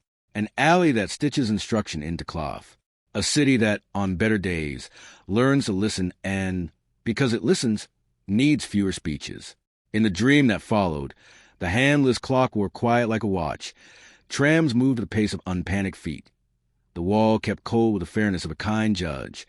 The door spoke one more line as I crossed. You're in the house. Be the house. E. Chapter 23. Neighbors at eye level. Morning arrived on tiptoe and checked the bulletin board before greeting anyone. The chalk at the threshold kept stay in a script so thin you had to believe it to read it. The tray sat centered, gleam retired into use. The cup waited on the counter, crack composed, professor on sabbatical who still answers students kindly. The hinge offered its punctuation and then withdrew. Good grammar knows when it's invisible. Anna texted, blank first, then bread. I sent a photo of a yellow notebook, open to yesterday's footnote, margin intact. She replied with a small arrow, not pointing anywhere, only reminding the day it has directions. We closed the door and let it keep us. 5 until breath took the shift, then opened to the cool coin at throat height and even fairness along the sill. 2 windows, same wall, 1 petition for light, 1 negotiated with shade. Both won modestly. The radio downstairs tuned itself to rope and gulls, and then added a rumored bell from a church that always forgets when to stop ringing. I carried a pinch of salt to the landing, habit lending its hinge. The radio ate politely in but a sentence I hadn't heard before. Forecast. Neighbors. We were ready without knowing. On the bulletin board, the house manual draft had grown an undergrowth of hands, in tidy engineering print. If the elevator sulks between floors, sing your floor number in 5, 1 note per count. In cursive that loop like laundry, if you borrow sugar and return salt, tell why. In a child's country's a pencil. Don't run. Someone had taped a leaf beside the notes and written on it in ballpoint. Proof of weather. Luca arrived with his pockets empty, which is how he proves he's brought everything. We have an audience, he said, tilting his chin at the board. We have a school, Anna corrected, pleased. She tucked her hair behind one ear the way mechanics tuck rags in back pockets. Unconsciously, usefully, we took attendance of the ordinary. Bread with salt, tea without thesis. The tray did not audition. The cup drank from the tap, nothing else, and still deserved respect. The basil voted yes and green. Proof knocked because it doesn't know how not to. 3 taps, a pause. I opened a lemon and found a woman I'd only met in stairwell nods, the one with shoes that clicked like correct punctuation. She held a toddler and a piece of mail that had made it to our door because the buzzer had learned our names. "'Scusate," she said, "the kind of apology you offer a room you hope will like you." The elevator stopped. He, she gestured at the toddler, is new to stairs. Anna's face did its useful mercy. "Manual says sing," she said, already moving, "but today we'll also escort." We found the elevator sulking 3 floors up, its door thinking about being a mouth. Inside, a neighbor in a blue shirt sat on the floor, like a person who has made a reasonable decision and refuses drama. He smiled, a little damp. "Batteries on a cigarette break again," he said, borrowing conductor's joke, because good lines are commons. "Window." Anna asked, meaning not glass, but air. He nodded at the panel. We counted in 5. He sang his floor number in 1 note per count. Shy, then less shy. On 4, the elevator remembered this as a building that listens. On 5, it shrugged, obeyed, and moved exactly half a floor. We did the second verse. It came to us and opened with the modesty of a door, kept by a hinge that refuses capes. The toddler clapped as if we had invented music. The woman, punctuation shoes, exhaled a thank you that landed on the tile like an agreement. We walked them to their door and showed them the bulletin board, because schools should publish their curricula. The mail that had written with them was for me. My names both, printed without an argument, not from M, from an office with a long name and a stamp that smelled like wet paper. Not a threat, just a letter that said, "We have you on file. We will keep you under both names." I pinned it to the board under the manual the way you pin wildflowers, to remember where this meadow is. "Proof," Luca said, making a face, and then corrected himself. "Receipt." Receipt, I agreed. We don't owe it, but we can keep it. We checked the alley. The chalk circle star had grown a little tired, which is how truth wears itself when it's working. The cloth lay folded to a corner where the stitch cup had acquired one more inch of crack. Thread choosing honesty. A note in tidy blue handwriting. If you leave a glass with a radio, rinse it. It prefers clean. The day chose heat briefly, then reconsidered. The baker waved us in with his forearms. Flour's version of semaphore. The oven is behaving today, he reported, but the fridge is telling stories. We brought the tray to the yellow room without waiting for permission. Routine is permission's cousin. Close, 5, open. The wall handed us its winter, as though we had earned it yesterday and again today. We set 2 bowls of cream inside the room circle of fair cold, while the fridge learned humility with the breaker box. The cream thanked us by not turning into a goodbye. Add it to the manual, Anna told the baker, who printed. If coal forgets its job, borrow the wall's winter. Return it. He underlined return once, meaning it. On the stairs back down, we met the child in the yellow dress and her adult, who had renamed the ball listen yesterday. The child held a strip of masking tape and a pen. I want to label the manual, she said, so people look at it and don't just look around it. What will you write? Luca asked, kneeling to eye level. Read me, I'm useful, she said, and wrote exactly that in capital letters that didn't mind being S. Een. At the Miraduro, the wall kept a small coal for travelers lost in weather and ritual. The busker, violin, patient vibrato, had a duet partner now. Someone with a drum the size of a column, hands playing caution into courage. They found 5 together, then left it alone, which is grace. We set the tray on the seam and did not ask for writing. The rim cleared 3 witnesses in the faintest ticks. We put our fingers there and let our breath be counted by something larger and less interested in proof. A tourist with an umbrella wrong for the city asked if we were part of a tour. We are the tour, Anna said, serious.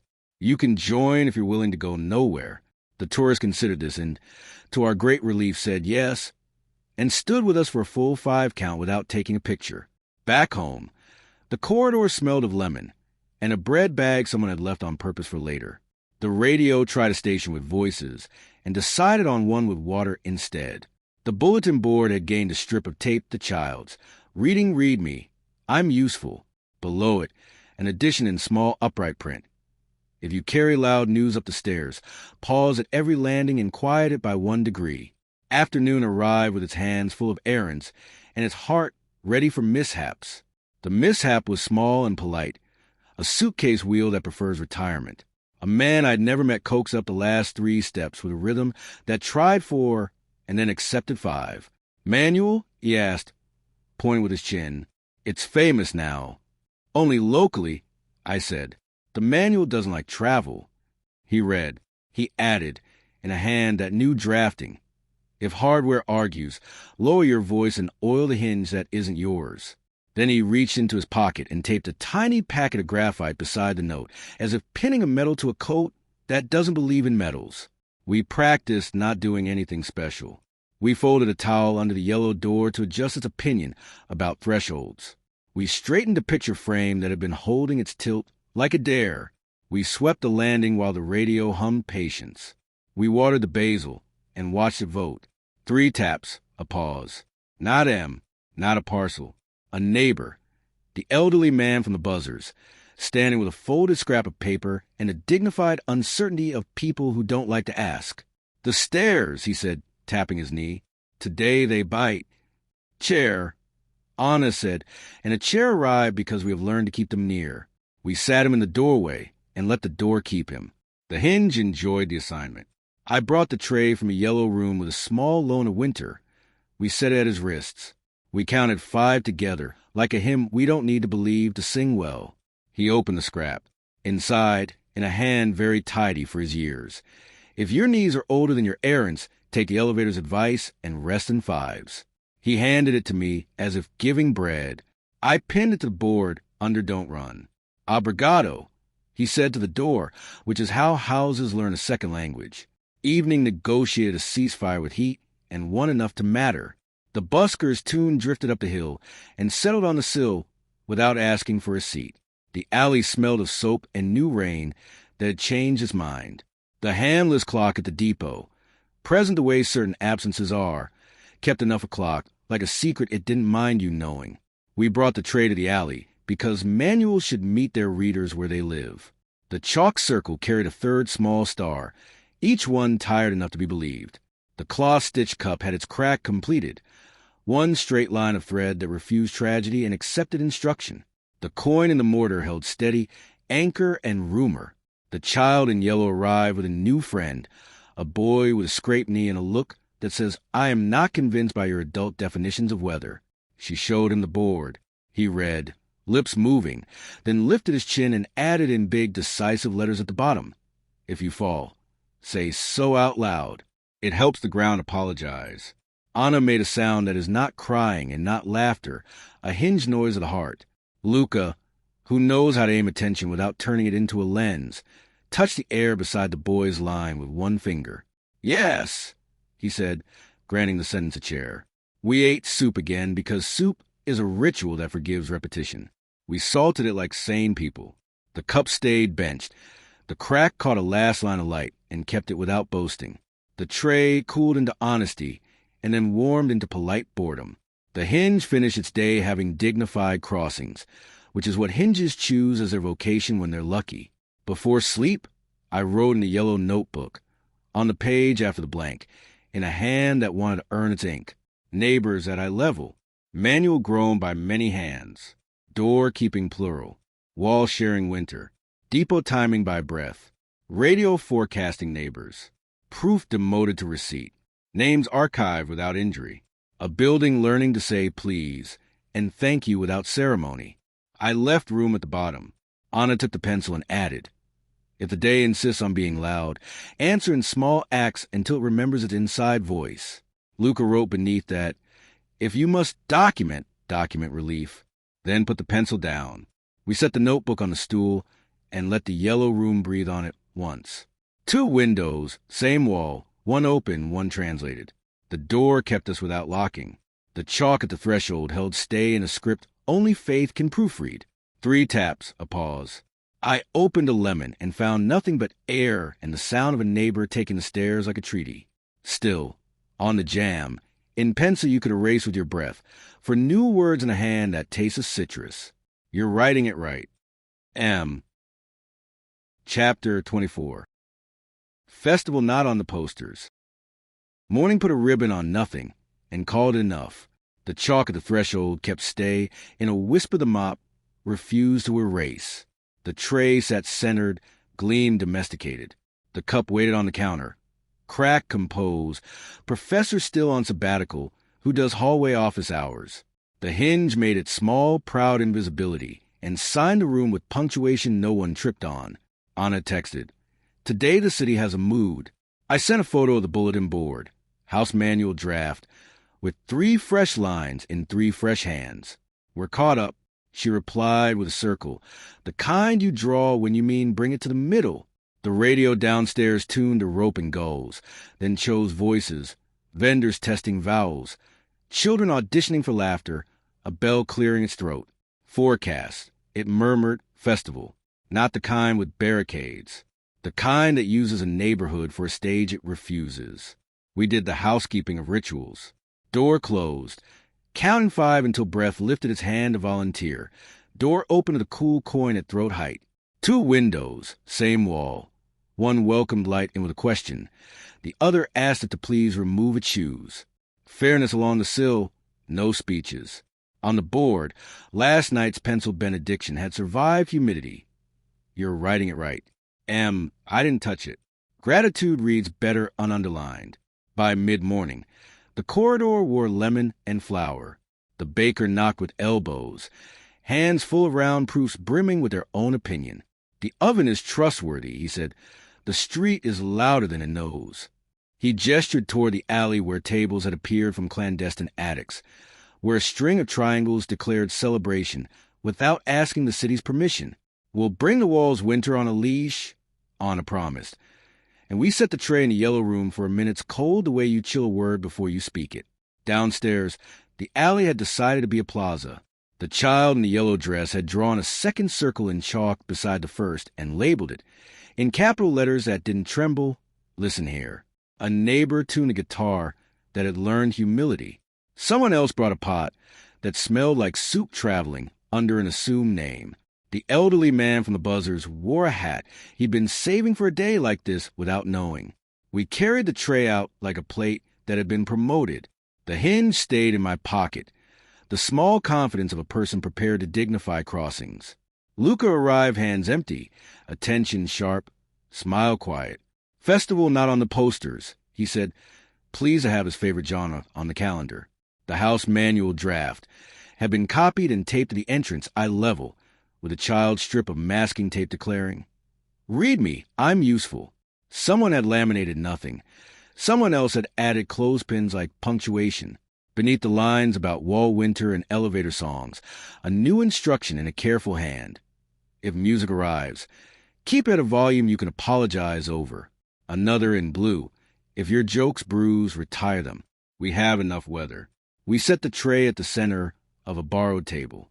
Fog from its minute of winter climbed up and sat down politely. The baker installed bowls of cream in its circle and nodded his thanks.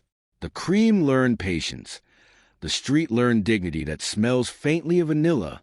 "Name?" the woman with punctuation shoes asked me, offering a plate as if a sentence needed subject. "Both," I said. "No badge. No apology." The street took them, filed them under neighbors, and moved on. Children with chalk-made lanes on cobble. Walk. Don't run. Count. Listen. Share. And argued about the spelling of enough until they decided the drawing could carry the meaning without perfect letters. The old radio downstairs sent up a volunteer, cord with a small speaker the size of a biscuit. It played Harbor quietly, then 2 songs that knew the taste of rope. Someone gave it glass, rinsed. At the far end of the alley, 2 municipal workers with clipboards the color of unripe pears approached, ready to be resented. They paused at the board. They read. They looked at the circles. They saw the tray hosting winter, without wires, and decided to be human first. "This is?" One began in the tone you use for animals and unfamiliar appliances. A manual, Anna said, deadpan, local jurisdiction. And a festival, Luca added, not on the posters. The workers looked at each other. Read one more line. If proof knocks, seat it, feed it, asked it to lower its voice, and lowered theirs. "Fire lanes," the taller one asked, professional out of habit. "Room for a stretcher," I said, and showed the space we left invisibly on purpose. He measured with his eye, a decent instrument when trained by streets. He nodded, relieved to have found us competent before he had to become important. A woman I'd never met placed a bowl of olives on the tray edge while the cream cooled, whispering to them as if they were in a language that forgives salt. The child in yellow and her new friend labeled the bowls with tape. Borrowed winter, truth fruit. The adults pretended they didn't like the labels and then used them with gratitude. Speech. Someone asked the air, plaintive habit. No stage, Anna said. Only volume set to apology. Manual, the elderly man suggested. Tapping the board. Read one line out loud every now and then. So we did in turns, as you would read psalms to a house that believes in plumbing. Luca read, "If hardware argues, lower your voice and oil the hinge that isn't yours." A neighbor laughed and produced a small bottle from a pocket, like a magician with realistic ambitions. The hinge in my pocket felt seen and didn't preen. I read, "If the day insists on being loud, answer in small acts until it remembers its inside voice." The alley tested its volume and cooperated. The radio offered rope and then shut up on purpose. The busker inched closer and played a phrase that knew 5 and declined to flaunt it. The municipal workers sat. Someone fed them soup without weaponizing gratitude. One wrote on the manual with a neat block hand. If an inspector arrives, offer a chair before complaint form. He glanced at us as if testing whether humor could live here. It could. Around noon, the heat tried performance art. We loaned the yellow room's winter to the custard, to a bowl of greens, to a plate of cherries that preferred dignity over rumor. The tray did its small miracle like a nurse with good shoes. People said thank you to the wall by going quiet for a breath as they crossed the threshold. The hinge approved of traffic that apologized while happening. Proof knocked because it couldn't resist. 3 taps, a pause. I opened a lemon and found a paper bag with a rubber band on the knob. A note tucked like a polite tongue. On the note, in MS Citrus hand. You don't need me to bless a festival you already built. Inside, 3 napkins, the cheap kind, each stitched with 5 dashes, and one long seam like a smile taught to count. I didn't pin them like relics. I delivered them to small hands making lanes. They use them as capes of their action figures because Weather likes costumes too. Would approve. Direction prefers being played with. Near mid-afternoon, the trams remembered numbers, forgot excuses, and chose punctuality. The handless clock at the depot kept enough o'clock with its face like a lake. A woman with a stroller wrote on the manual. If you make a rule, be ready to forgive it. A man with paint on his hands added. If you need to leave, practice staying first, then go. We learned a new chapter when the suitcase wheel from yesterday returned with a cousin. A cart with a wobbly leg threatening to turn collapse into narrative. 2 neighbors knelt. Graphite pinned a squeak. A paper wedge from someone's pocket stabilized a leg. A small hallelujah traveled the length of the alley and tried not to be noticed. The child in yellow labeled the wedge with tape. Hinge for things that lie down. Add it to the board, Anna told her. She wrote, in capitals confident as a bridge. If a thing lies down that should stand, give it a small hinge. She drew a dot and a line beside it. The manual didn't mind pictures. Late afternoon brought a visiting aunt who held her purse like a vote and read the board with the suspicion of someone who's seen committees fail. She circled once, twice, listened to the rhythm of 5 arriving from different mouths at different jobs, and folded. She wrote in a tight teacher script. If you must correct, correct gently. The day is passing its exam without you. The wall kept winter until the cherry survived, then returned it to stone. The tray warmed into boredom, which is its favorite retirement. The cup still benched, collected tap water from a thirsty boy who recognized an elder and gave thanks by not spilling. Evening rehearsed itself twice and chose the second try. The municipal workers folded their clipboards into placemats. The radio claimed a song that smelled like a harbor-learning violin. The busker gave us a phrase, and then its echo, then laughter, then a bow with the showmanship of someone who knows when not to perform. We read one last line from the board together, neighbors at eye level. When power pauses, lend the day you're pacing. We did. Dishes found sinks. Tables returned to the lives they disguised as furniture. Chalk stayed where chalk stays. On cobble, on fingers, in lungs that have learned to forgive dust for trying to be air. The circles remained. Listen here in the older, tired a star inside its ring. The coin and the mortar held the alley's rumor in place. Back upstairs, the door kept us with the intimacy of a friend who doesn't ask questions until you've sat down. The yellow room approved of festivals that return borrowed weather. The notebook on the stool had waited obediently for instructions. The blank page had grown confident by being left alone. I wrote a single line at the top, print neat for future hands. Festival not on the posters. Proof demoted to receipt. Winter on loan. Music routed through apologies. Neighbors promoted to authors. Inspector seated first. Rules forgiven. Hinges found for things that lie down. I stopped. The margin wanted air. Anna added in pencil. If joy arrives, don't narrate it until it is eaten. Luca, having learned when to finish. Put the pencil down. 3 taps, a pause. Not a letter, a courtesy. On the jam, in pencil that might have been my own if I'd learned citrus. Continue where you already are. We ate the last cherries over the sink and salted the memory of the bruises. The basil blessed the room in green. The radio hummed rope. The depot's blank face kept enough o'clock for the trams and for us. Before sleep, I stood at the window. 2 windows, same wall, and counted in 5 until the counting slipped its uniform and laid down like a citizen with good shoes off. The hinge made that near-silent sound that means tomorrow is possible. The tray lost its temperature, the way a day loses its plot and finds its life.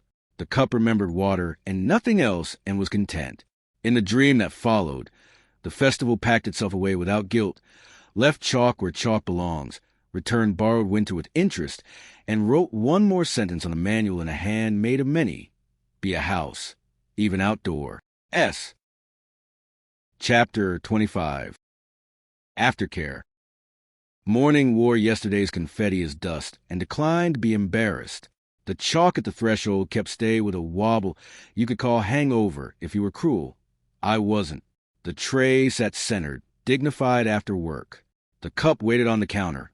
Crack serene, professor back from sabbatical, but still refusing to grade on a curve. The hinge signed the room with invisibility. Anna texted. Inventory the quiet?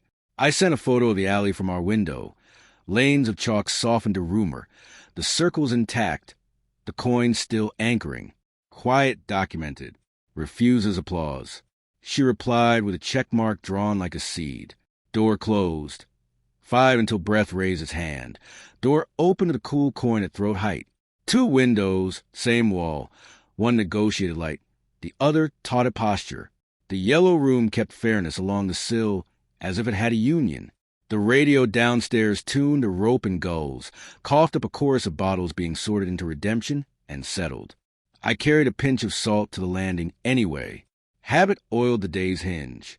The radio took the grain and said in a voice like parchment, post-festival, return chairs before opinions. On the bulletin board, the house manual draft had new lines in handwriting that slept enough. If you borrowed a corner for joy, return it cleaner than you found it. If your gratitude wants to be loud, feed it soup first. If you need to leave, label the leaving aftercare and proceed gently. Luca arrived with a broom he swore wasn't symbolic. Audit? He asked, affectionate. Aftercare, Anna corrected. Already rolling her sleeves away saints are just halos in practical legends. We began downstairs. The alley had kept its lanes like old veins keeping traffic. We rinsed the cloth, no bleach, just patience. The child in yellow arrived with a bucket repurposed from its former life as a drum. Her friend carried 2 clothespins like punctuation saved for later. The elderly man from the buzzers managed 3 chairs in diplomacy with his knee. A neighbor with new paint under his nails peeled tape off stone without scolding the stone. A leak declared itself above the bulletin board. Honest, not dramatic. Plock, pause, plock. The ceiling was a throat clearing. We did not invent sirens. We set the tray beneath the syllables and let it count for us. Fog didn't form. Rhythm did. 1, 2, 3, pause for a pause. 5. The drip had manners. Bucket? The child asked, already offering her drum. Tray first. I said, it knows how to host without panic. Luca unfolded the ladder with the competence of someone who has dated scaffolding. Anna steadied its hinge with 2 fingers and mercy. I climbed 2 steps, no heroics, and found the seam, hairline accountable, the kind of fracture that wants thread in a wall's dialect. We can stitch it for now, Anna said, producing tape like a midwife produces cloth. Manual? I read from the board as if taking dictation from a house. If a roof remembers whether too loudly, give it a small hinge. I added below in pencil, or a temporary seam. Label it aftercare. We placed the bucket after the tray had taught the rhythm. We left the tray to measure, the bucket to collect, and the child to supervise with a gravity that should be paid. The leak, respected, calmed itself into consistency. Listen, the child said, not to us, to the water, and the drip learned modesty. Proof knocked because it hates being unemployed. 3 taps, a pause. I opened a lemon and found a small roll of tape and a stub of carpenter's pencil bound together with string, a label around them like a hospital bracelet. For aftercare. No initials, only usefulness. The corridor sometimes writes in anonymity on purpose. We added the bundle to the board with a pen that had found its vocation. The municipal worker from yesterday. Clipboard folded now into a book anyone could read. Stopped, saluted it with 2 fingers, and wrote beneath. If an inspector returns, show them the bucket first, then the manual, then the cake. I like a city that assumes cake. Back upstairs, the yellow room welcomed the tray back from civic duty. The rim bore a line like a heartbeat, where the drips had counted themselves into decency. I rinsed it in a silence that wasn't pious, set on the stool to dry, and let it be metal. The cup watched without envy, then asked with the authority of objects given time, today me? Yes. Anna said on my behalf. Small lesson. She filled the cup halfway at the sink, carried it to the table, held it where the crack can see itself. Pour a little, she said, and don't lose it. I tilted. A thread of water stitched the tray's circle, joined where drip had taught rhythm, and stopped when breath did. Nothing broke. Nothing vanished. The crack kept its integrity like a road that trusts its repairs. Again, she said. We practiced 3 pours. Here, here, here. Witness points marked by drying clarity. Aftercare for a festival, but also for names. The radio decided to have an opinion and whispered. Margin weather. Favorable. The basil resumed its ambition. The handless clock at the depot, somewhere between here and nowhere, kept enough o'clock for people returning folding tables to attics no longer clandestine. On the board, a new line in clear capitals. If your joy made noise, apologize to air by sweeping it. We swept. Luca's broom was not symbolic, but I let it be a little. The leak stitched itself quieter. The bucket learned patience. The child in yellow labeled it with tape, borrowed roof. Her friend added a dot and a line beside the word. Hinge by icon. The elderly man contributed a stool he no longer trusted and wrote on it with a carpenter's pencil, for knees and leaks. I want all furniture labeled like that. Around noon, the baker returned a plate that wasn't his to begin with and said the sentence I trust more than many odes. I washed it. He pinned a small card to the board. If you fed the street, wash the street's dishes. Someone drew a sponge beside it with a competence I envied. At the Miraduro, the wall kept a square cold as if it signed a contract with Aftercare. We set the tray on the seam and did not ask for writing. The rim cleared a faint single tick, not 3. Today needed 1 witness, not a committee. We stood where it suggested, a place you can reach without theater, and watched the city practice post-festival posture. Louder than yesterday, lighter than Moe's. T-days. A tourist with a camera asked if today was special. It is after, Luca said, and the tourist, confused and satisfied, took a picture of the seam where shadow forgives stone. Document relief. Anna murmured. He might have. Back home, we rewrote no laws. The door kept us with exactly the right amount of personality. I opened a yellow notebook and wrote at the top of a new page. Aftercare. Return corners. Teach leaks to count. Sweep noise. Label loans. Pour without losing. Wash the plate that wasn't yours because now it is. Anna added beneath in a print that understands tools. If a day wore a costume, help it undress without shame. Luca, careful with verbs, wrote, if you must measure, measure how the quiet holds. 3 taps, a pause, not paper. The corridor's lemon leaned in and left a sentence on the jam in pencil a breath could erase. Blank page earned. Don't fill it out of fear. M. We didn't. We left a margin the size of a chair. We put the carpenter's pencil on the stool, because tools like altars they can refuse. We set the cup on the counter, dry, cracked truer than any halo. The tray cooled into usefulness. The hinge ended the day with the sound it makes when crossings are behaved. Evening rehearsed its double entry and chose a quieter version. The bucket downstairs collected 3 last plock and went still. The child declared the leak a student who had passed and removed the label borrowed roof with something like tenderness.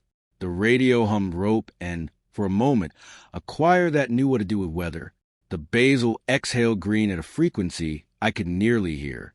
Before sleep, I stood in the doorway and let the door keep me without closing. 2 windows, same wall. One I left a little open for the harbor. One I left translated for the house. I counted in 5 until counting fell asleep in my mouth. I walked the room with both names and found no corners needing apology. In the dream that followed, Aftercare had a toolbox with only 3 things: a hinge, a tray, and a cup with a crack. The hinge dignified crossings. The tray hosted winter and receipts. The cup taught pouring without loss. The house, good student, lenient teacher, passed around the tools and said to each set of hands, keep what you can, share what keeps. Chapter 26. The Quiet Inheritance. Morning didn't announce itself.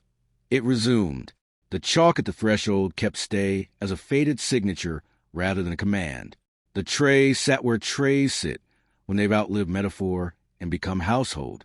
The cup waited on the counter, cracked smooth as memory, teaching continuity. The hinge, proud in its invisibility, made the small sound of furniture that believes in patience. Anna texted, "Do we still count?" I wrote back, always but softly now. She replied with an empty message, our version of assent. We did the housekeeping of beginnings. Door closed. 5 until breath adjusted. Door open to the cool coin at throat height. Fairness along the sill. 2 windows, same wall.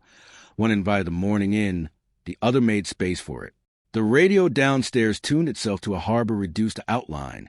Rope go, the hum of engines that prefer rest. It added a voice unfamiliar and kind. Forecast, steady. Repairs ongoing, joy stable. I carried a pinch of salt to the landing. Habit isn't devotion anymore, just hygiene for miracles. The radio accepted it with a soft click. Gratitude's punctuation. The bulletin board had learned to host without supervision. The house manual draft stood thick with notes, addenda, handwriting layered like polite graffiti. Someone had underlined aftercare twice. Someone else had taped a pressed basil leaf near borrowed roof. A child had drawn a window and labeled it both. Luca read out loud, low and steady, as if checking a pulse. This building speaks fluent kindness now. Anna smiled. Then it's ready to inherit itself. We took that as a sign. At the alley, yesterday's puddles had evaporated without gossip. The chalk circle survived in outline. Inside, a child's handprint had turned pale dust. On the cloth, the stitch cup's crack had been reinforced with 2 extra threads by someone unknown and competent. The coin in the mortar glinted like a steady eye. We brought the tray, clean and unneedy. No wall work today, just sunlight, which kept its appointment. The baker waved from the far corner, flour up to his elbows, and mimed the gesture of needing air. "Bread continues," he shouted, and it did. The radio, carried outside on a cord like a pet, murmured between stalls. Community forecast. No urgent repairs. Optional gratitude recommended. By mid-morning, the alley had become routine again. Vendors arguing in the affectionate register, a cat managing traffic, the municipal worker reading the manual with his lunch. The elderly man with the patient need took the stairs at a decent tempo and paused on each landing only to greet them by name. A letter waited at the door. When I came back up, not M. Not citrus, ink, not ceremony.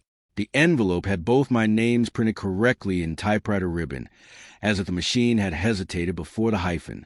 Inside, an official form stamped archive receipt. Confirmation that a set of photographs, dates, addresses, signatures had been transferred to Community Records/Residence Initiative. A single note at the bottom, handwritten by whoever files kindness for a living. You built something that files itself. Congratulations. Anna read over my shoulder and said, "Proof demoted to record. Receipt promoted to inheritance." I said, "We took it to the board. Pin it under your writing it right, and didn't talk about it again." The day unrolled like linen. Bread, tea, hinges, air, each did its job without requesting metaphor. Luca oiled the door handle. Anna taught the child in yellow how to fold the cloth back on itself, so the stitch crack would never fray. The boy with the scraped knee practiced drawing straight lines with the carpenter's pencil, then left it balanced on the sill like a bookmark in weather. At noon, we visited the Miraduro.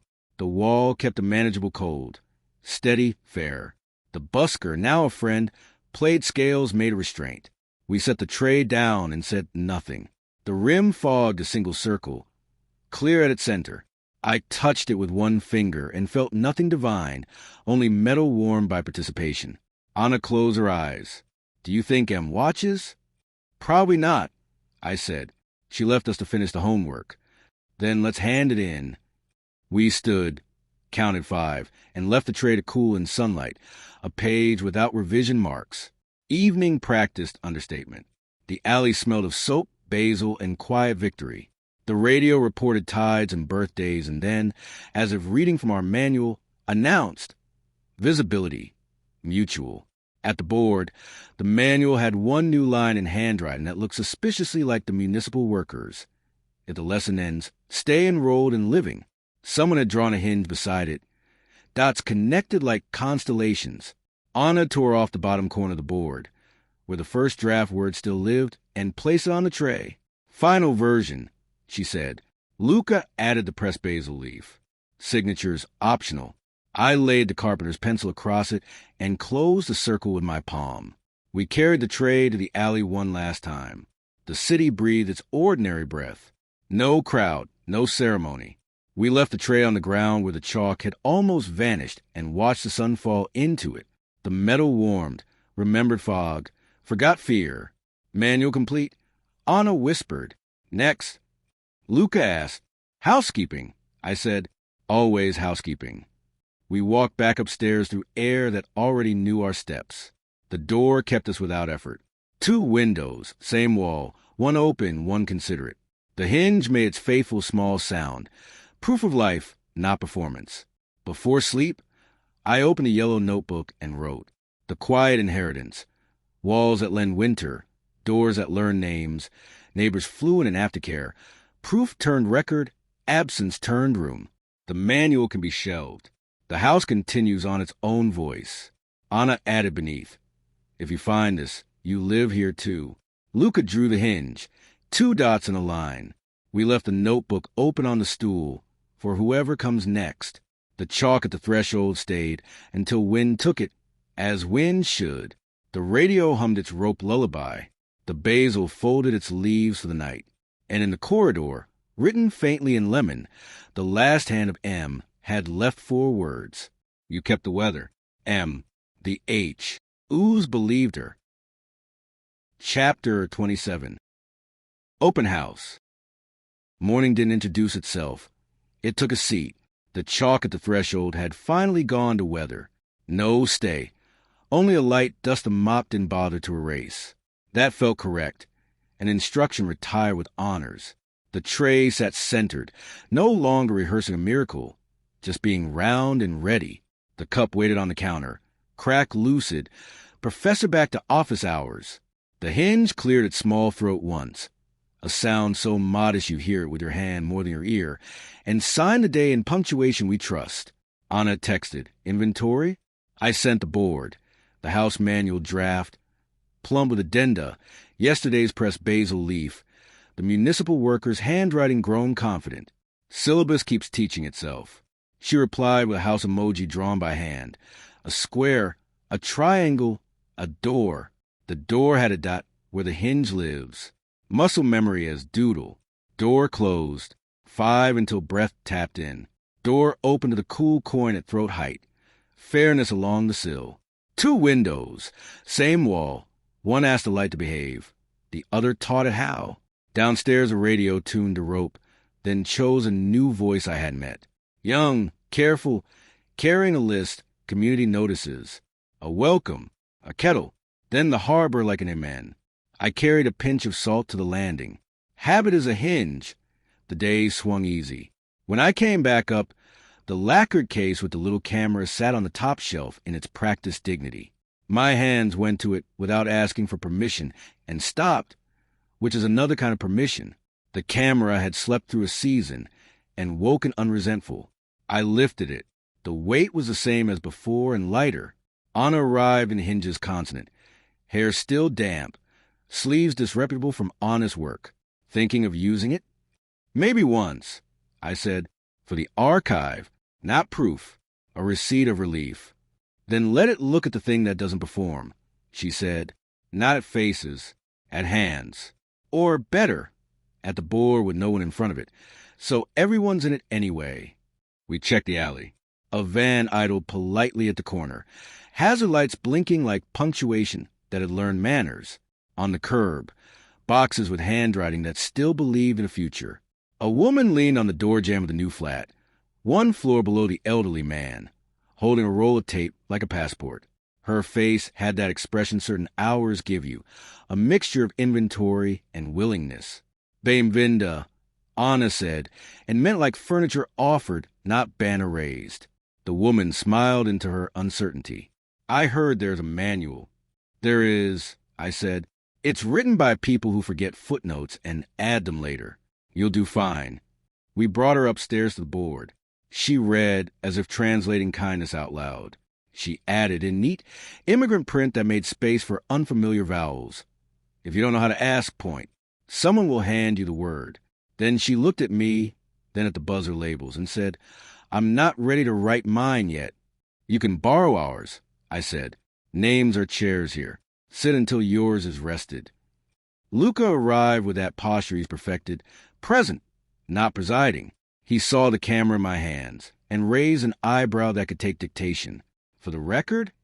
For the record, I said, one frame, of a door, or the board, or the seam on the wall where shadow keeps its manners. He nodded, relieved by our restraint. Then shoot like you're returning something, not taking it. We walked to the Miraduro because that's where you go when days are ready to be believed without explaining themselves. The wall kept a square of mildness, more shade than cold, summer's version of fairness. We set the tray and asked nothing. The rim cleared one quiet witness tick as if to say, stand there, but don't make a spectacle out of standing. The busker played a scale that could afford mistakes. The river rehearsed iron. A tram went by with a number and, for once, no apology. I lifted the camera, breathed in 5 the way you do when you want your hands to remember you're a body first. I aimed not at the view but at where the railing meets stone, the scene we've trained ourselves to respect. One click. The shutter sounded like a hinge that's been oiled and forgiven. That's enough, Anna said, and my bones agreed. No more, I said to the camera, and it liked me for it. Back in the alley, the van had turned into furniture in the shape of boxes. The new neighbor taped labels that were both prayer and inventory. Mugs, winter, books, spices, what's left. The child in yellow arrived with her friend and a roll of masking tape. She carries now like a baton. Do you need a sign? She asked the woman. Yes, the woman said. Right, we are arriving slowly. The child did, capitals careful as rain. We lent the walls winter to a carton marked cream and courage. The tray behaved without sermon. The radio read the community notices in a voice that had practiced humility. Open house at the end of the alley. Bring chairs. Do not bring speeches. Kettle on at 3. The elderly man contributed a stool with a scrawl still on it, for knees and leaks, and then sat on the step anyway, because dignity prefers stairs. The kettle hour approached as if promoted. Anna put water on upstairs, then another pot downstairs at the bakery, because kettles work better in chorus. Luca taped a fresh page to the board, open house, and wrote nothing else. Blank is a talent we pay forward. The door kept us as we carried chairs down the stairs, which is a sentence full of hinges. The new neighbor stood at her threshold and tried on the building's pace. I'm not used to this, she confessed. That's fine, I said. Neither were we. The manual is mostly about how to forgive learning out loud. People arrive as they do when attendance isn't asked for. With soup with tins with a bag of ice that defeated 3 flights and still arrived cold, with a bunch of basil that had ambitions. The child established 2 chalk circles, side by side, listen and speak. She explained their use to anyone taller than her. You stand in one, then the other. You don't leave, V in either. We set the tray in the shade and let the wall keep summer honest. The cup, invited for the first time in days, joined with water and a crack you could trust. We poured, here, here, here. Witness points that dried as fast as gratitude, which is to say, at a pace you must keep refreshing. We practiced not losing anything when we let it go. When the kettle sang, the alley became kitchen. Porcelain and mismatched mugs, a dented thermos that insisted on being useful, sugar that apologized as it arrived, salt already present because manuals remember things. The new neighbor counted her breaths in 5, because we do, and the day relaxed around her. Toast? Someone asked, as if speeches to be translated into edible. No speeches. Anna reminded gently, but we can read a line. We took turns at the board the way you take turns with a window. The municipal worker read if an inspector arrives, offer a chair before complaint form, and sat in his own joke happily. The elderly man read if your knees are older than your errands, rest in 5s, and the building echoed him with its stares. The child read her newest. If you fall, say so out loud. It helps the ground apologize. The ground, for once, tried. The new neighbor stood in the listen circle, then in the speak. She began and stopped, searching the air for a word that would carry without bruising. She pointed at the board, the line she had written earlier. If you don't know how to ask, point. So she did. We handed her asking like a folded towel. She tried it on. The hour made space. I took the camera out once more, not to test a miracle, but to honor the receipt. One frame. The bulletin board alone, without bodies, the lines in many hands, the press leaf, the carpenter's pencil, the little envelope label for aftercare. That was the portrait, a building's handwriting. Click. Then the camera slept again, unresentful. Its view turned into a pocket of time we might print on a day that needs reminding. By late afternoon, the open house was exactly that. Doors open, no threshold tests, windows practicing translation, the radio reporting joy stable in a tone bordering on pride. The wall kept a palm of cool. The tray cooled and warmed in turns without needing applause. The cup taut pouring without loss to a teenager who thought metaphors were a trap. And liked this one anyway. Do we need Luca asked me quietly, not hopeful or sad, just curious about the shape of our weather. We have her last line. I said, you kept the weather. And now the weather keeps us. Evening rehearses 2 entries and chose the second with a bow. We returned chairs to their corners. The new neighbor wrote her name on the buzzer strip in pencil, light, provisional, brave. She left space for a hyphen. The elderly man saluted the board as if it had achieved rank. Upstairs, the yellow room kept fairness along the sill, as though we'd never asked it to do anything else. The hinge made one final small sound that meant crossings accomplished. The tray went on the table, honest. The cup dry, intentional, asked nothing. The notebook on the stool lay open to the quiet inheritance. We didn't add a line. Blank is a talent. So as knowing when a paragraph has earned its period. 3 taps, a pause. I opened a lemon and found only air, which I am learning to trust as delivery. Still. Down near the floor, the faintest scuff of chalk written by a child whose letters are half dance, half weather. Open house, every day. No initials. Good etiquette. We ate the after soup. The basil bragged, quietly in green. The radio suggested tides. The depot told enough o'clock with its blank face like a kind moon. 2 windows, same wall, one open, one translated. The door kept us with no effort. Names lived in my mouth like tools that fit the hand. Before sleep, I took the camera from its case and placed it beside the notebook on the stool. Tool next to text, both retired for the night, neither guarding the other. I touched the hinge. The brass one we'd carried pocket warm for weeks, and felt ordinary steadiness, which is a kind of miracle not interested in capital letters.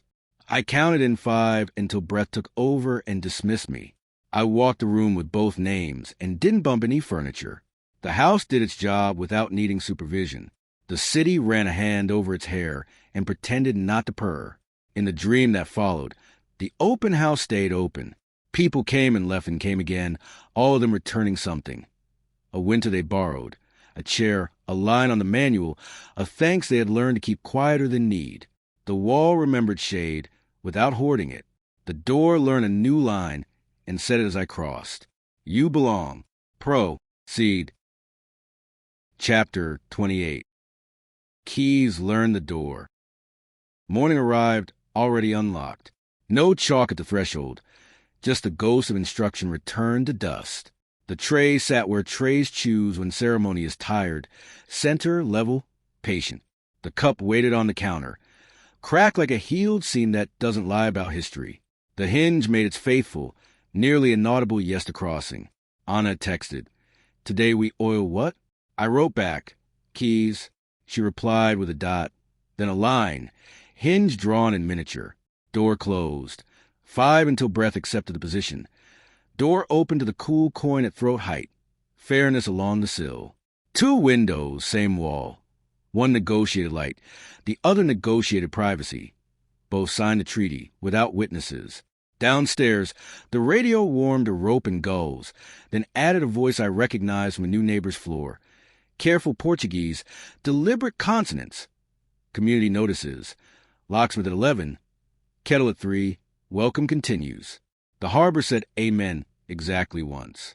On the board, the house manual draft had grown one ribbon of tape at the top that said open house. Every day in a child's decisiveness. The municipal worker had lettered addition to beneath, then struck it through, embarrassed by numbering kindness. Someone had pinned a small cloth pouch labeled spare, for when knowing the door is not enough. At 11, the locksmith arrived, carrying his craft like a weather system. Quiet, prepared, bringing little miracles that disliked boasting. He wore a shirt the color of affordable sky, and had the expression of a person who trusts metal more than mood. "Locks age," he said to the board, as if explaining himself to a teacher. "Hinges learn, keys forget. We make introductions." He set his tray on a folding table. His tray, not ours, laid out blank keys in a file that hissed like polite rain.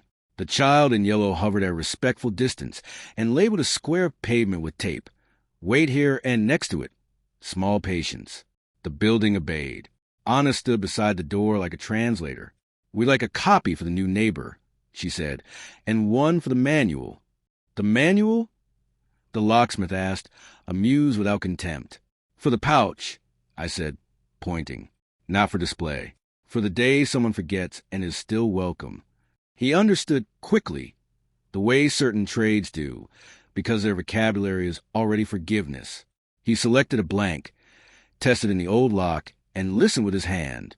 "Your door knows its work," he said to the hinge. The hinge, flattered, refused to creak.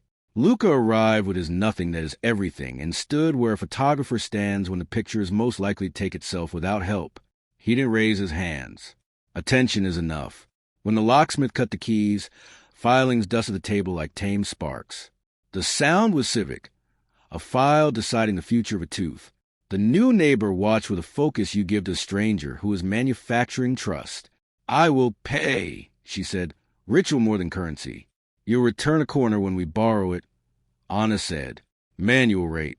The first copy turned in the lock like a sentence choosing the right verb. The second joined it, then a third, smaller brass, punch will hold the size of permission, dropped into the cloth pouch marked spare. The locksmith stamped a tiny star near the head of each key, then looked a question at me. "Why a star?" I asked. "So you can find it in a bowl without arguing," he said. "And because doors like a compliment they can hold in their mouth." We applauded with silence. It's a skill now. At noon, we took the tray to the mirror drill not to ask anything, only to confirm the city's steady temperature. The wall kept the summer-correct cool in the railing seam. The tray fogged once, cleared and forgot, exactly as it should. The busker played nothing we recognized, and therefore everything we needed. A tourist took a photo of the rail and, by accident, captured the place where fairness and shadow shake hands. Back in the alley, the child in yellow handed the new neighbor a strip of tape and a pen. "Buzzer," she prompted. The new neighbor breathed like a person meeting a ridge they can climb. She wrote her name in pencil first, then in ink, then added a hyphen she wasn't sure about and let it stand. It looked correct because Dowd had written it honestly. The radio read, "Kettle at 3. The baker answered by tapping his ladle against the pot. A bell for people who prefer soup to proclamations. We set water upstairs and another kettle downstairs. Open house works best in stereo. The locksmith stayed for tea, accepted a small saucer as if it were a contract, and wrote on the board, "Draftsman's neatness. If a door is shy, introduce it to a kind key. If a key is proud, file it into manners." He pinned one blank key under the note with a ribbon of tape that said for practice and signed nothing. Afternoon wore its warmth without bragging. A breeze negotiated the alley like a diplomat with a strict code of small mercies. The elderly man took the stairs in fives and stopped once to point at the spare pouch on the board, tapping it with 2 fingers and nodding. Good law. The child in yellow labeled the pouch with a dot and a line, hinged by icon, and then added a smaller dot above, star. Her friend corrected the spelling of patience on the pavement without shaming yesterday's chalk. We had one tiny emergency that refused drama. The new neighbor arrived at her door with a bag of greens and found her hands already full of afternoon. She handed the bag to me, the keys to Anna, and, uninvited miracle, her breath to the building. The key turned. The door kept her. "Bem-vinda," the hinge said in its consonant. "Archive." Luca asked later, when the day had cooled enough to think it was competent. "1 frame," I said, and took the camera to the board after everyone had gone in to their dinners. The manual, the pouch, the blank key, the press leaf, the carpenter's pencil, the sentence about inspectors, the child's tape, the municipal worker's lines, the new neighbor's hand, the spare for strangers, the whole choir without faces. Click. I put the camera away. Receipts of relief. Nah. ING more. Evening rehearsed its double entry and chose a version with fewer costumes. The radio murmured rope, then forecast a small rain that would wash the chalk without washing away what the chalk had taught. The depot's handless clock kept enough o'clock, like a friend with good wrists. 2 windows, same wall, one open for weather, one translated for rooms at sleep. At the threshold, I paused with both names in my mouth and let the door learn them again. It did without ceremony. I thought of M, in lemon pencil, her last visible line, "You kept the weather." I answered the air, quiet, not a prayer. We shared it. Before sleep, I opened a yellow notebook and wrote. Keys. Introductions between door and human. Little hinges for pockets. Spare kept at eye level. Manual amended by use. Open house every day until further notice. Anna added beneath. If you forget your key, knock 3 and pause. We remember you. Luca drew a key with a star and no teeth, then added the teeth one by one, counting in 5. The hinge signed the day with its steady syllable. The cup dried without demanding metaphor. The tray cooled into furniture. The basil argued gently with shadow and won on points. And in the dream that followed, keys learned doors the way names learn mouths, slowly, kindly, with filing where pride had left too much metal. The wall kept summer fair. The depot kept time by breath. The radio ate salt and gave us rope. The building, fluent now, said the sentence we have been teaching it for chapters. You belong. Proceed. Bring a spare. Chapter 29. The weather keeps us. Morning arrived with the weight of a folded towel. Light assigned. No chalk on the threshold, and no need for it. The tray sat centered like a page turned to the right paragraph. The cup waited on the counter, its crack a seam that didn't demand backstory. The hinge offered its minute consent to crossing and then forgot itself, which is how consent should work. Anna texted, "Revision day or field day." I wrote, "Revision, but outdoors." She answered with square and a small arrow. Map shorthand for meet in the middle. Door closed. 5 until breath raised its hand. Door opened to the cool coin at throat height and fairness along the sill. 2 windows, same wall. One interpreted light. The other translated it. The yellow room had learned to hold steady, without tutoring. Downstairs, the radio tried rope goals. Then a voice new to me, careful and bright. New residence orientation at the board, noon. Bring nothing. Leave something small. The harbor answered with a single cord of rigging. On the bulletin board, the house manual, the word draft had vanished of its own accord, had acquired a tidy index made of pencil marks at the margin. Little slashes that lined up with the sentences people looked for most. The pouch labeled spare hung under the note about inspectors and cake. The blank key for practice had been returned with a star scratched in by a nail, imperfect and brave. The new neighbor stood there with a pencil, the kind that smudges on purpose. "Is it allowed to edit what I wrote?" she asked. "Editing is how we keep it true," Anna said. She added 3 words to her line. "If you don't know how to ask, point." So it read, "And we will point back kindly." Luca arrived with the attention that has stopped pretending to be a device. "How does weather keep people?" he asked, not rhetorically. "By giving them the same forecast," I said, "so they can plan soup." We took the tray down to the alley, not for winter. Summer was reasonable today, but for ceremony with its tie off.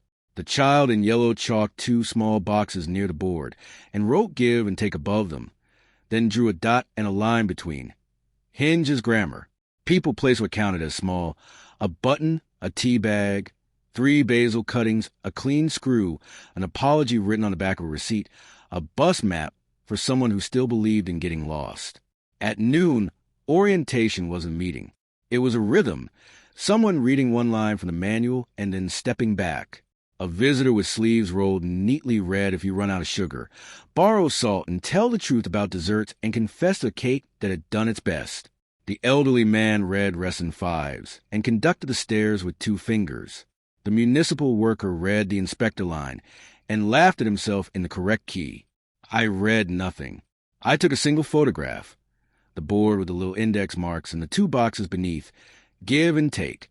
The camera closed its eye like a patient animal and returned to its shelf in my bag. After, the baker brought out a tray labeled ends, heels of yesterday's loaves, the noblest leftovers, and the kettle discovered how satisfying it is to be requested without flattery. The new neighbor stood at her door with a cup and a notebook. She wasn't taking notes. She was holding a place for them. Miraduro? Anna asked practical. Depot first. Luca suggested. I want to see what enough o'clock does when no one's watching. We walked a long way. The handless clock kept time by consensus. Trams move with the confidence of furniture that knows which corner it belongs in. A driver leaned out between stops and taught a child how to count the intervals, not the minutes. The child taught him how to count slow. They shook hands with their eyes. At the Miraduro, the wall kept a square shade like a host seating a table. We set the tray on the seam where rail forgives stone. No fog formed, clarity did. 3 faint ticks along the rim. Here, here, here. Then a fourth that surprised no one and still felt like an extra chair. We put our fingertips on the marks and stood, without theory. The busker tuned, found 5, left it alone. A tourist took a photograph of her own hands and cried, briefly and usefully. Back home, the board had gained 1 more line in a compact hand I recognized from forms and stamps. Records office confirms. Names filed under current. Someone had added beneath in blue, not official, and used kindly. The pouch with the spare key watched the sentence like a modest doorman.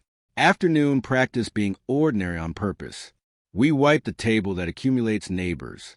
We rehung a picture without lecturing the nail. We straightened a mat. We taught the door to take a new key without feeling replaced. We tried the spare and returned it to its pouch, as grateful as if it saved us from rain. When the radio read community notices again, the voice changed mid-sentence and then righted itself. New at this, it confessed on air. We have you. The harbor hummed as if to say, same forecast. Anna brewed tea that tasted like a sentence the mouth doesn't need to argue with. Luca cleaned the camera lens with cloth that understands privacy. The new neighbor slid a small folded paper into the give box, a drawn map from our street to her mother tongue, arrows annotated with kindness. This word is sharper. Use carefully. This one is soft. Offer first. Evening chose the version of itself that cooperates with doors. We left the windows negotiating like equals. The tray cooled the background. The cup drank and dried without telling anyone what it had done. The hinge collected crossings and spent none of them loudly. I opened a yellow notebook and wrote at the top of a fresh page.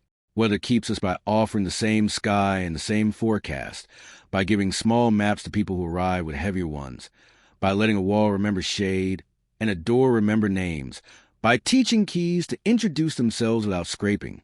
Anna added, if you need to fix something, fix it where other hands can see. That's a promise, not a performance. Luca drew 4 ticks along a circle and wrote room for 1 more. We didn't wait for proof. We didn't check the corridor for citrus. We let the house do its job with us inside it. 2 windows, same wall. A door that knows when to keep and when to let go. A tray that sits where the table breathes best. A cup that wears its seam without asking us to clap. And, for once, I ended the day without practicing a line at the threshold. I turned the light with an ordinary hand and let the room settle into the shape we've been teaching it. Quiet, specific, ready. Night gathered itself and D held. Chapter 30. The quiet that stays open. Morning arrived like an exhale that had finally found its rhythm. The alley looked washed, but not erased. The chalk circles were gone, yet their outline lived in muscle memory. You could still find them if you stood in the right place and waited for the light to confess. The tray sat on the table, loyal and unremarkable. The cup, dry, reflected its own crack as though taking attendance. The hinge offered its brief syllable, a small, fluent word we now recognized. Anna was the first to text. No task today, just weather. I wrote back. Then we're on time. She sent a photo of the basil. Still alive, still working. proof of continuity. The radio downstairs hummed at harbor. Rope goes, mild static, then silence that behaved. No forecast, no instructions, just air earning its keep. We didn't count anymore, though breath still remembered. Door closed. 5 until it opened to the cool coin at throat height. 2 windows, same wall. One rehearsed the light. The other listened. On the board, the house manual had thinned to essentials. Pages gone, borrowed, folded, moved into other hands. Only the spine of tape remained, and 1 page in many handwritings. Manual concluded by use. House self-sufficient. Continue in other buildings. Someone, probably the child, had drawn a tiny door beside it, slightly ajar, with 3 dots beyond. Luca arrived carrying the camera. "I think it wants to stay," he said. "It's earned stillness," Anna replied. He set it on the stool beside the notebook. I opened to the last written page and found a blank waiting, not for words, but for rest. We didn't add anything. We let the pencil roll off the edge and land with a sound small enough to count as punctuation. Then came rain. Soft, domestic, more like repair than weather. The wall kept its shade. The windows negotiated with the drops and found music. The tray caught 3 of them. Here, here, here. Perfect witnesses, unrequested. The new neighbor appeared at the board with a pot of something kind and a folded note. She pinned it beneath "Continue" in other buildings and left before anyone could read it. When the rain stopped, we saw her words. "I think I have learned how to ask." The child pressed her hand to the ghost of the chalk circle, then to the wall, then to my sleeve, as if confirming they still spoke the same language. "They remember," she said. "Who?" "All of them." Toward evening we walked to the depot. The handless clock held its blank face steady in the wet light. No one asked the hour. Breath had it covered. A tram passed without hurry, its number correct, its passengers certain enough. We climbed the hill again. I closed the door with the discretion of someone arriving at a room that already knows their name.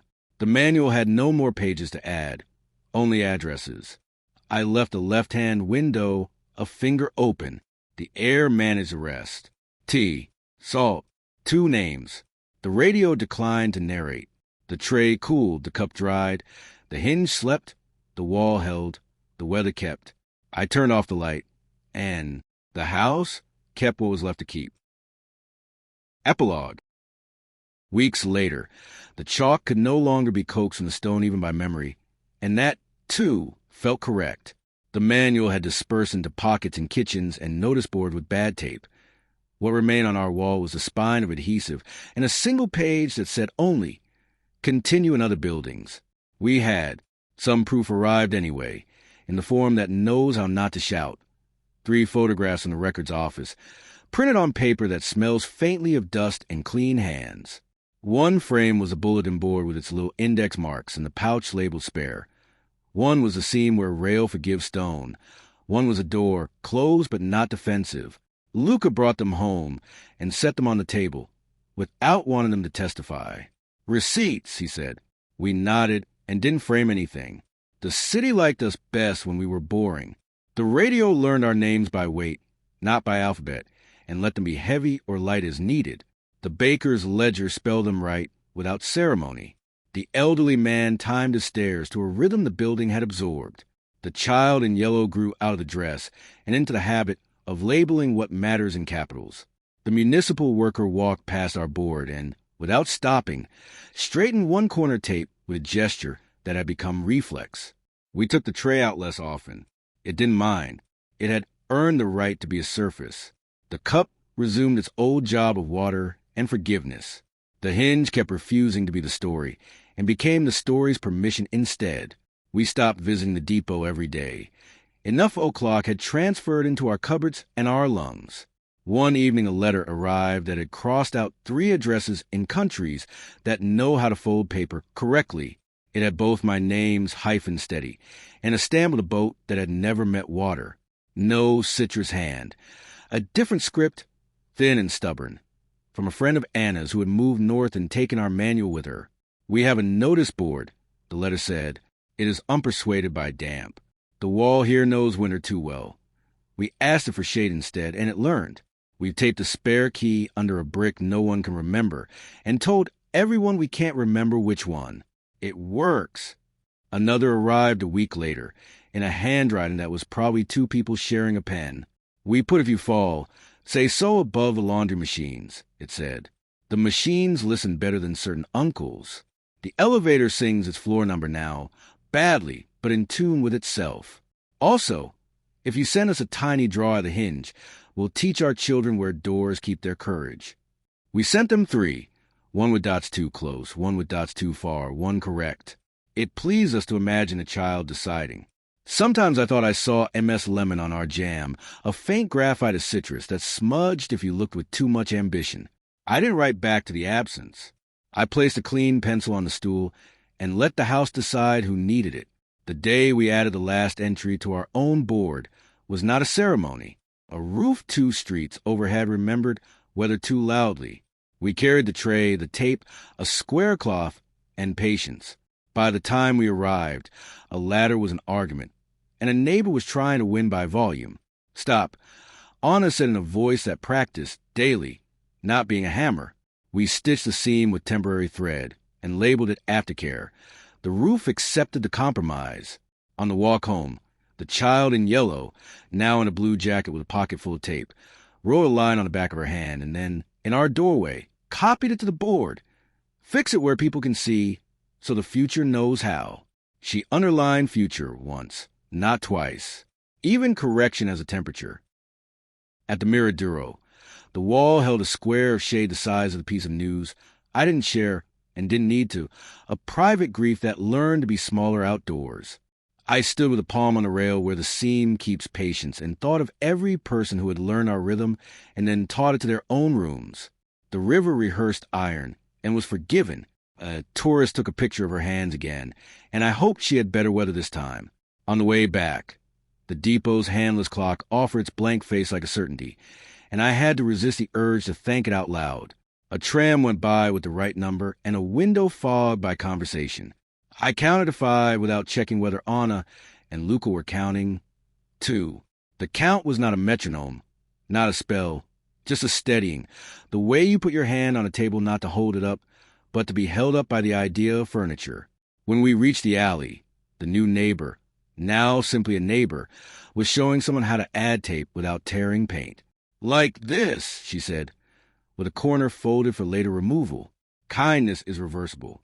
The someone, tired, polite, with a duffel that learned other countries, smiled in the way you do when a floor remembers you before ceiling does. That night I opened the notebook and found we had, finally, almost nothing left to say. I wrote one line small at the top margin of a page that already had a life. If you need this book, it's yours. Leave it behind you when you go. Under it, Anna printed. If you don't know where to start, borrow our 5 and begin anywhere. Luca drew a circle with 4 faint ticks and then, beside it, a second circle with none. He didn't label them. He put the pencil down. Sometime after midnight, sitting asleep in places, rehearsing in others, 3 quiet taps came with their old courtesy. I opened a lemon and found nobody waiting. Only a shadow on the step, the shape a hand leaves when it's teaching a door the scale of knock and pause. I touched the wood and felt the hinge answer with its small, specific syllable. The tray cooled as if to remind itself it could. The cup dried without asking for applause. The wall kept what shade night still owns in a summer like ours. The radio downstairs breathed rope and then went still, not because it had run out of news, but because the air had learned to carry it for a few hours. In the morning, the board would shed a page to a building we hadn't met yet.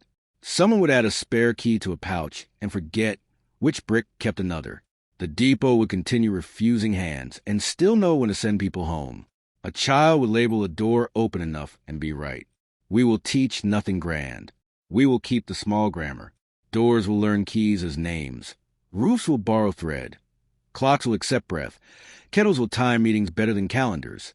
If a day misbehaves, we will answer softly, in acts. That is the inheritance. Not the miracle, but its maintenance. Not the letter, but the habit of reply. Not a blessing, exactly, but the address where one could be received. When I turned the light off, I didn't listen for an omen.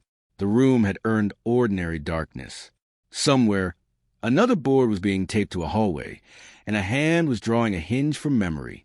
The weather, which had been keeping us for some time, continued to shift without complaint. This was The Echoes of Tomorrow by Jasmine Taylor. If you enjoyed this journey, consider subscribing to the Inktail channel for more immersive stories. The journey continues on the Inktail channel.